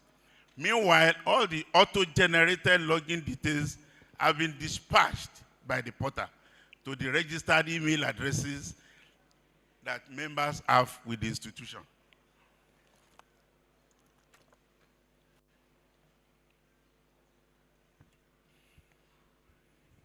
To resolve this anomaly, we had to resort to painstakingly searching the uploaded data on the e-platform to locate and extract the already generated voting pins lying in abandoned emails and send them to the affected members through WhatsApp and short message service, SMS. It was indeed a very difficult and cumbersome procedure. The committee ended up manually locating and sending about 2,000 e-voting pins, which was unprecedented. Inaccurate list of financial members. There were cases of names of financial members being omitted from the list of financial members. The list of financial members forms the basis of compilation of the voters' register for the national election. So members make payments with accounts that are not theirs. These cases are banned where firms pay for their members, for their staff who are members of the institution. In such cases, the accounts department of the institution usually experiences difficulties in generating a list of financial members that is accurate. Delays in the provision of the list of financial members and incomplete list pose a challenge to the electoral process. Non-adherence to electoral guidelines. Some contestants and their supporters were not cooperative in their conduct, disregarding simple rules and regulations guiding the process. We were able to identify and deal with this early. We believe nobility should guide our conduct and utterances at all times. Recommendations. The institution must, as a matter of urgency, devise means to ensure that members update their records periodically. Now that our constitution has jettisoned manual voting, record keeping and updating must be considered very seriously by the institution to promote an efficient electoral process. This can be done in collaboration with SVABON and the accounts department and automated system. Firms that pay annual dues for their staff must appoint a liaison officer who will follow up with the institution and ensure that such payments are recorded accordingly. Members must be encouraged to use their personal email addresses in the record of the institution. Members should show some level of commitment to matters concerning their data. The election of the unofficial members of the Women Forum and the Youth Forum could not be done until there is a force of law to specify the actual numbers to be provided for in their respective executive committee. Appreciation, ladies and gentlemen. We wish to specially and sincerely thank the 26th President, Chief Dr. Victor Adekunle Alonge, PNIVS, VS, FRICS, FIOD, Awokoshe Ọmọlúàbí Oòduà. A round of applause for the immediate past president. Members of the Management Committee and the National Council, the BOT, and our members for their support, which assisted the Electoral Committee to substantially perform and effectively deliver on this election. I also thank the Executive Secretary and members of staff of National Secretariat, their administrative support during the course of our assignment. Let me clap for them. The Executive Secretary, because we can't do anything without them. And we worry them, we bother them daily, night and the morning.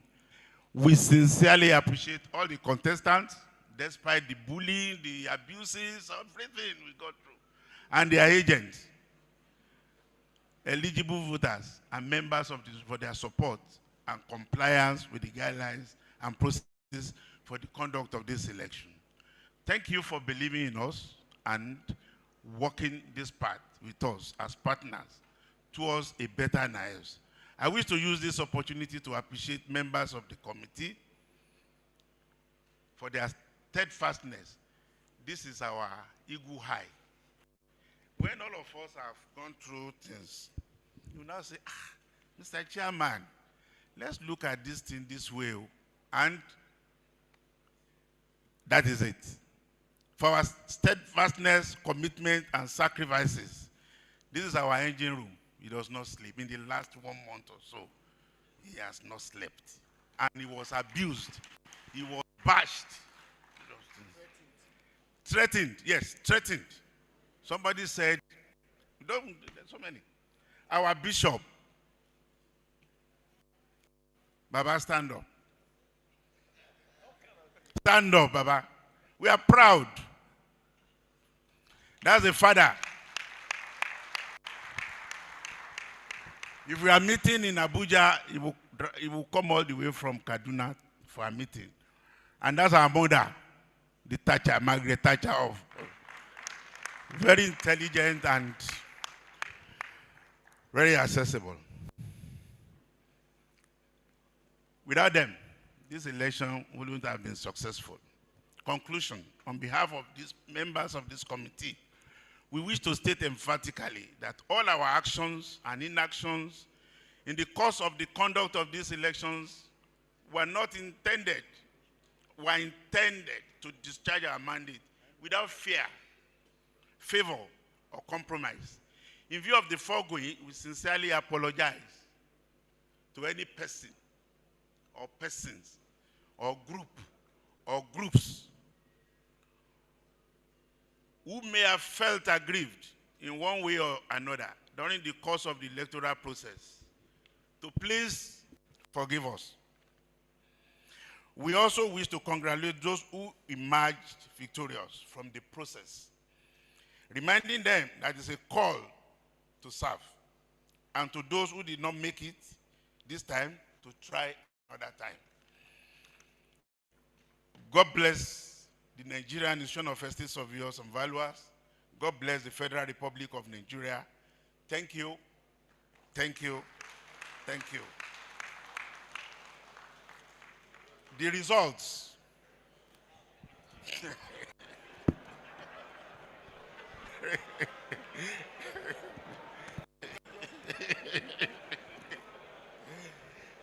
The results. We are starting with the unofficial members. Yes. In this list, there are 15 members, 15 contestants. The first person, number 15, as we go up, Estate Surveyor Ohiri Kajetan Okechukwu, FL 00333, scored 736 votes out of total votes of 3,077, scoring 20.6. Let's leave percentage. The next person is Estate Surveyor Fidel Okwanachi Idoko. Not to waste your time. I'm not wasting. Not to slow down. Estate Surveyor Idoko scored 917 from the eligible votes of 3,077. The next person is Estate Surveyor Aigbekan Augustine Osasua. He scored 988 votes. The next person is Estate Surveyor Okofu Ambrose Chigoze. He scored 1,003 votes. The next person is Estate Surveyor Jambil Shuyud Subairu. He scored 1,186 votes. The next person is Estate Surveyor Akinropo Ibrahim. He scored 1,372 votes. If you want to clap, clap.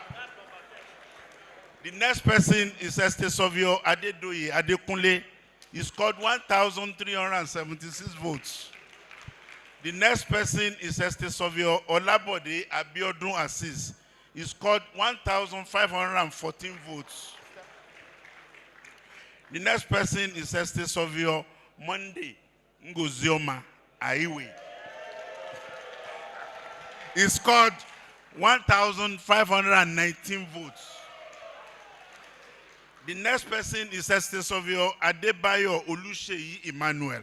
He scored 1,540 votes. The next person is Estesovio Ayeye Victor Makanjuola. He scored 1,577 votes. The next person is Estesovio Omotola Ahamioje. 1,674 votes. The next person is Estesovio Balogun Mutiu Kolapo. He scored 1,677 votes. The next person is Alao Akinrele Emmanuel, doctor. He scored 1,714 votes. And the leader of the house, Estesovio Monday Richard Olodu. He scored 1,831 votes.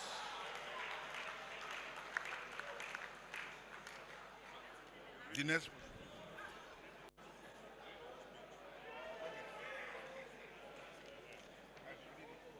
Okay, sorry. The first 10 that are successful are for emphasis. They can stand up. Estesovio Olodu.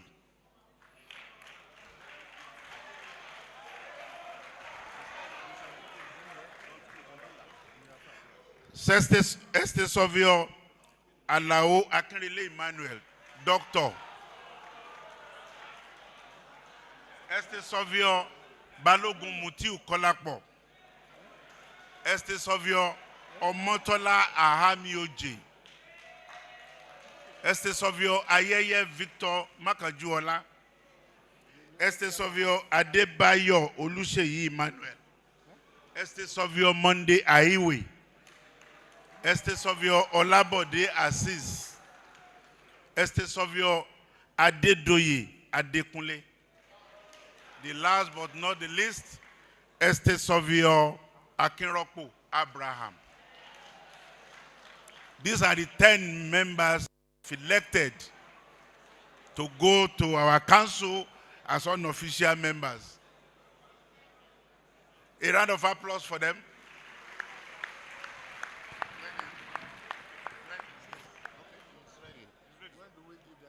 Immediately. Estesovio Olodu, step forward and take your certificate. Abino. Later. Okay, wait. They said later. They said we do everything together. The next person. The next office.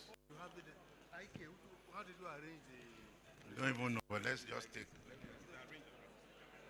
This way. The next position, the one opposed, is the office of the Assistant National Secretary. Total votes, eligible voters, 4,220. Total votes cast, 3,077. Votes collected by this candidate, 2,892, representing 72.91. The candidates know that person, and Estesovio Agaji Ikena Lanza.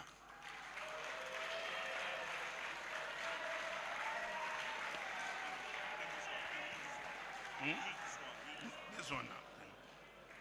The next office is Assistant National Publicity Secretary. We start from the bottom. Estesovio Emmanuel Omokomion Okoro, sorry.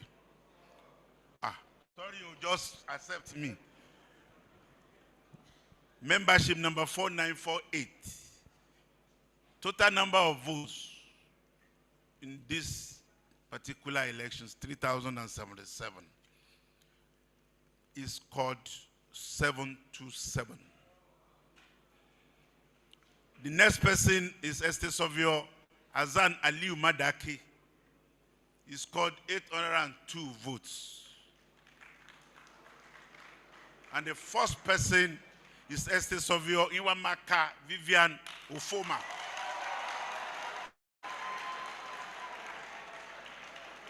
Who has scored a total number of votes 1,519.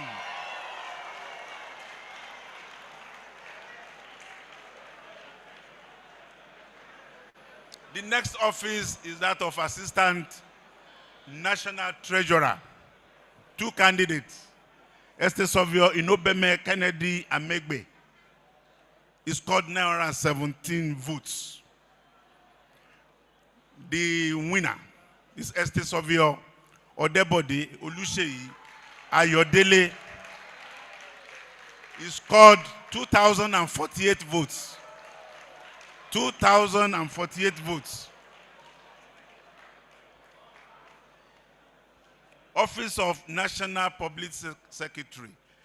We may be mixing it up, just accept us.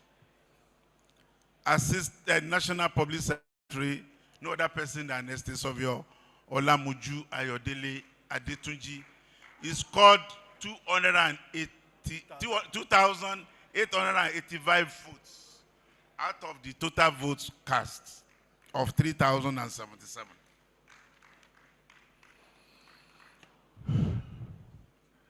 For the position of Treasurer, Esther Sovio Reverend Dr.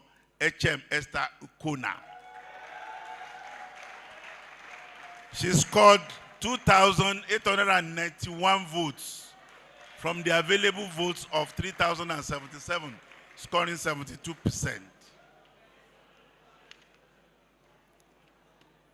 National Secretary, Esther Sovio Etel Ashinya Mendy, MNI. She scored 2,923 votes out of the 3,077 votes. Percentage 72.91.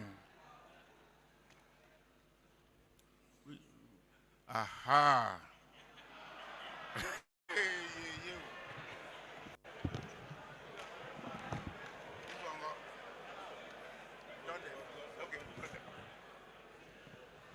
Office of the Second Vice President.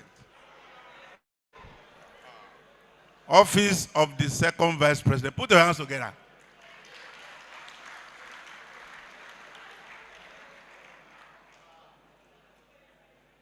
We have 3 candidates here. We have Esther Sovio Aderele Fatima Olowo Kure, who scored 557 votes.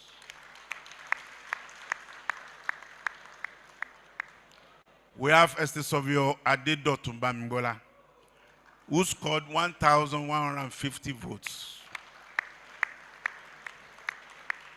And we have Esther Sovio Shola Abiji,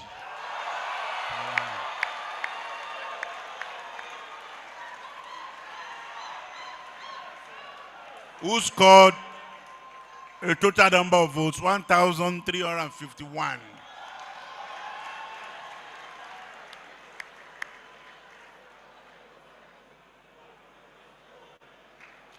Second vice, first vice now. For the position of first vice, Esther Sovio Dr. Obuneme Emmanuel. He scored 2,945 votes from the available votes of 3,077. Therefore, 72.91.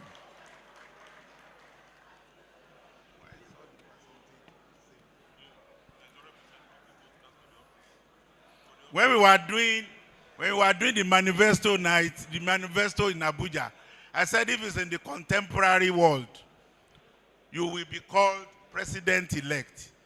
But because of our constitution, which we must follow, that's why you have been summoned to come and face us. For the post of the president of this institution, Inshallah, Esther Sovio Bature Ali Muhammad.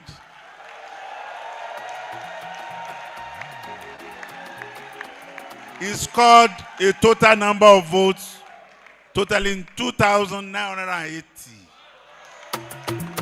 from 3,077, indicating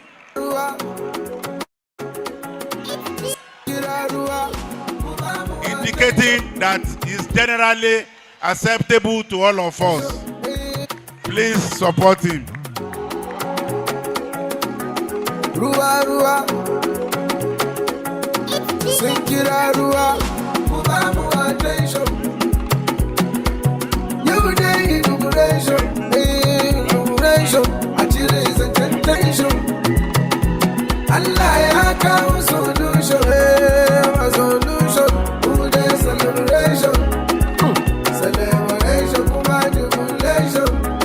Haka, kawo such a jubilation. Haba, wait on me.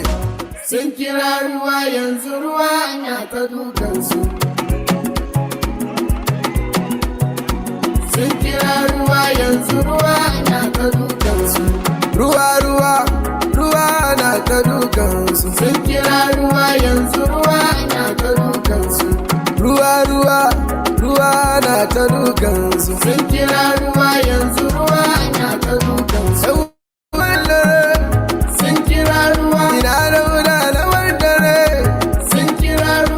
Dauda ya tsorata su, sun kira ruwa. Dauda ya wargaza su, sun kira ruwa. Zuwanka ya firgita su, sun kira ruwa. Nasaranka ya girgiza su, sun kira ruwa. Tunda sun kira ruwa, yanzu ruwa na ta dukansu. Sun kira ruwa, yanzu ruwa na ta dukansu. Mama sun kira ruwa, yanzu ruwa na ta dukansu. Mama sun kira ruwa, yanzu ruwa na ta dukansu. Ce musu sun kira ruwa, yanzu ruwa na ta dukansu. Ce musu sun kira ruwa, yanzu ruwa na ta dukansu. Sarki da rawani yake sarki, sun kira ruwa.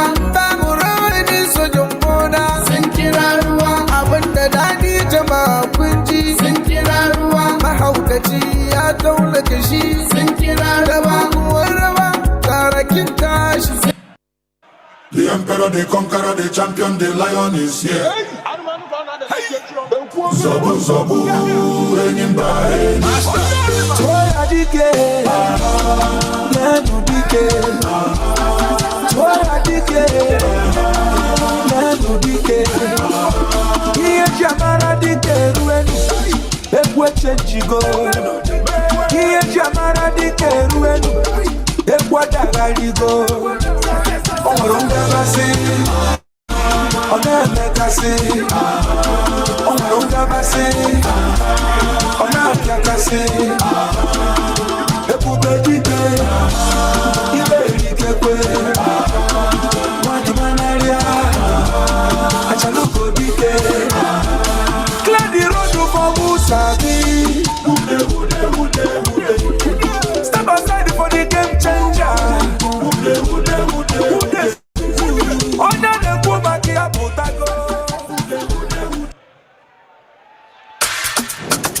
It's Maestro on the beat, baby.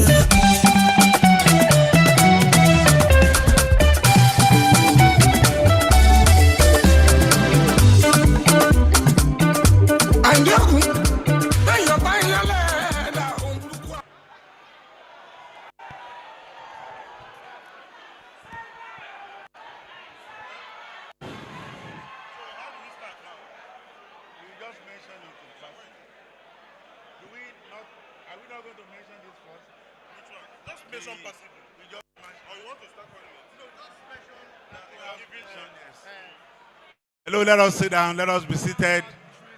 That is a sign of acceptability. But we are urging you to support him and support his council by making sure our records are up to date. We pay our fee, our annual dues regularly. We support the institutions, our own institution. We don't have any other profession, please. Please. We don't have any other profession, please. For record purpose, the women's wing election was done and successful, and they have a new president who is Estate Surveyor Ogun Ibironke Sidak. If she's around, just come forward at the appropriate time.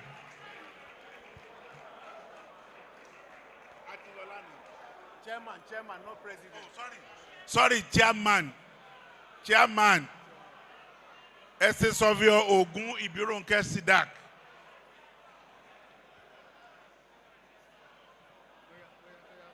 The vice chairman, Francis Ekeoma Kamen.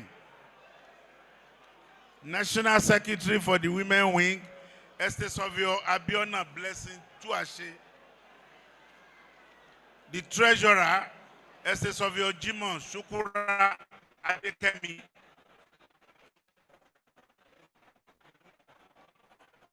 The last but not least, the unofficial members, which is not yet complete.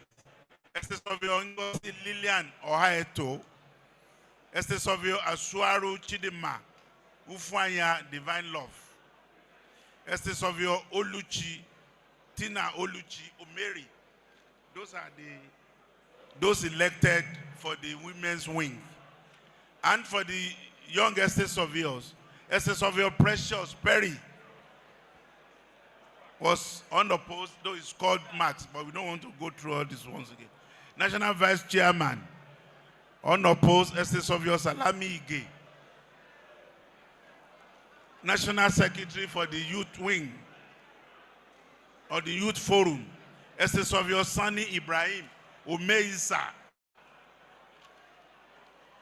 Treasurer, Essesovio Peace, Irobosa Omog Obioria. Please, so. Then there are unofficial members. Essesovio Kunibui Anna Oluwatosi, Essesovio Mukta Nasir, Essesovio Vade Sunday Ojo, Essesovio Ahayere Ken Aituma, Essesovio Oke Temitokwe Oluwasheun. This is where in Yoruba they will say, we are going to call all the successful candidates to come, but we are starting with the management committee first to collect their certificate. Oh, sorry. The board of fellows, we had only one nomination. Where is it? Where is it? We had only one nomination for the office of the chairman, and he stands elected with a total of 344. He is Essesovio Osakwe Samuel Obiora. Essesovio Samuel Osakwe Obiora. Thank you very much. We want to start. We will call His Excellency the President, to be followed by His Excellency the First Vice President, His Excellency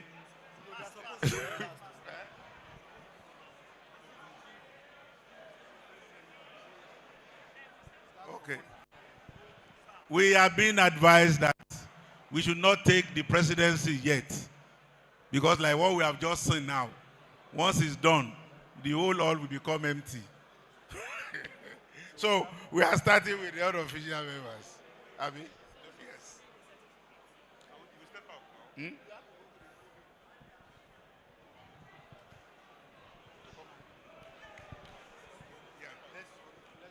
The immediate past president. Are you giving it here or by the podium? Let them take it here. The same time is going. Continue.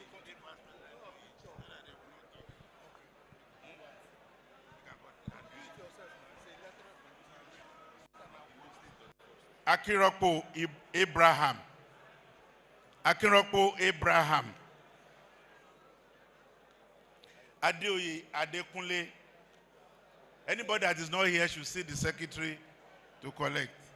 Olabode Abiodun Assis. Monday Aiwe. Okay, I did do it. Monday Aiwe. Oh, okay. Congratulations. Thank you.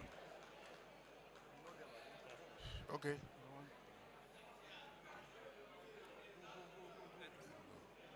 Monday Aiwe. Who's the next person? Adebayo Oluseyi to be coming. Ayeye Victor. Okay. Congratulations. Thank you very much. Thank you. What my take picture of Congratulations. Thank you. Adebayo Oluseyi, the man that will not allow us to sleep in the night, in the midday. You have to. Congratulations. Ayeye Victor Omotola Ahamioje, the only unofficial woman. Okay, the next person. Mutiu Kolapo, MKO. She's coming.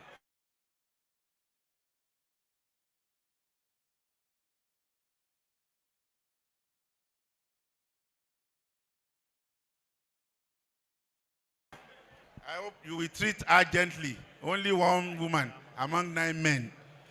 Please, Balogun Mutiu. Okay, by 3 we should. Alao Akirele, Doctor. Richard Monday Olodu.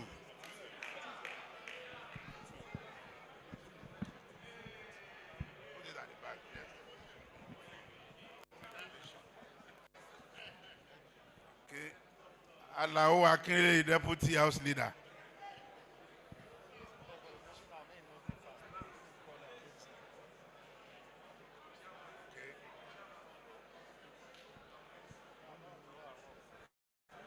Monday Uludu. Okay. Okay. Estate Surveyor Osakwe, are you in the hall? Okay. Estate Osakwe is the chairman emeritus of this committee. Nice to see you. Congratulations. You guys did a good job. Thank you. Next. Vivian Nwamaka Vivian Ofoma, the new Assistant National Secretary to Assistant Publicity Secretary to be coming, Assistant National Treasurer Odebode Oluseyi Ayodele to be coming, Agaji Ikenna Lansa to be coming. Okay, yeah. Who first? This side.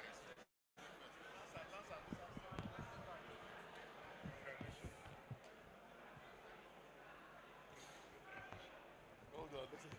Good, thank you. Odebode Oluseyi Ayodele, that's Assistant National Secretary. This is Assistant National Treasurer. Come this way.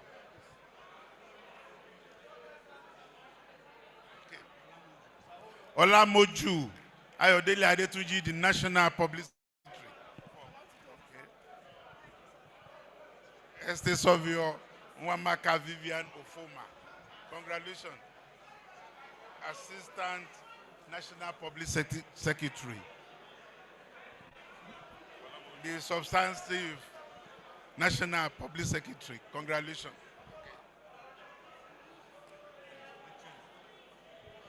Reverend Dr. H.M. Esther Ikona, the National Treasurer. Hey.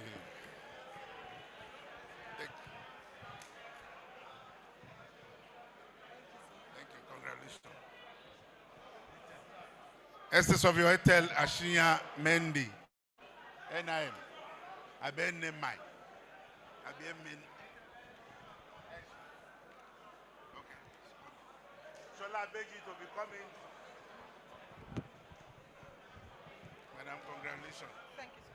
Congratulations. Thank you, sir. Thank you, sir. Okay. Thank you, sir. Thank you. Shola Beji, the new second vice president. Shola Abeji Folani. We are now, okay. We are not done the honor. We've done the honor post this way. We are now in the presidency. Congratulations. Okay, congratulations.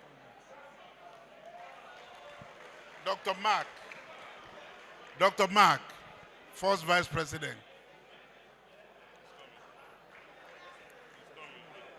It's coming, okay. Congratulations. Wish you best of luck. Yeah. Thank you. Thank you. Finally, the last but not the least, the 27th president of the institution, SSW Alhaji Baturi Ali Mohammed.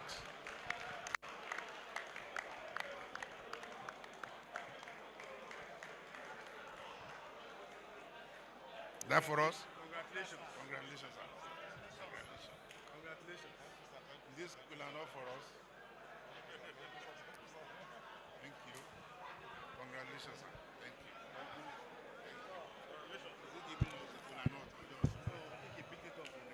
Okay. What next? Well, John, now we invite the new president. We invite him and he will not dissolve. Okay, it's true. The president, the 27th president. Okay. You want to take picture with the BOT first? And that's what we want to. Other members of the newly elected council, please start coming up. Dr. Mark, why the BOT are still taking photographs with him. Shola Beji, the National Secretary, the National Treasurer, please come up to take your seats. All the officers that have been elected, please come up to take your seat, okay? While we are leaving little by little, the past president, okay? Your seat is here. Who will decorate him? Or what's the process?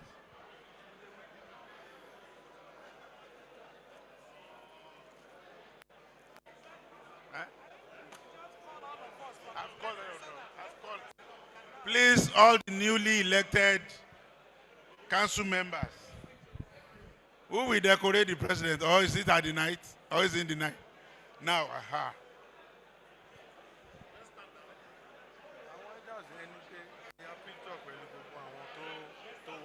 Okay. Please, come up, all the management, council members, unofficial members. We are going to have group photograph. Executive Secretary, Naibs.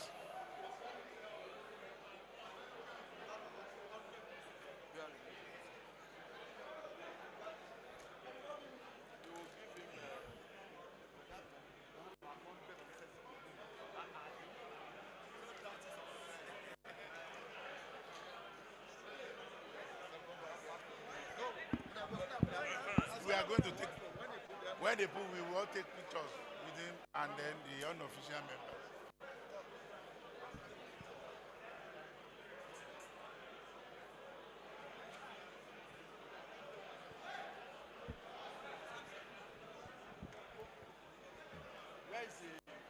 Where is your second vice president? Dr. Mark, he passed here now. Mark is first. Abeji. Okay, vice. Shola Abeji. Shola Abeji. Dr. Mark.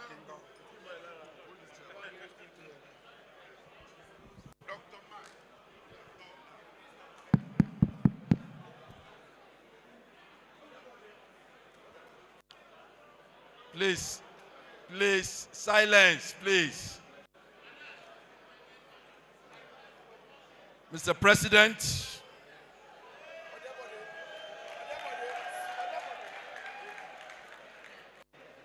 the first vice president, the second vice president,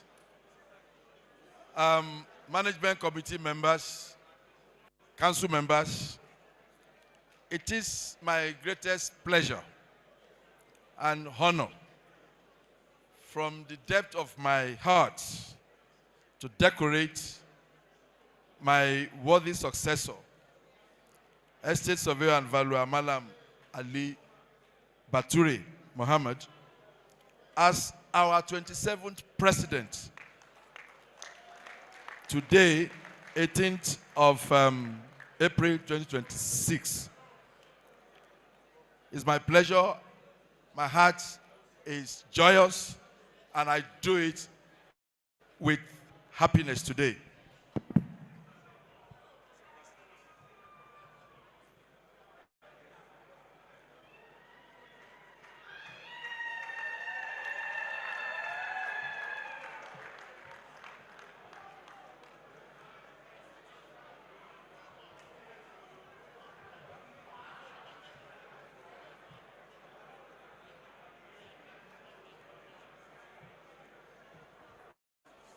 Wait, I'm going to give it to him. You are not the one. It's up to the instrument of office, which shows that you are our 27th president.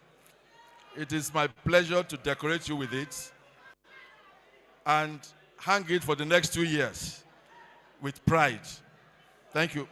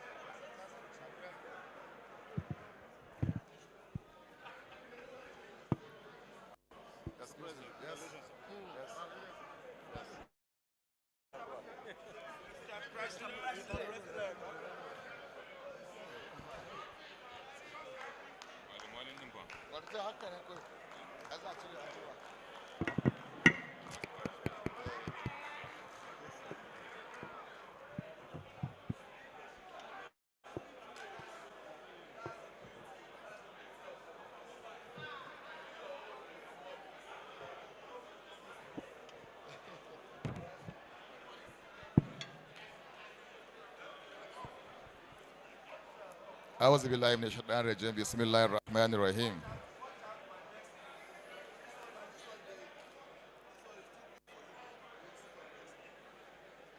My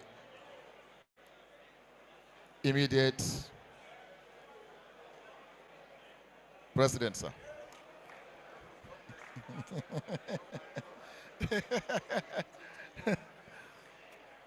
My first vice president,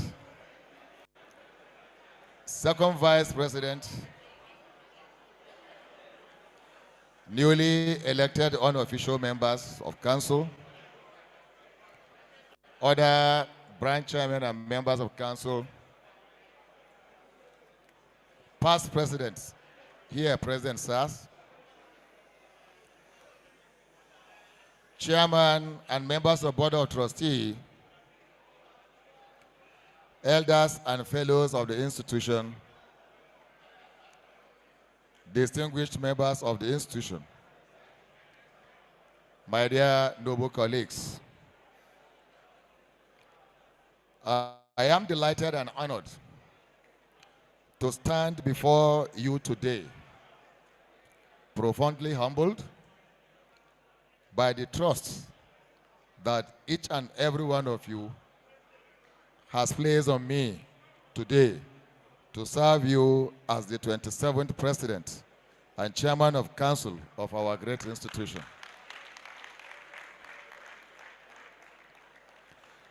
Let me start by giving thanks to Almighty Allah for giving me the opportunity to stand and to be alive today to witness this occasion.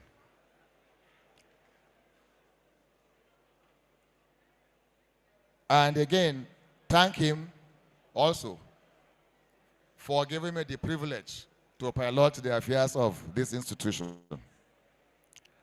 I would like to most sincerely appreciate the immediate past president of the institution, Chief Dr. Victor Adekunle Alonge, the Awokoshe Odua Omoluabi of the source, for his leadership in the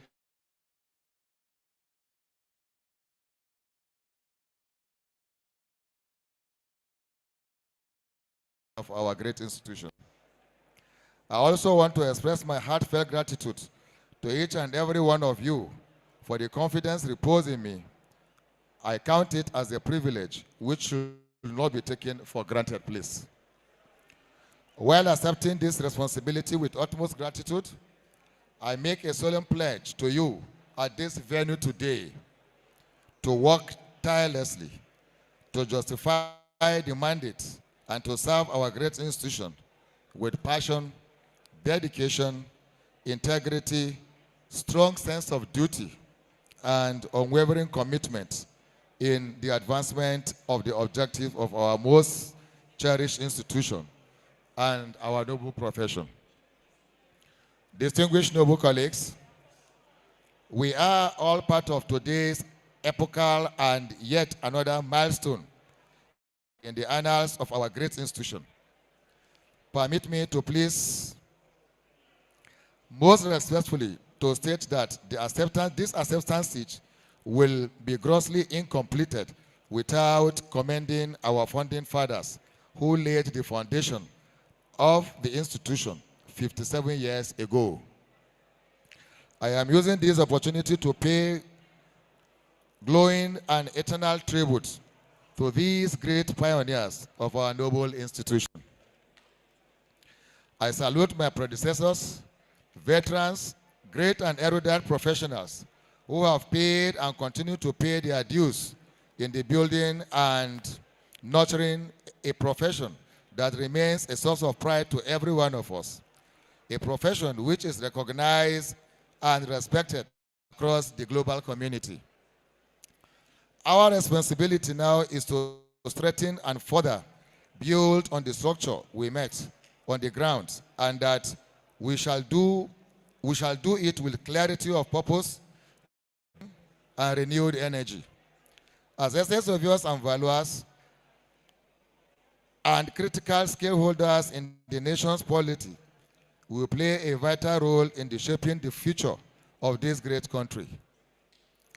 Our expertise and commitment are essential in creating sustainable and resilient environment and economy that promotes social and economic development as well as human well-being.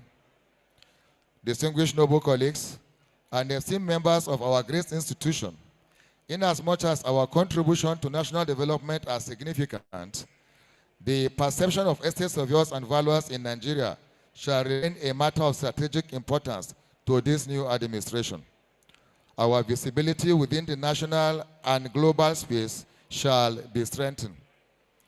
Accordingly, I stand to say that our institution is a vibrant tapestry woven with diverse, tolerant, unique perspective, and invaluable contributions. Yet, it pains somebody like me to see the emergence of various factions, the deepening of camps, and creation of unnecessary divides that hinder our collective progress. These divisions, whether born of genuine differences or sympathy or simply misunderstanding, weakens us. They foster an environment of us versus them. We are supposed to spend our energy. We spend much more energy in internal squabbles rather than spending our energy on goals and aspirations that are supposed to unite all of us. We forget that our strength lies not in our individuality as separate entities, but in our awareness and our united disposition. Let us commit here and now to fostering an environment of genuine and mutual respect. Let us dismantle the walls that divided us, please, and build bridges among all our aspects of professionalism and life. Let us recommit ourselves to the oneness of our institution, not as an abstract ideal, but a tangible reality that drives our success. Together, we can ensure that our great institution thrives, not just for today, but for generations to come. Please and please, let us be the architect of our unity and the champions of our collective strength. My distinguished noble colleagues, with humility, great sense of responsibility, I am determined to serve you with selflessness. I will serve the institution, and I graciously accept my election as the 27th President and Chairman of Council.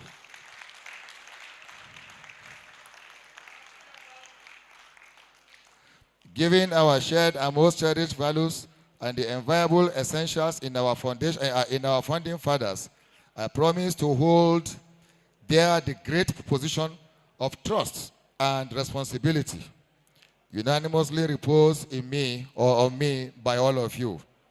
I give Almighty the glory for giving me the grace to attain the heights which undoubtedly is the zenith of my professional career in the institution.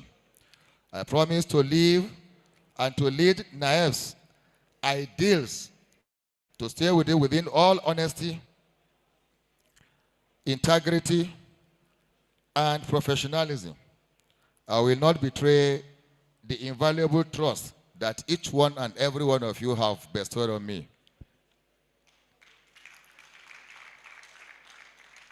I want to say at this juncture, thank you, all of you. Thank you for giving me that opportunity to serve you once more in this capacity. God bless all of us. God bless Nigerian Student Estate Surveyors and Valuers, and God bless Federal Republic of Nigeria.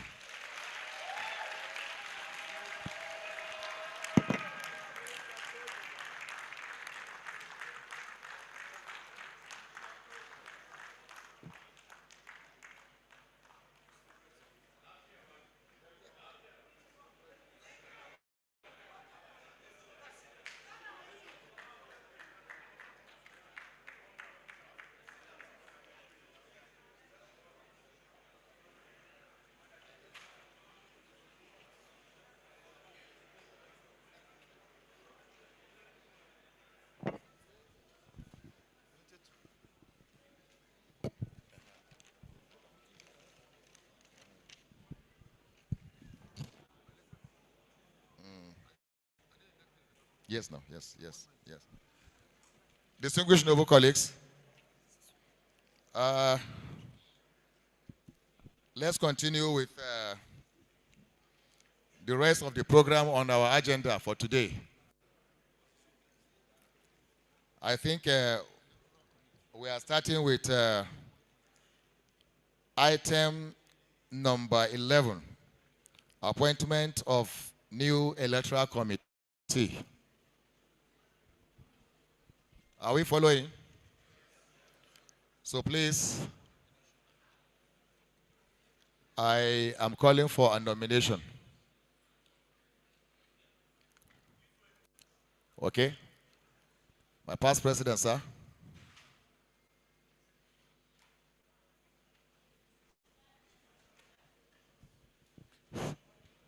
My distinguished president,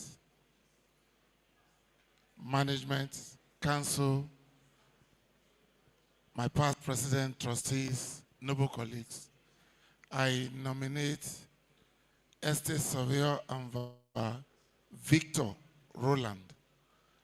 Victor Roland is a fellow and a member of Rivers State branch. Thank you. ASV Victor Roland, are you in the house? All right. Any seconder for him? Elliot Orukbabo.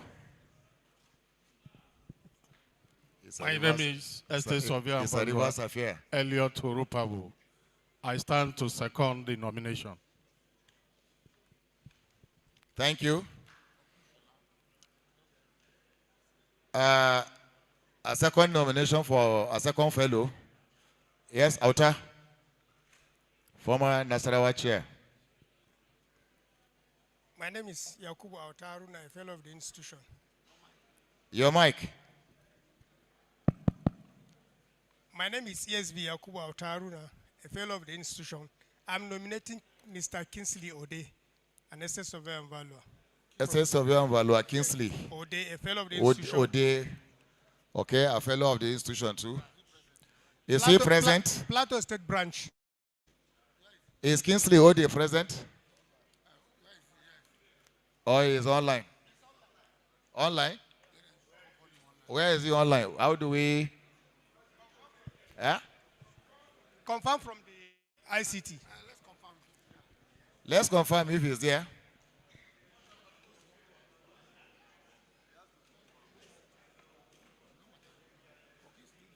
IT. Omorem. Uh-oh. Omorem.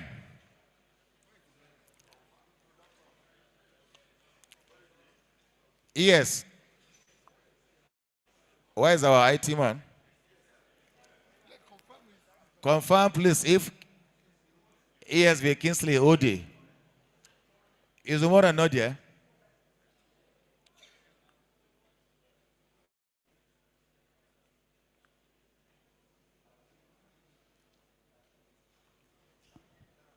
Please, please, please, please, be quick about it, please.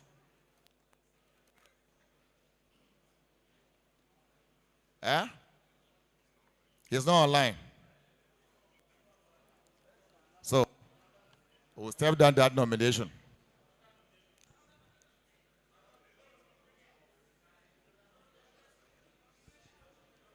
I've called here, so let me. Former governor.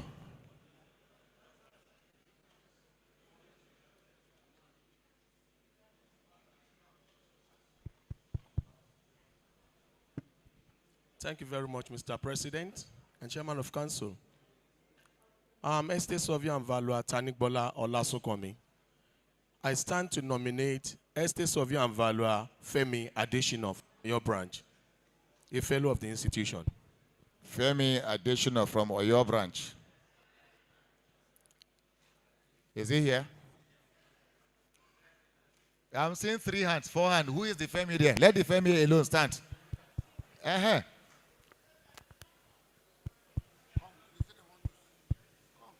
Please, come outside. Step out. Even the first person too. Please, step out. Victor Roland.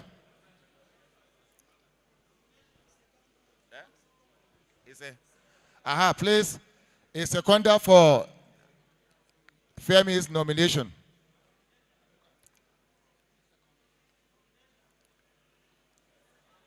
Let me do like my Oga. I need a lady, please. All right.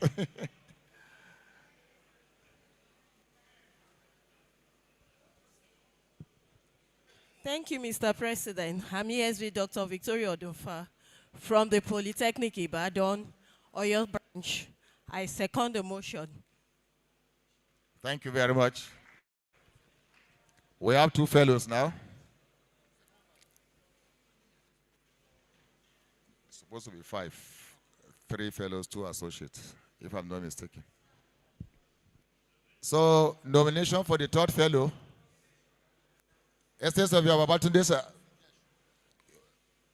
Sorry, sir. Babatunde, do quick so that I will answer. Mr. President, council members, I stand to nominate Ibrahim Abubakar from Kaduna State as a member.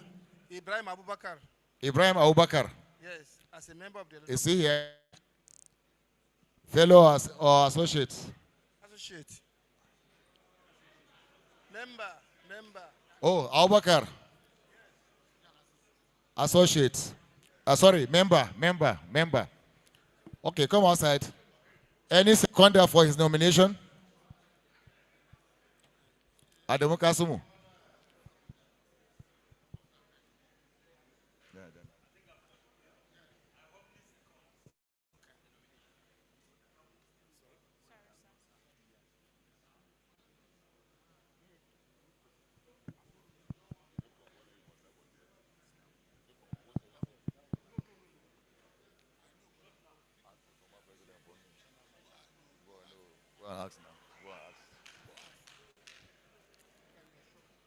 Have we gotten the seconder? Another nomination, please. From our... Yes, sir. Thank you, sir. Estate Surveyor and Valuer, Imo Ekanem.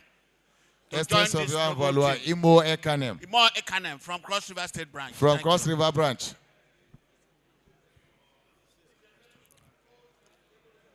Imo Ekanem. Where are you?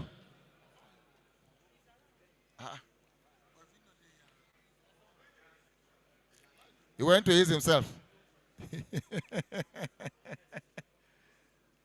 I saw him this morning too.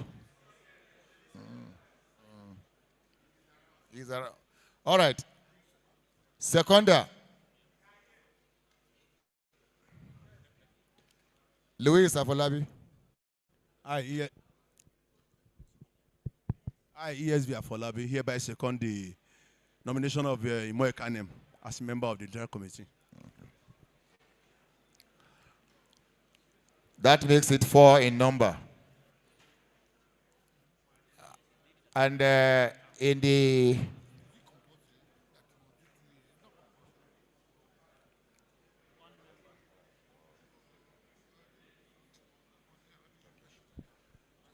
last committee, we have a member that have not completed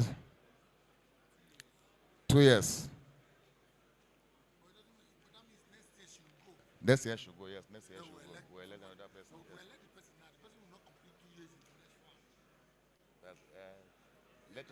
Let her finish her tenure. Yes.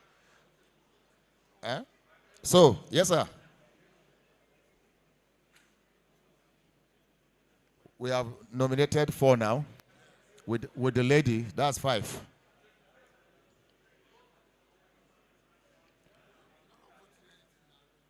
We are not voting. Where's the lady? What's her name? Olodu. You draw my attention to it. What's her name, please? Chineye, where is she? Imo State Branch. Where is she, please? ESV Chineye.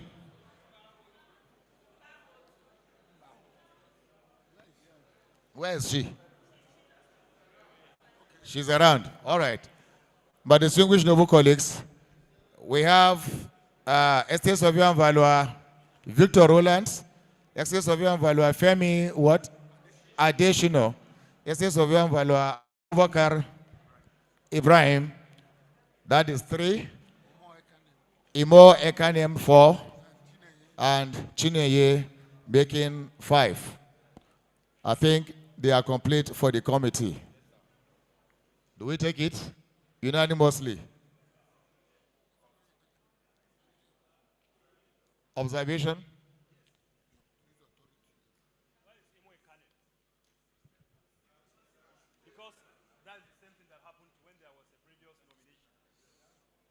Nomination of?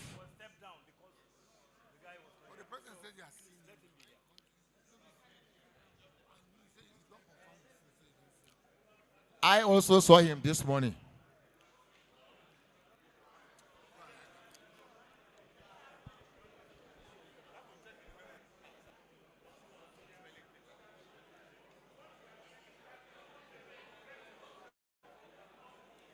It's okay, it's okay.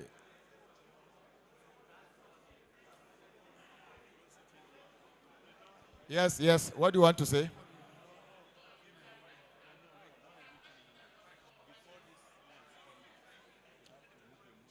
Yes, give him the mic. Mr. President, Yes. I'm online with Imo Ekanem. My name is Estate Surveyor and Valuer Gary Butu. I'm online with Estate Surveyor and Valuer Imo Ekanem. He said he just had a challenge and he's gone to the hotel room to just sort it out. So, but he has accepted it. Thank you.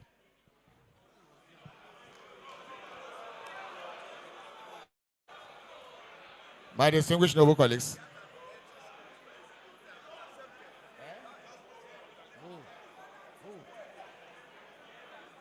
No problem. No problem. My distinguished noble colleagues. Listen, please. I don't want to start with a controversy. So, we'll step down the 2 nominations. Let's go for another one.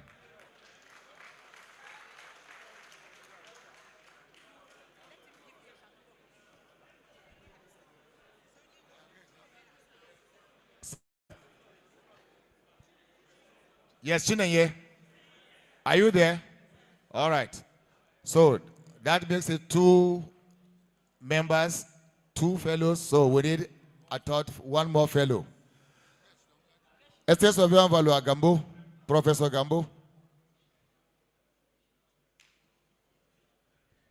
Thank you, Mr. Chairman, Mr. President and Chairman of Council. My name is Surveyor and Valuer Yusuf Luka Gambo. Speak out. Use the mic. Prof, continue, please. It's the mic. I'm a teacher. You will hear me. Hello? Yes. I'm Estate Surveyor and Valuer Yusuf Luka Gambo. I'm from Bauchi branch. I am nominating Estate Surveyor and Valuer Fidel Idoko. Fidel and Idoko. a fellow. Fidel Idoko, where are you?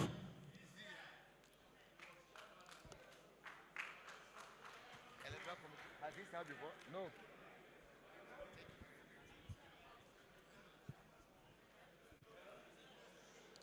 Yes, you said. Wait now. Yes. No. Give him the mic here. Bring the mic here. Any seconder? That is why I'm standing, Mr. President. I want to second the motion. The 27th and the newest president in the whole world. Congratulations. I want to second the motion nominating Fidel Idoko. Thank you very much. Thank you very much. I have not finished moving. No, I don't know why you are clapping. All right. As a member of the Electoral Committee for 2026 and 2028 council period, I so move. And Fidel is here. He will accept. Thank you.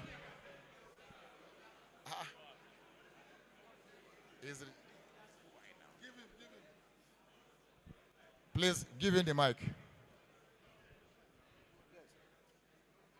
I want to congratulate Fidel Okpanachi Idoko.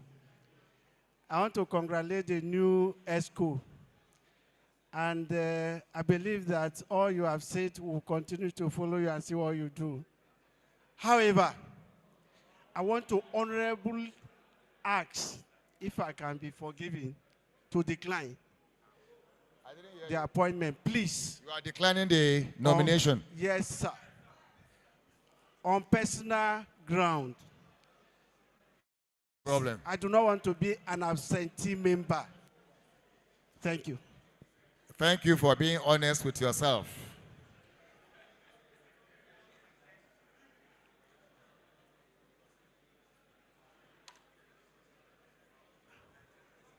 Estate Surveyor Valua Tanimu Musa Jibril. Hello, Mr. President. All Can you speak loud? Mr. President, all president protocol duly observed. I am Musa Jibril Tanimu, ESV. I want to nominate Mr. Peter Ngoba, a fellow of the institution, from Benue State. Estate Surveyor Valua Peter Ngoba. Are you there? All right. Any seconder for him?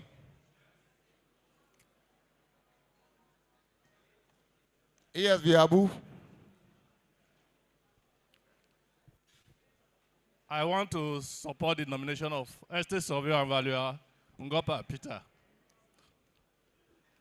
Ngoba Peters. Come outside.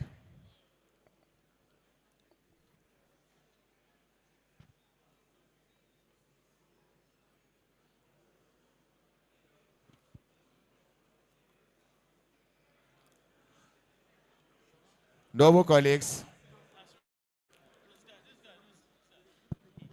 these are the 5 nominees for our new electoral committee.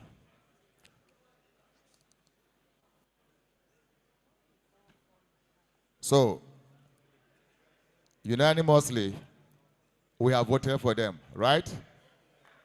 Thank you.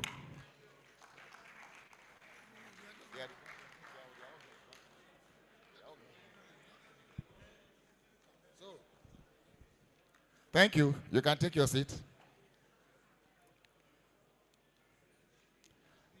Next on our agenda is appointment into Electoral Appeal Committee. Electoral Appeal Committee. Nomination? Yes?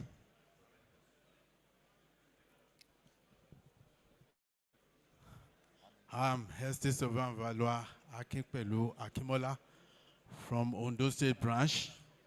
I would like to nominate Estate Surveyor Valua Ibrahim Eguleti as a member. Estate Surveyor Valua Ibrahim Eguleti. Ibrahim Eguleti.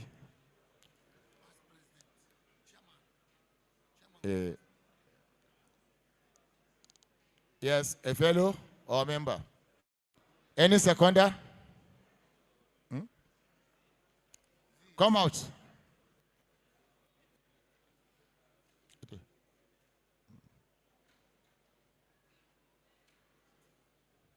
Is a member. So face. Seconder.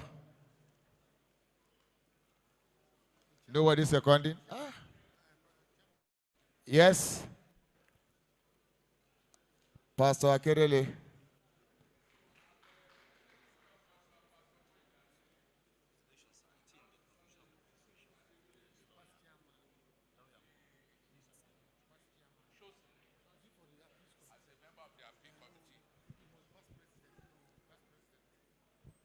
Did you hear me, sir? I so move. Thank you. Second nomination.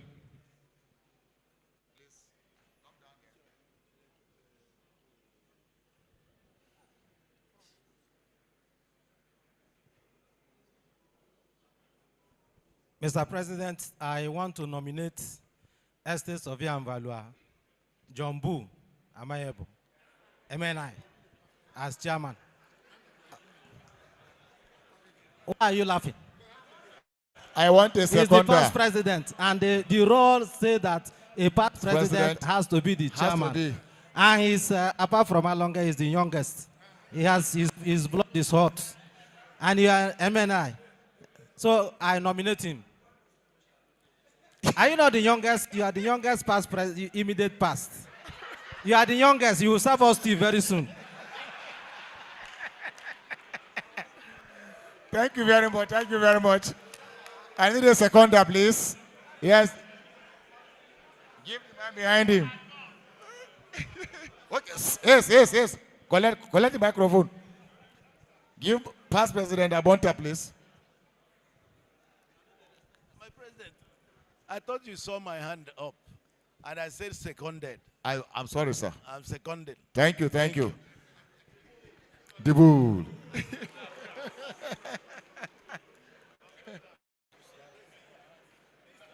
Okay. Yes. We have two now. Remaining the third person.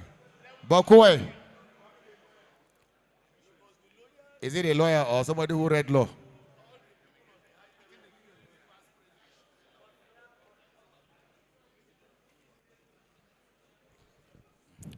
I am Esther Sovio Ambalwa Said Bashir Bakwe from KB branch. I'm nominating ESB Lara Hassan of Kwara branch. Did he read law? He read law in Larry Hassan of Kwara branch. He's not a lawyer. Larry Hassan, I saw him here. Where? He's not in the hall. Step down. Okay. And he didn't read law. Prof, please. Yes. Mr. President, thank you. The Constitution, Part 2, under Regulation Article 6.0, provide for the composition of the Electoral Appeals Committee. 1, a past president. 2, fellows. Then 3, 2 members of not less than 5 years of becoming a professional member. And among this membership, 1 should be a legal practitioner. Thank you. Let's be guided. We are almost saying the same thing.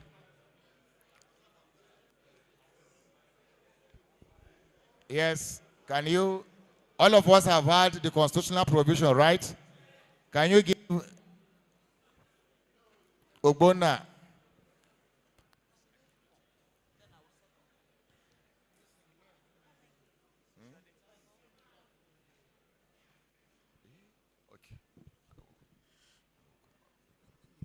Thank you very much, the brand new president.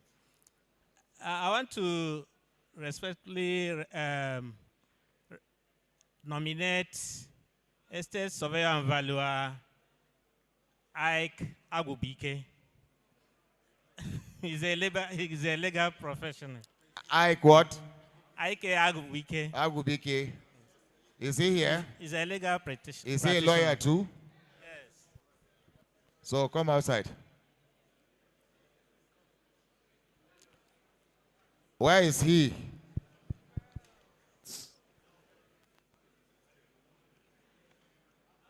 I've not seen him.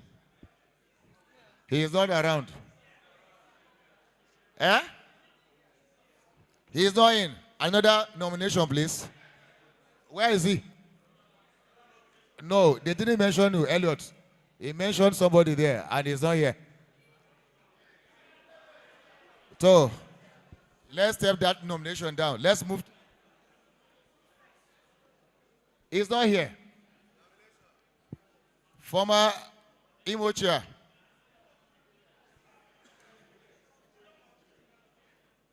We have stepped down that nomination. He's not here. So, can you nominate another person? Thank you, Mr. President. I want to respectfully nominate Valua Uche Augustine Ibe from Abia State. Uche Augustine Ibe. He read law. He's sitting right beside me. Now lawyer. Uche, are you a lawyer?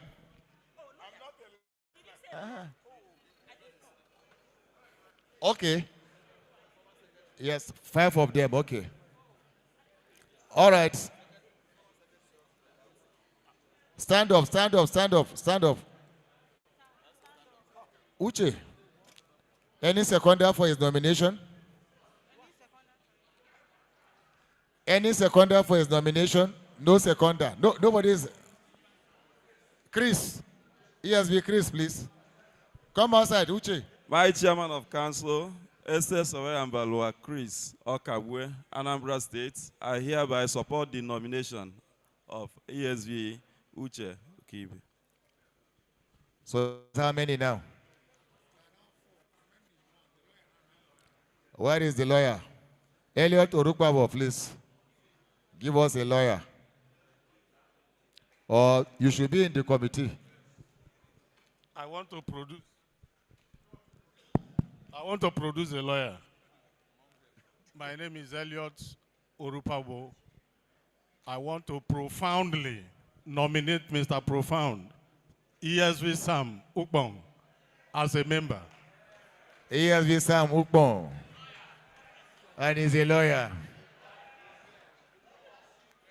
Please come outside.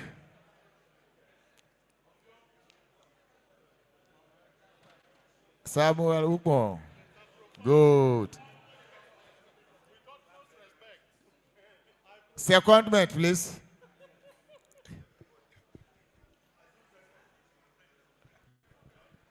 Everybody will second. Mr. President, my name is ESV Emmanuel Douglas. I am maintaining the list in the nomination of ESV Sam Okbong as our seconder. Thank you very much. They are complete now. 5 of them. Sir? You are the chairman. 1, 2, 3.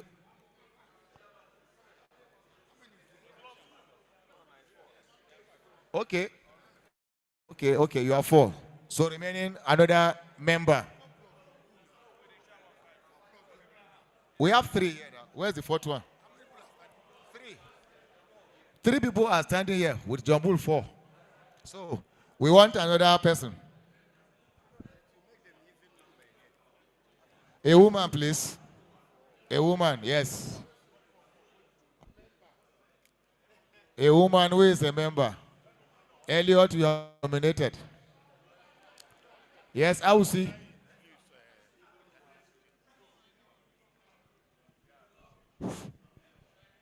Mr. President, sir, my name is ESV Awusi Abraham Afolare.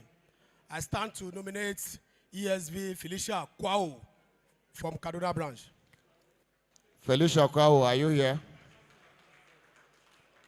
Felicia Kwao, are you here? Please come out.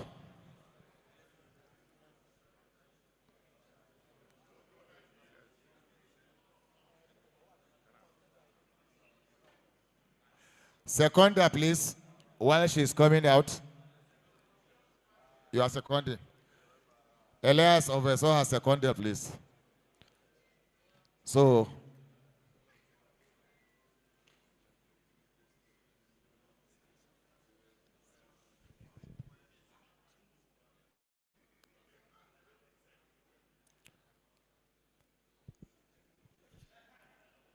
Chairman, sir. Mr. Jambul, please, you should move so that other people will see you. Sorry, sir.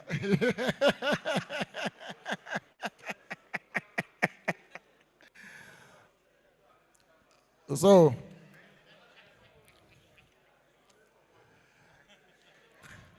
past President Jambul Amayebo MNI, Estate Surveyor Valua Samuel Ukpo, Estate Surveyor Valua Uche, Ofyong must be there.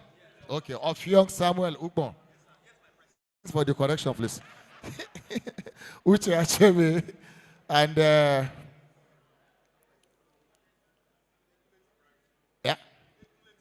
Iguleti Ibrahim and Felicia Kao stand elected as committee for Electoral Appeal Committee. Thank you.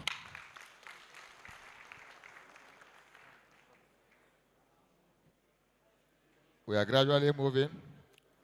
The next agenda is 2028 Annual Conference Hosting Right.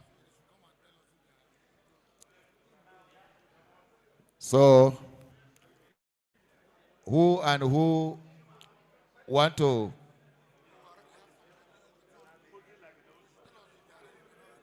Ondo State, Ondo is 2027.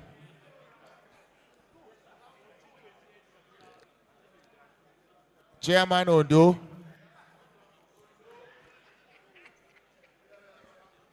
Chairman Ondo. Is he here?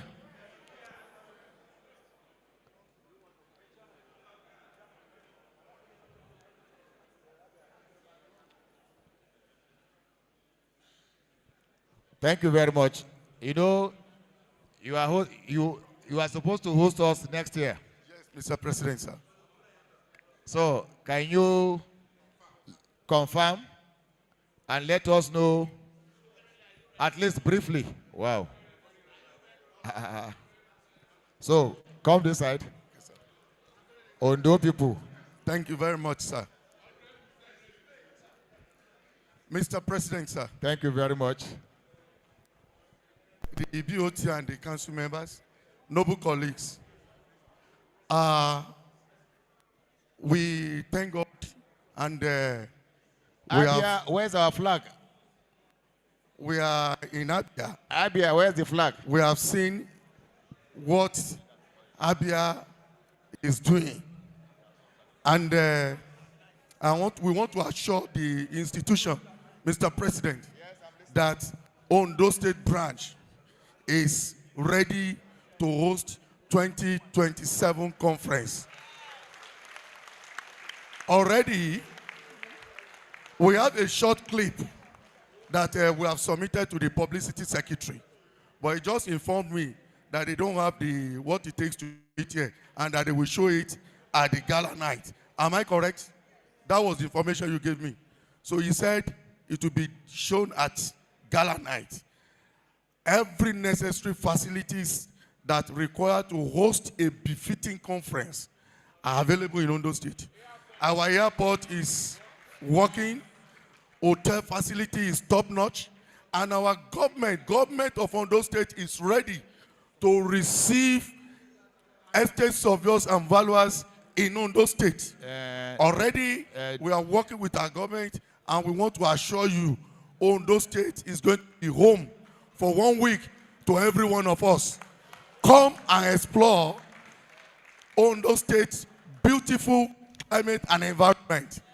We are very, very much ready, Mr. President. Thank you very much. You have not, well, we thank you. You said Ondo is ready to receive.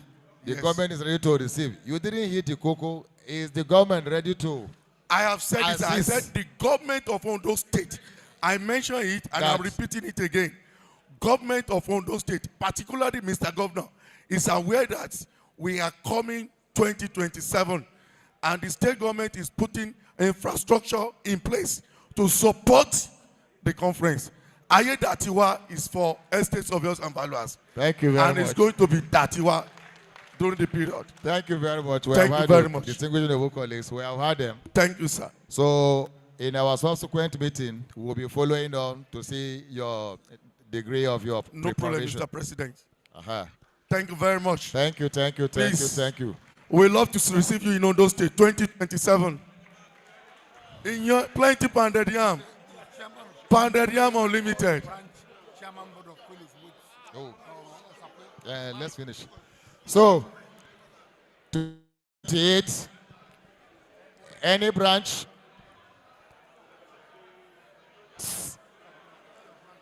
Give him the mic. Where is the second mic? 2028. Kaduna Chair. Thank you, Mr. President. My name is S.S. Surveyor Amvalua, Isaka Edejibello, Kaduna Chairman. Come out. We are bidding for the 2028 conference in Kaduna State. First time, it's not me you will tell. Yes. It's not me you will tell. 2028, sir. You want to talk about it? Okay. We are bidding for the 2028 conference in Kaduna State. And we have seen, sir. Less your noise. It's not the noise that will give you the hosting right, remember? All of Kaduna people come out. All of Kaduna people come out.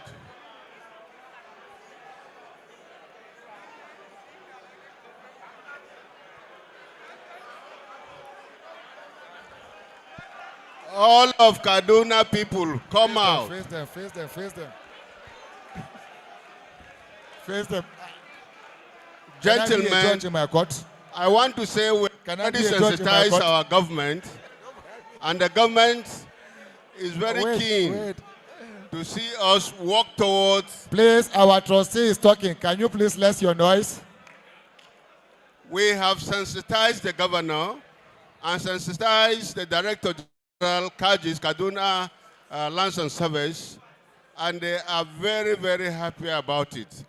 Particularly, we informed them that we have a son who today, he will accept the presidency of the institution, a child of necessity, a child of destiny, and that by the grace of God on Sunday, we will not allow it to sleep too long. That is tomorrow in the evening.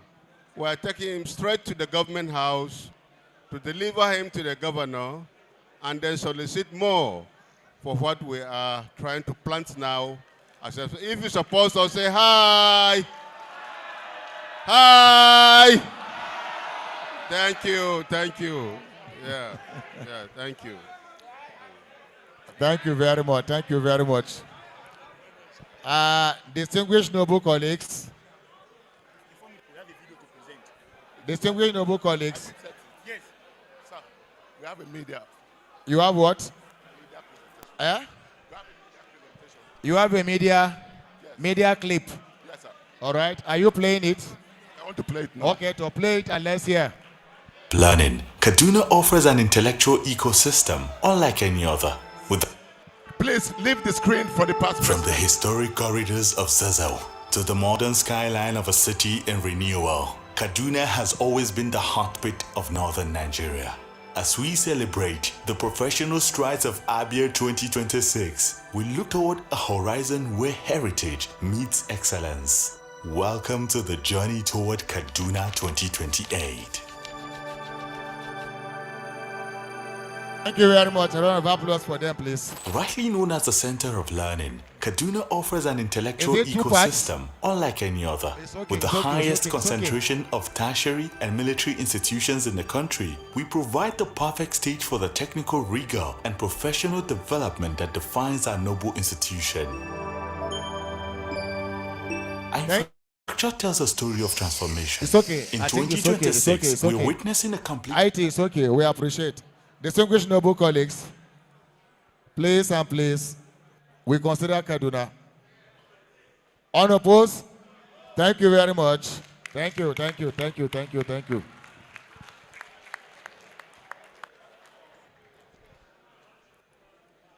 AOB, please. AOB. AOB. Please. We'll take numbers. Osakwe 1. Okay. 2. It's okay there. Here. Upon 3. Oversaw 4. Let's wait with the men. Ladies. No any lady? Nobody? All right. 4. Number 1. Where is the mic? They are council members. Our 27th president, sir. Management committee, council members, all other protocols observed. So 1 year ago, this august body met and passed a revised constitution. within the last year, I had had a number of, in a number of occasions that I had need to make reference to this constitution. And I'm told that that revised constitution was not ready for circulation, even as at now. So my question is there any problem? And if indeed it's not ready, can we be told when this document will be ready? Because this is a document that's the lifeline of the activities of this institution. Thank you very much.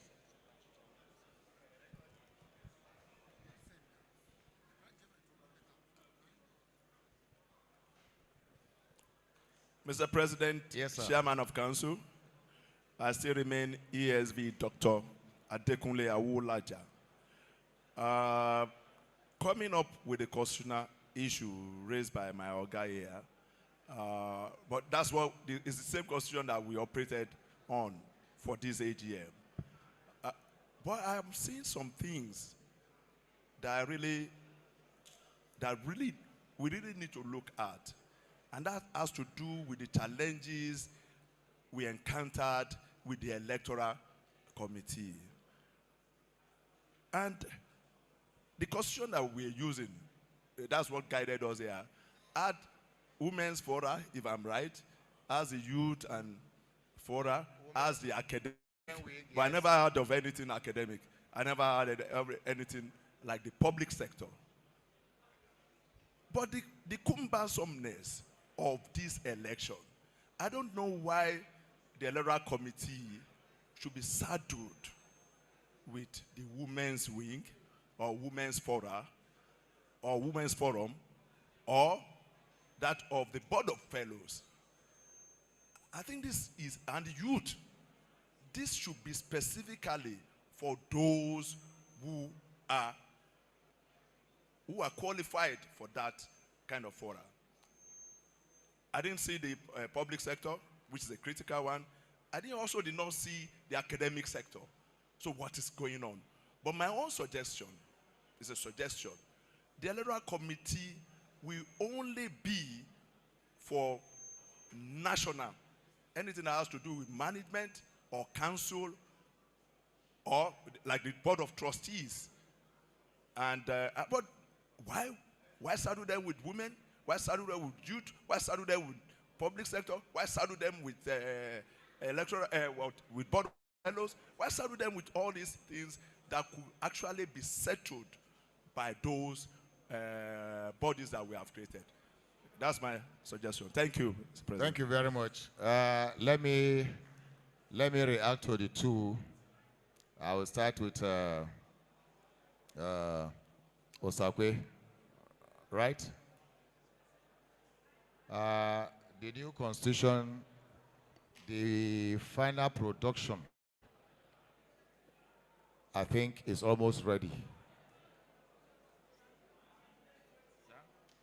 And was it at the last council meeting, the immediate past president mentioned that branch chairmen should equally send it to their branches. He sent it to branch chairmen so that branch chairmen can equally engage their branches. I think the last council meeting that we had. But anyway, I think the production is almost ready. So let's see between now and the next council, the first council meeting, if it's ready, we'll make it available to all members. Awolaja, thank you for your observations. The youth for the academic forum, public service forum, all of them are there. They are still in existence. And they are still within, they are still captured in all our constitution. I want to tell you that this current administration will definitely go back to archives and put them into use and functions. Have I answered your... Well, now, you see, I forgot to touch that aspect. That aspect is in our constitution. The constitution says Electoral Committee shall conduct all elections of the institution and electronically. So, it's in the constitution. So any other issue, matter for now on that issue should be kept. Yes, number 3. You didn't take number. Who is the number 3 person here? Is out? Ukon. Akpan, you didn't take number. Mr. President. Yes, sir. I want to join these very distinguished noble colleagues to congratulate you. Thank you very much. And to welcome you to this onerous responsibility, which we trust the Almighty God to see you through. Thank you. Having said that, Mr. President, I want to respectfully observe that most of our unofficial members do not have responsibilities. And in this conference, I had interaction with some of our colleagues who are in public establishments, like the HA. They said they are having problems in their offices. And they needed the protection of this great institution, which is growing greater every day. And that as insiders in those ministries, they cannot talk, but they expect us to talk for them. So, Mr. President, I want to humbly suggest to this new council that maybe you saddle 2 or 3 of the unofficial members to look at this public sector and their complaints, so that at every given time, we will be on the same page with them. And then they will have the belonging that they are members of this profession. That is my humble suggestion, Mr. President. Thank you very much. No problem. The second vice is here, who constitutionally is the overseer of all those forum, women, public sector. And I remember that I think during the last 2 administrations or so, there was a conference that was organized for public sector. We will revive that. I will get back to that. Second vice, please take note and start work on that suggestion. Thank you very much. The last? Nobody? All right. Distinguished noble colleagues, please. The Imo branch chair is requesting for just 2 minutes for her to tell us 1 or 2 things about her branch. Where are you?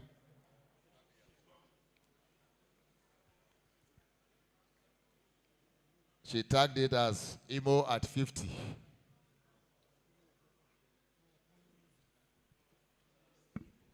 Please, be hurry so that we can go and get set. My brand new president, I want to congratulate you from Imo State, all other protocols observed. I want to use this opportunity to tell this honorable house that Imo has come of age. Imo is golden this year.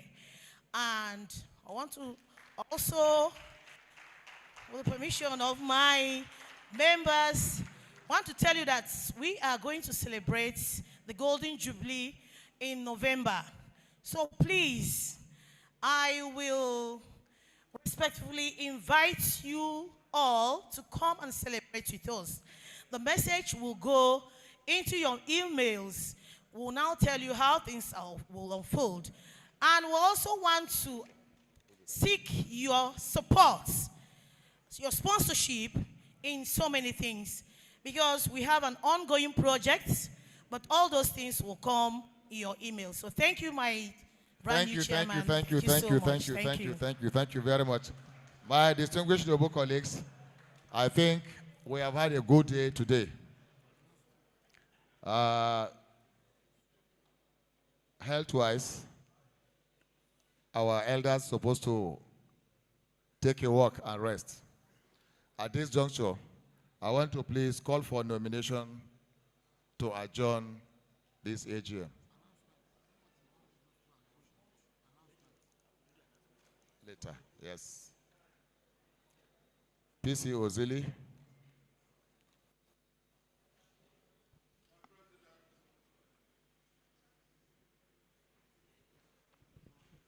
The management committee and council member, all protocol duly observed.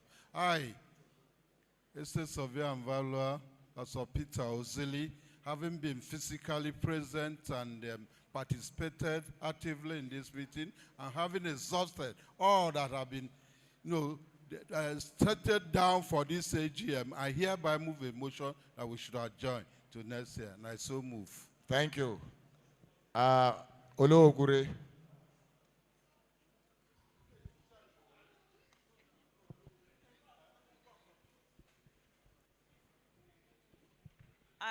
I didn't really Fatima Oluokure, hereby second the motion. Thank you very much. Closing prayers.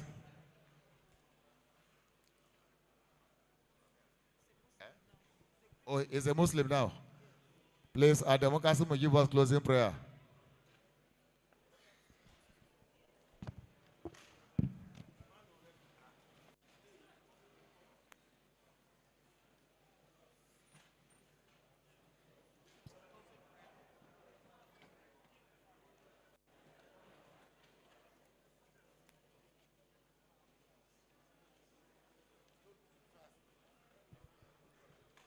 Bismillahir Rahmanir Rahim. Alhamdulillah. Alhamdulillah. Alhamdulillah. Alhamdulillahi Rabbil Alameen. Ar-Rahmanir Rahim. Maliki Yawmiddin. Iyyaka na'budu wa iyyaka nasta'in.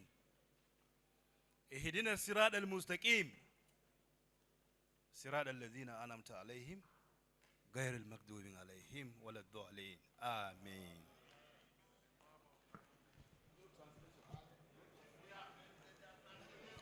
Thank you very much, everyone. Please, we can just listen to the following announcement. All chairmen of branch committees or fellows are to meet 7. The dinner is 7 p.m. Conference Center. Ochendu Conference Center, please. All chairmen of branch committee or fellows are to meet immediately after the AGM, please, with the president or the chairman of the board of fellows. Also, there's a missing power bank here. If you are looking for your power bank, please come forward. Also, if you are the owner of this vehicle, Abuja plate number, they are about to tow your vehicle, ABC 98FU. Please, Toyota Highlander blue. Please go and repark. Thank you very much. See you at the dinner.